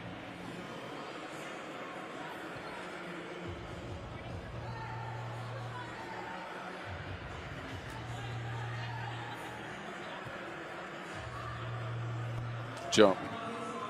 First one's good. That ties it at 18. Second one could get the Brits ahead by 1. 2 points away from that 21-point mark that ends the game. Does so. Puerto Rico do something here. 1:25 to go. Gonzalez. Good defense by the Brits. It's Melendez, and it's just off the mark. Sticks with it. That one also off the mark, but again an offensive rebound. Another try. Torres also no. And Now it's a jump ball situation, so 3 misses in a row from Melendez and 1 from Torres behind that. Puerto Rico hustle for every offensive rebound, but just can't tie the game up. Jump ball will be rewarded to the defense. That was Great Britain in the case. Green almost loses it. Gets it to Rickards. Rickards on the move. Rickards pulls up from the mid-range. That is money. 20-18. GB in the driver's seat. Torres gets a look, though. Torres drains the look. It's 20 each. Who's going to end this? Rickards with the ball in hand. Rickards to the cup. Green with the board is blocked by Melendez. 1 on the shot clock. That is a 12-second violation. Puerto Rico get a stop. They want a timeout to talk things through. What a game between Puerto Rico and Great Britain. 2020, win or go home. Puerto Rico ball after this timeout. Can they end things?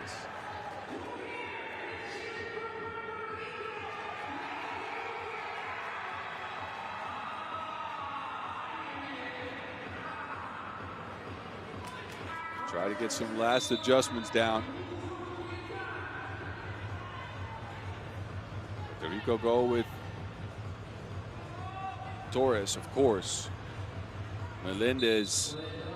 It looks like Gonzalez against Rickards, Ashby, and Green. It's Gonzalez with the rock in hand. She gives it up. Melendez. Melendez to the basket. Spins. Melendez is blocked by Green. Green clears it for Britain. Rickards rock in hand. 6 on the shot clock. Rickards on the move. Gets by the defense. Melendez hangs. It's tipped up. No. Rickards hangs and hits the shot for Great Britain. Kavina Rickards sticks with the offensive rebound and gets Great Britain out of the pool and into the knockout rounds. What a win. And a heartbreak for Puerto Rico. It looked like they got the stop they needed. But it's GB who come away with a victory here, 21-20, and will take that second spot in Pool C behind the Netherlands under 25. All smiles for the Brits. Puerto Rico are left with heartbreak. This is a contender for game of the day, I'll tell you. Y'all enjoy the highlights from this one as we get set for the last 2 10-minute sprints from Edmonton for today. Don't go anywhere. The action continues in just a few.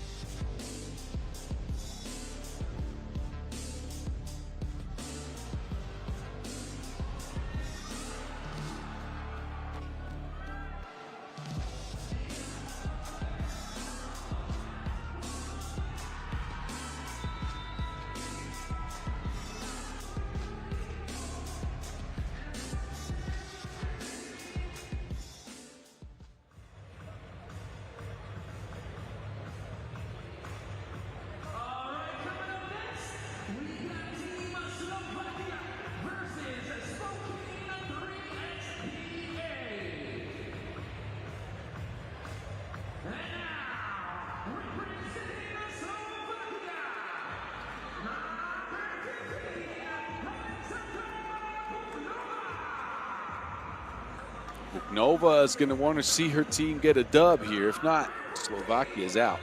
After losing to Germany 21-16, Nova in that game 2 points. She's joined by Halikova, who led the team with 6. Uzovichova on deck as well as Zielinska, who didn't contribute much in scoring. 4 points, but 9 rebounds and 3 blocks for her. Number 16 out last. This is Slovakia, and they need a win. They need some support. They're facing some stiff competition here in a team that actually took down Germany. Spokane 3xBA. Blake Dietrich, 5 points, 3 key assists. Good game all over. Destiny Slocum actually might have had to move at a tournament with a jelly finish under the basket. Sundell, 3 points to her name, 6 rebounds as well. This team, a sizable 3x3 squad, especially with Aranette Vonleh on the block. Don't shoot a lot of twos, actually 0 for 2 in that win over Germany, but they didn't need it, as they were efficient enough from one, got their scores that way. So Slovakia are going to look to try to see if they can upset this Seattle 3xBA team, who hit the Women's Series for the very first time.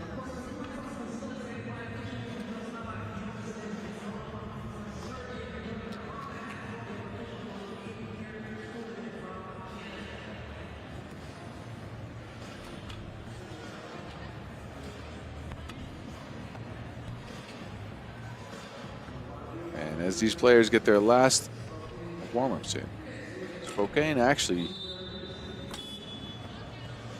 beat the Germans on the boards, as did the Slovakians. So the battle for the rebounds will be an interesting one to keep an eye on. Vonleh against Zielinska will be probably the matchup that determines the win. Although I am slightly biased, in case you didn't know. I used to be a low post player myself. My name, 3x3 the Mountain. Boss Rosendahl, aka 3x3 the Mountain. Actually, if you want to help me out with these Slovakian pronunciations, hit me up at 3x3 the Mountain on Instagram. Make sure to follow the official accounts as well at FIBA 3x3 at FIBA 3x3W. Hit the subscribe button on YouTube while you're at it. Make sure you follow all of the action from Edmonton here, as we don't just have a women's series. Of course, we've got a World Tour Masters for the men coming up as well. Spicy tournament there, as some teams that we've never seen before show up in Caracas and St. Martin. First action of the game, off the mark. And it's Spokane with a drive here.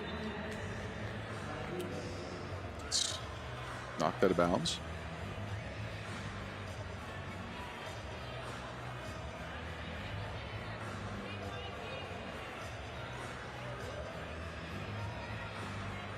.3 seconds on the shot clock. Dietrich will take the check.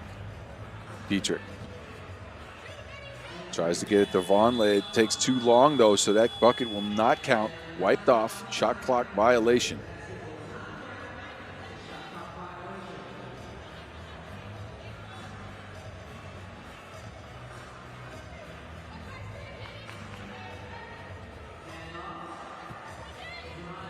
Halikova. Easy layup. Good start for Slovakia here. But they struggle, and they will struggle, to deal with Aranette Vonleh. 22-year-old under the basket, fouled by Zielinska.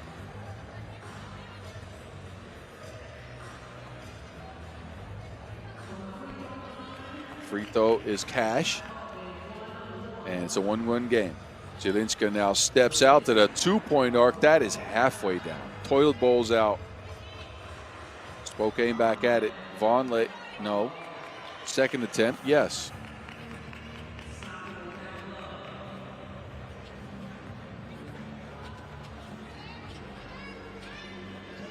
Zielinska's open, but Slovakia can't get it to her. Midi pull up off the mark. Zielinska grabs the board. Back out. Buknova. And thank you. 2 up, 2 down for Slovakia. Actually, that was a 1. Slocum behind the back. Magical pass. Vonleh with the finish. The trickery from Spokane 3XBA. Oh. What a pass by Slocum.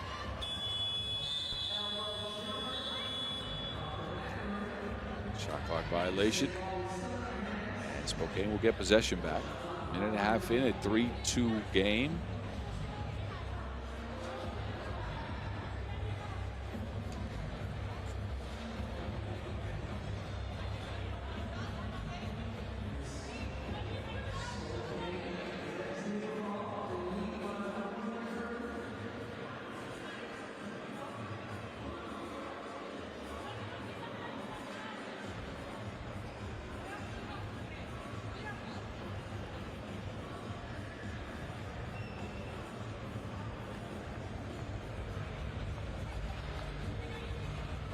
Sunday. Down to Dietrich.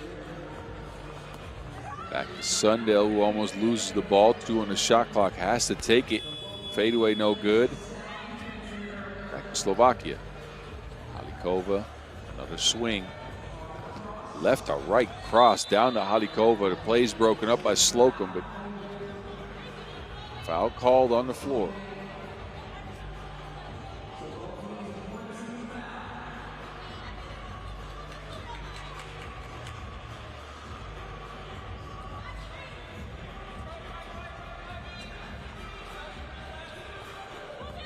Buknova.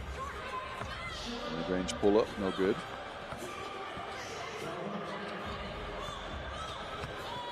Slocum this time with the normal pass, and Vonleh ends up on the free throw stripe.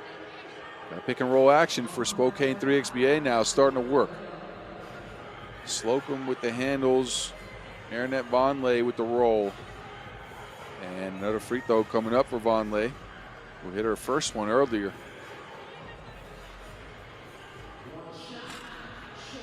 This one, in front of the rim. Zielinska's open. That's a size mismatch, even though Sundell's no slouch in the height department.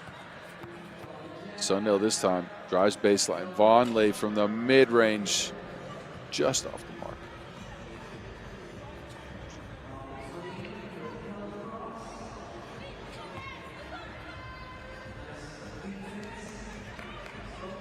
Dietrich asks for a screen. Gets it to Vonleh yet again, and this is not going to be stopped all game long if they keep executing like that. Vonleh so good at rolling to the basket. Slovakia a mid-range shot again, and those are just slightly inefficient here. Uzovichova can't get to the basket. Vonleh does get to the basket, is fouled in the process.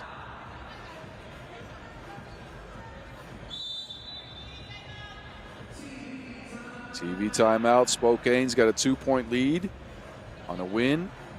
They will headline Pool B. Germany, of course, waiting for the results in this game. In case of a Slovakia win, a Spokane loss, we're going to have to bring out some calculators to see who will move on from pool play. For now, Spokane 3XBA in the driver's seat. Although Buknova had the driver's seat on that take. Look at the behind the back, though. Magical pass.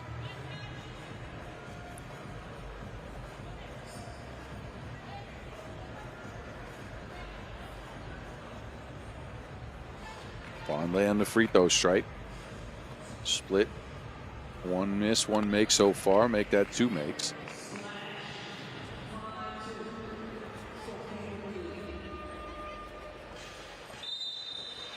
And a foul on that post up. Halikova pushed off her spot by Dietrich.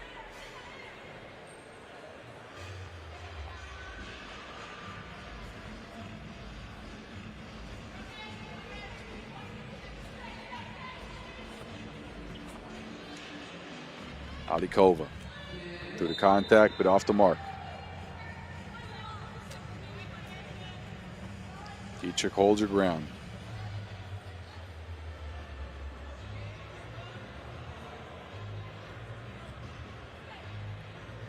Fresh 12 though for Slovakia here.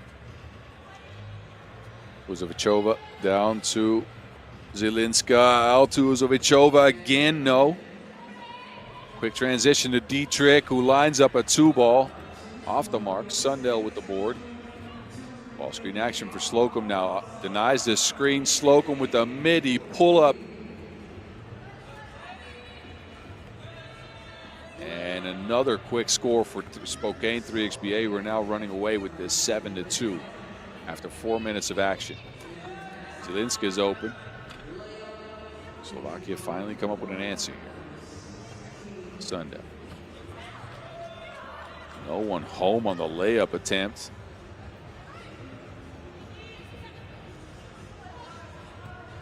Zielinska into Slocum, spins away from the action. Beautiful take, but no make. Dietrich turns the defenders all the way around, and lefty layup gets Spokane to 9.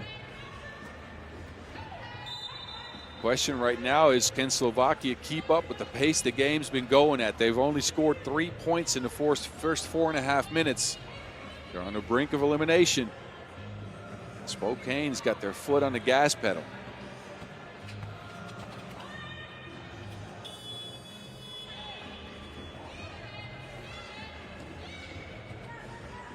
Slocum from 2, drains it.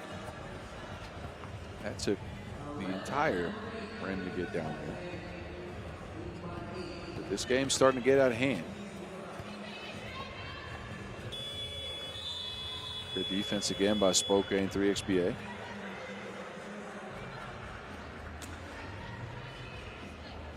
And they'll regain possession with an 8-point lead right at the halfway mark. Pick and roll action again. Dietrich, double screen. Vonleh open under the basket. Vonleh with the patience and the make. Such a big target down there. Long arms, easy finishes. Although Zielinska does some back. Double screen action this time. Gets Sundell a look from 2. Knuckleballs in the long range shot. Spokane's got all the offense unlocked. Pick and rolls, 2s all going down. Zielinska, no answer for Slovakia. 10-point lead for Spokane 3XBA, who have blown the doors off of this game in the last minute.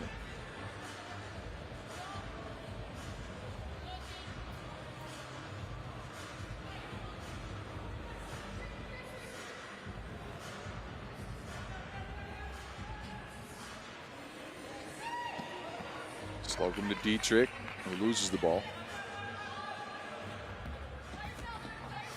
Slovakia keep going into these one-on-ones, but it's not working so far. The physicality of Spokane is outmatching the offensive skill the Slovakians are bringing to the court.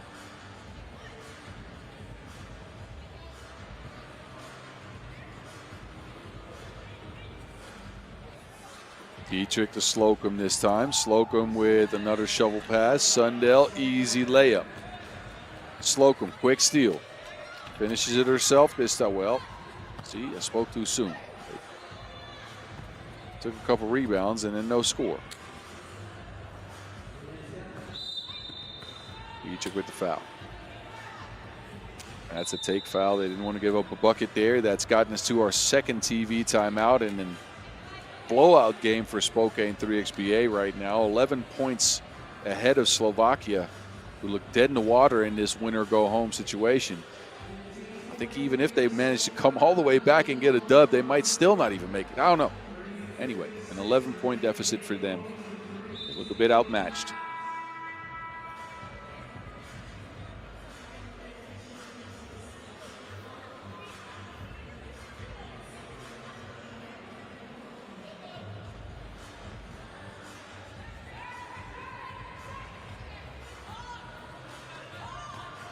Uzovichova. Down to Zielinska, over Vonleh, takes the contact as well. Free throw coming up. Slovakia at 5 points, could make it 6 with a make here.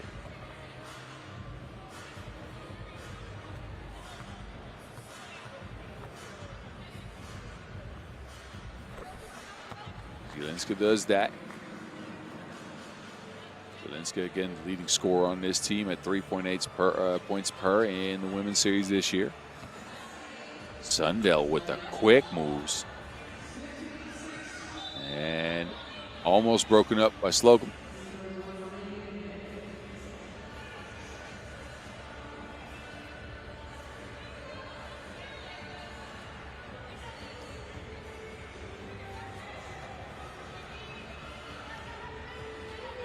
Nova. Hit one from there earlier. Kick ball. Now we get Slovakia possession back.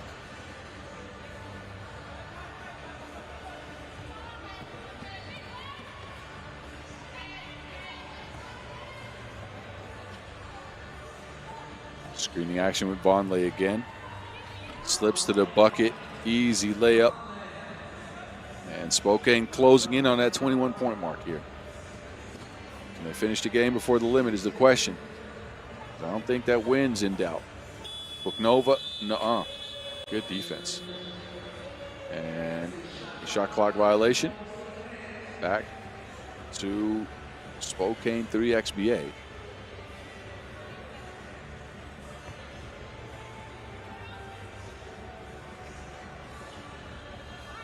Vonleh. Feed the parking meter. Vonleh has been unstoppable all game.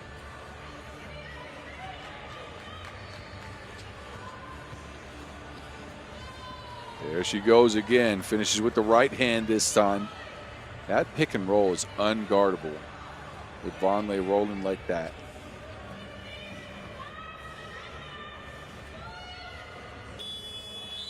And another 12-second shot clock violation by Slovakia. We're just outmatched here against Spokane.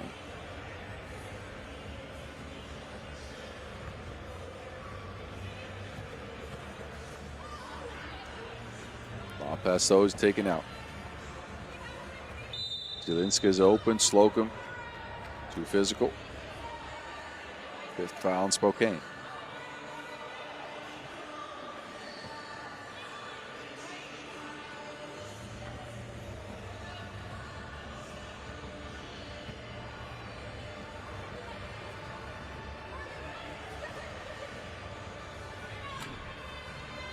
Midi off the mark. Spokane take over. Slocum to Sundell. And Vonleh again. Just a machine on the block. Slocum with quick hands. 19 points Spokane. Slocum on her way behind the back. Kicks it out. Sundell from the corner.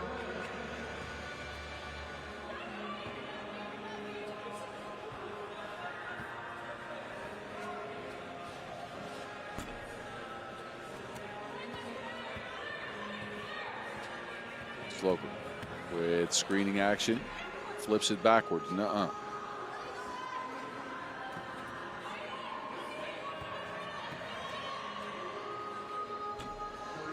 Fadeaway shot from Zielinska's off the mark. Slocum with a look for the game. No. Sundell back to Slocum. Second attempt. And that one will end things and get Spokane 3XBA. The first place in Pool B. Great start for them in their first Women's Series campaign.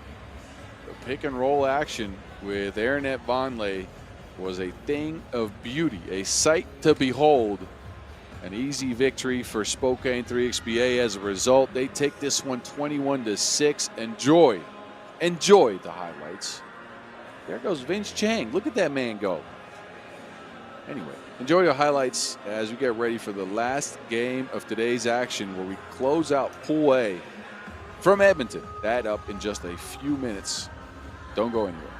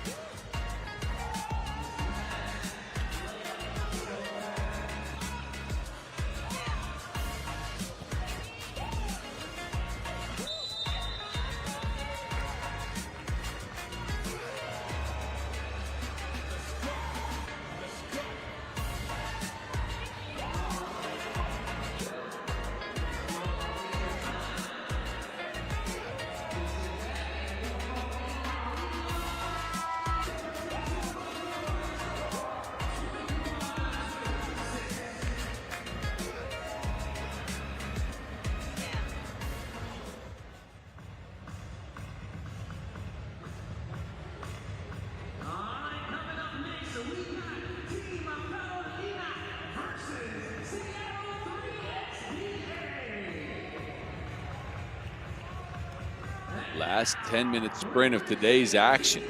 It's Carolina taking on Seattle 3XBA for a spot in the knockout rounds. Carolina, they took a beating against Canada, 21-5 in their first women's series action here in 2025. It was Gonzalez who led the squad with 3 out of 5 points. But not much to take away from that game besides the fact that they need a change. And they need to change fast, because if not, they're going home. Gonzalez is joined by Del Toro, Hernandez, and Ortega. Gabriela out last. And Carolina, they need to find a lot of offense, possibly a lot of defense as well. This is your team, Carolina. And they're facing a heavyweight in Seattle 3XBA.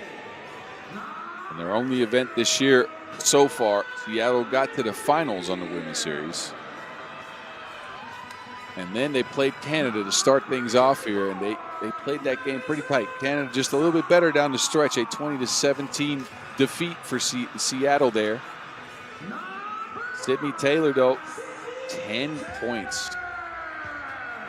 Just incredible offense from Sydney Taylor. Joined, of course, by Camille Zimmerman, Caroline Littlefield, and Madison Scott. Littlefield also had 6. Both of her 2s. And they put it to Canada. That game was very close. And Canada, of course, an established superpower in 3x3 basketball. So this could very well be a David versus Goliath type story here. Carolina, unproven, unknown, and so far, not that good. Meanwhile, Seattle kind of opened some eyes there with that game against Canada. And of course, that run to the finals in Bucharest earlier this year.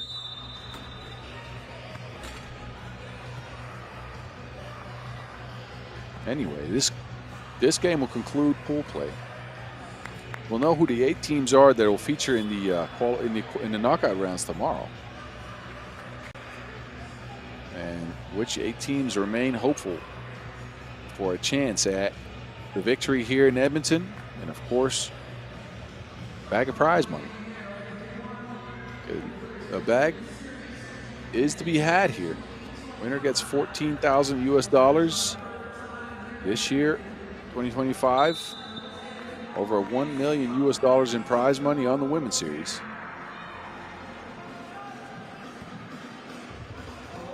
Step back action there, off the mark. Seattle take over. Foul called on the action in the paint.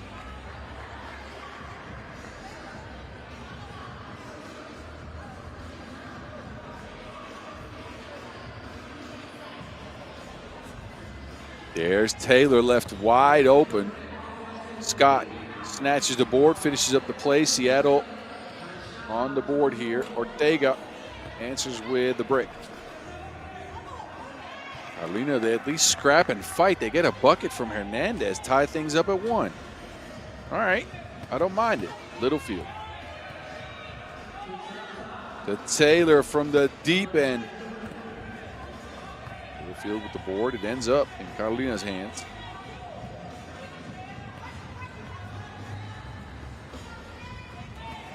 To Ortega, backdoor cut. A mid-range pull-up is off the mark.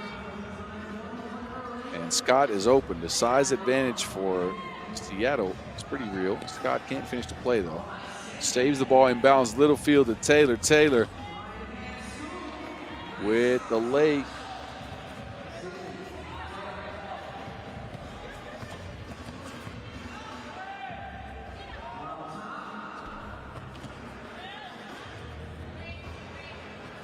Littlefield, as he somehow spins around 2 defenders at the same time. Not sure how she did it. I need that move, though. Bag work. 3-1. Taylor from the corner. Shots off the mark so far. Just getting some pretty easy looks And Gonzalez also can't get a bucket on that play. Carolina stuck at 1 point. Seattle's now at 3. Taylor. High post action for Zimmerman. Inverse pick and roll. Zimmerman with a spin cycle and a jelly off the glass. Beautiful action from Seattle here. Zimmerman then with the steal. Lines up a 2-ball. Undershot. Taylor saves it. 6 on the shot clock. Taylor wide open. How did she find her on that pass? X-ray vision. And Taylor with a bucket. Everybody's on the floor. Ortega, a long one. Taylor, good transition. Zimmerman, well, tries to flip it up backwards. Foul was already called.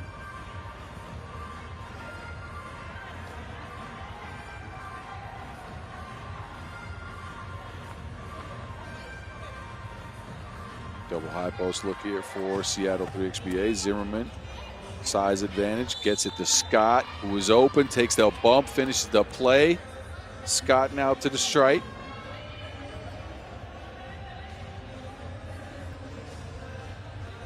Good play design there by Seattle.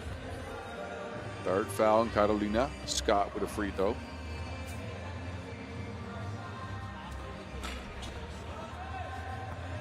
Front iron.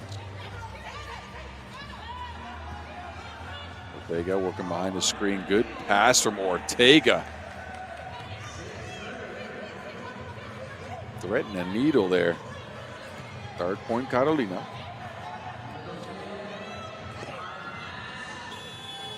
Seattle still working that size advantage, but Scott stays down.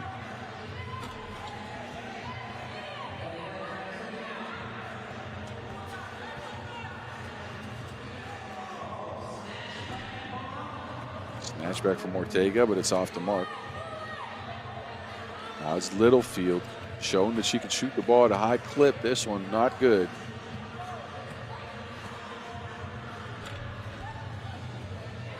Good defense by Zimmerman. Littlefield. Zimmerman fakes, drives, ends up on the floor. Layup no good. Seattle still hold that 3-point lead. Not the sharpest game from either team. A lot of misses here in the first couple of minutes. We've gotten to our first TV timeout. Feels like if Seattle put their foot on the gas pedal, this one should be over. Not to discredit Carolina, but they look a little bit outmatched here.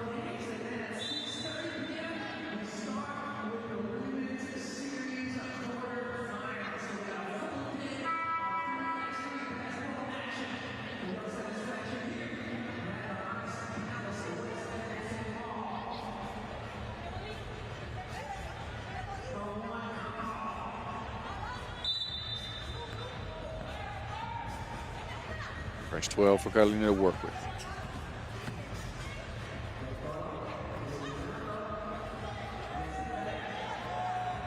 Screening action. Zimmerman breaks up the play. There's Taylor. Lob pass into Scott. Scott with the patience, fouled on the play. That's free throws coming up. Fourth foul, Carolina. Scott with a good catch. Had the patience to try to go up. Was bumped on the play. Scott's missed her only free throw so far.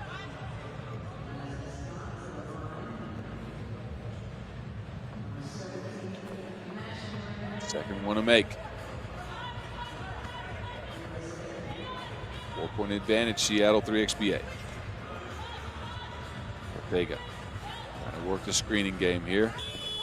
Difficult pull up, but it's down. Long range one for Ortega again. Toe on the line. Sydney Taylor couldn't be reached. Scott, it's a kick ball.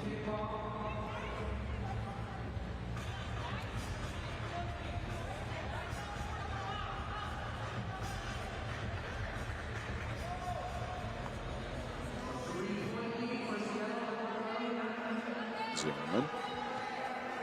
Out to Taylor from the deep end, splashing like wipeout. 9-4. And Seattle could blow the roof off of this game very quickly here. Ortega trying to change that. She's been on one in this game. This one's counting for 2. Zimmerman muscles it up. Seattle reaches the 10-point mark. We're approaching the halfway point of the game here. The Toro is held up on the drive.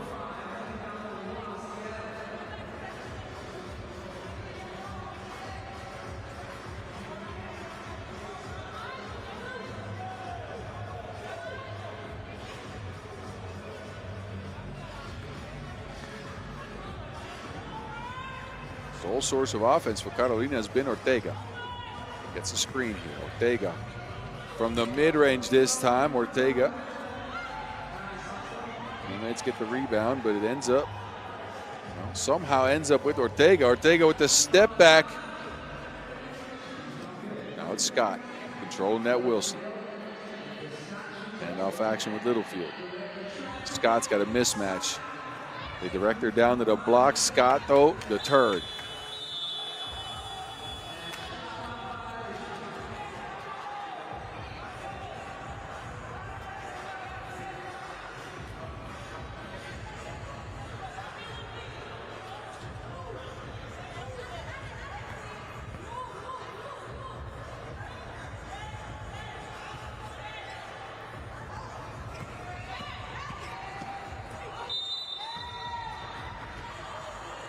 On the drive.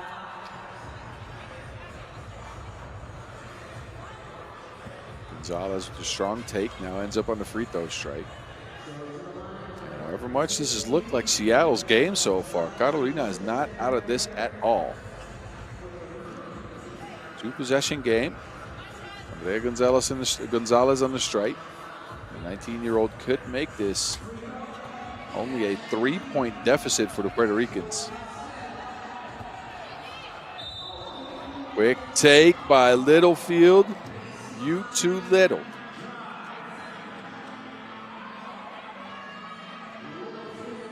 Takes the bump for a free throw to boot. At the 5th foul on Carolina.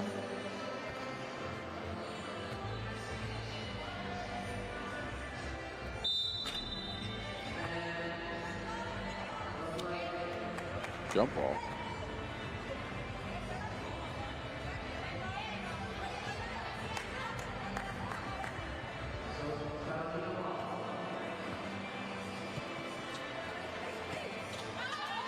Backdoor cut, but, well, the landline was cut. The connection just dropped.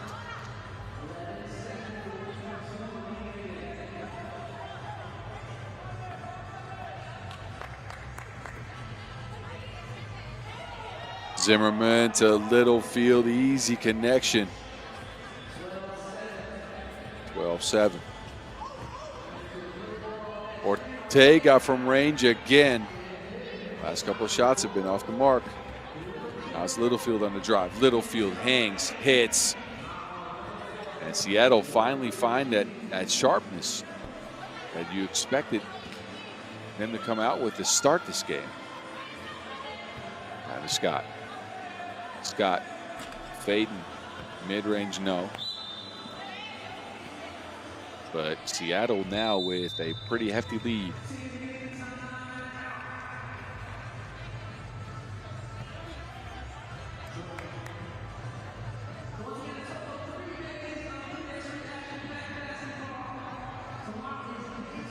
Second TV timeout, and again, Seattle has come up with some buckets here in the last few minutes.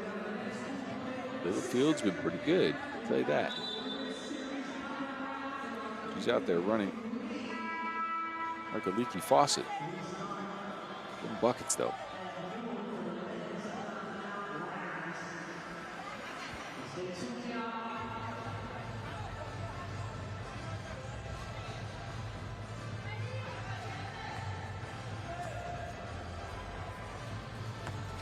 Scott, backdoor cut Taylor, who's been quiet in this game, changes that with the backwards layup. Ortega Crossing left, right, left, no. But Del Toro gets her another look. Toe on the line, so that's a deep one, it seems like. Actually, never mind. That is a two. Taylor, though, with the answer. Just too short off of her fingertips.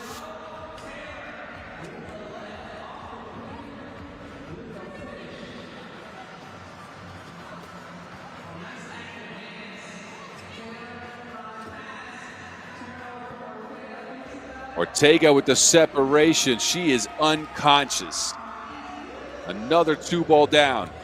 15-11. Carolina stick around in this game.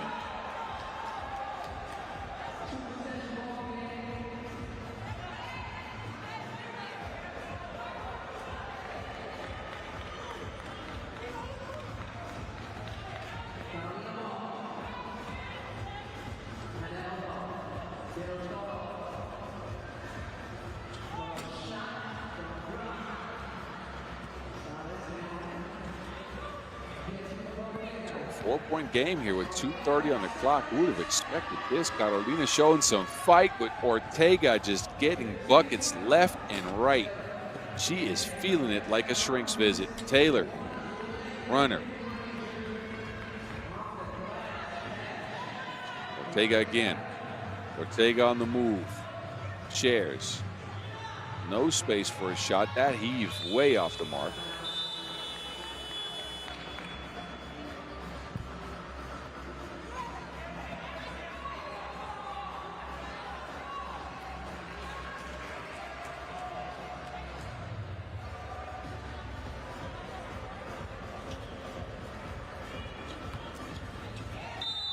Littlefield hung up. Sixth foul, Carolina. 2 minutes, 4 seconds to go. A 2-possession game in favor of Seattle 3XBA. Toro there sticks out a leg.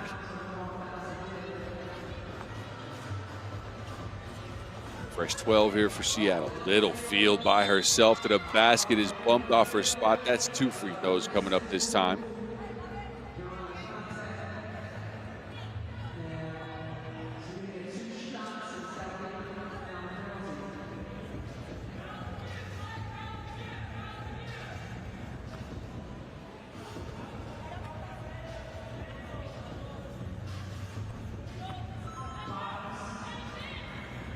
Field with this next make could get Seattle to 18 points. Looked pretty good today. Carolina, though, they've stuck around this game. This looks like a gap they can't close 2 minutes to go, and then they turn it over. This might be the curtain call here for Carolina. Unless Ortega can come up with some magical shots here. Scott, big step, Scott. Wilson's out of bounds.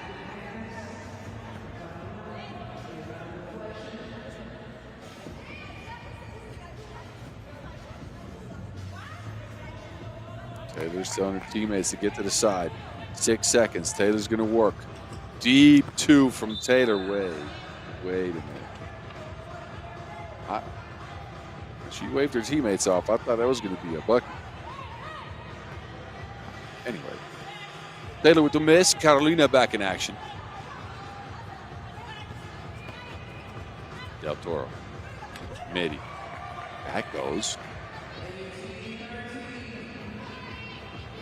There's Taylor on the block against a smaller Ortega. That is just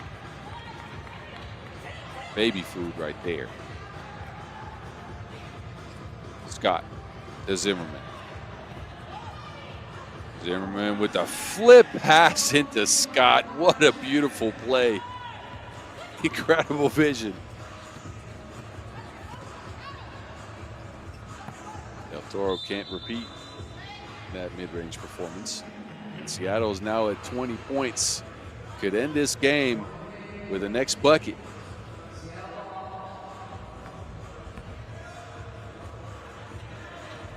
Scott facing up Taylor, and that is good off the glass like a fine wine in Seattle. wins this one 21-13 and make sure they get to the knockout rounds. Credits to Carolina for showing up for this game. Made it a good one up until the last minute or so, but it's the star-studded Seattle 3XBA squad that take it 21-13. Good game by Caroline Littlefield, who provided all the spacing as well as the drives to the basket. Scott was grabbing boards. Taylor, of course, again, good on offense. Zimmerman maybe with the pass of the day with that behind the head flip to Scott. Carolina, we might see them again. Seattle, we will see them again tomorrow. Sierra Burdick, happy with the results here. The 3x3 legend. Y'all enjoy the highlights in this game, and we'll get you updated on the pool situations going into the knockout rounds tomorrow after the last set of highlights.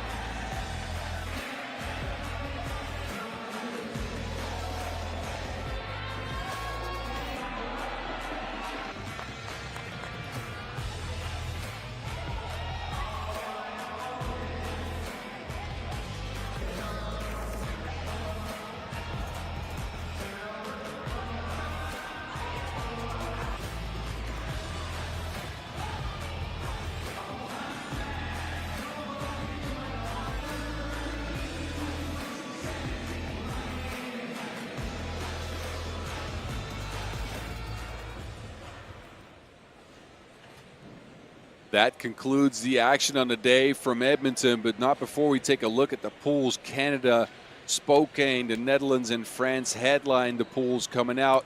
Seattle, Germany, Toronto, and Great Britain. They come out as well. We've lost 4 teams. We're down to 8 for the knockout rounds tomorrow. Look at the brackets. This is the games we'll see. Canada meets up with Great Britain, France, and Germany in a heavyweight clash. Spokane 3XBA and Toronto, and the Netherlands will meet up with Seattle 3XBA. My goodness, the game tomorrow will be wonderful.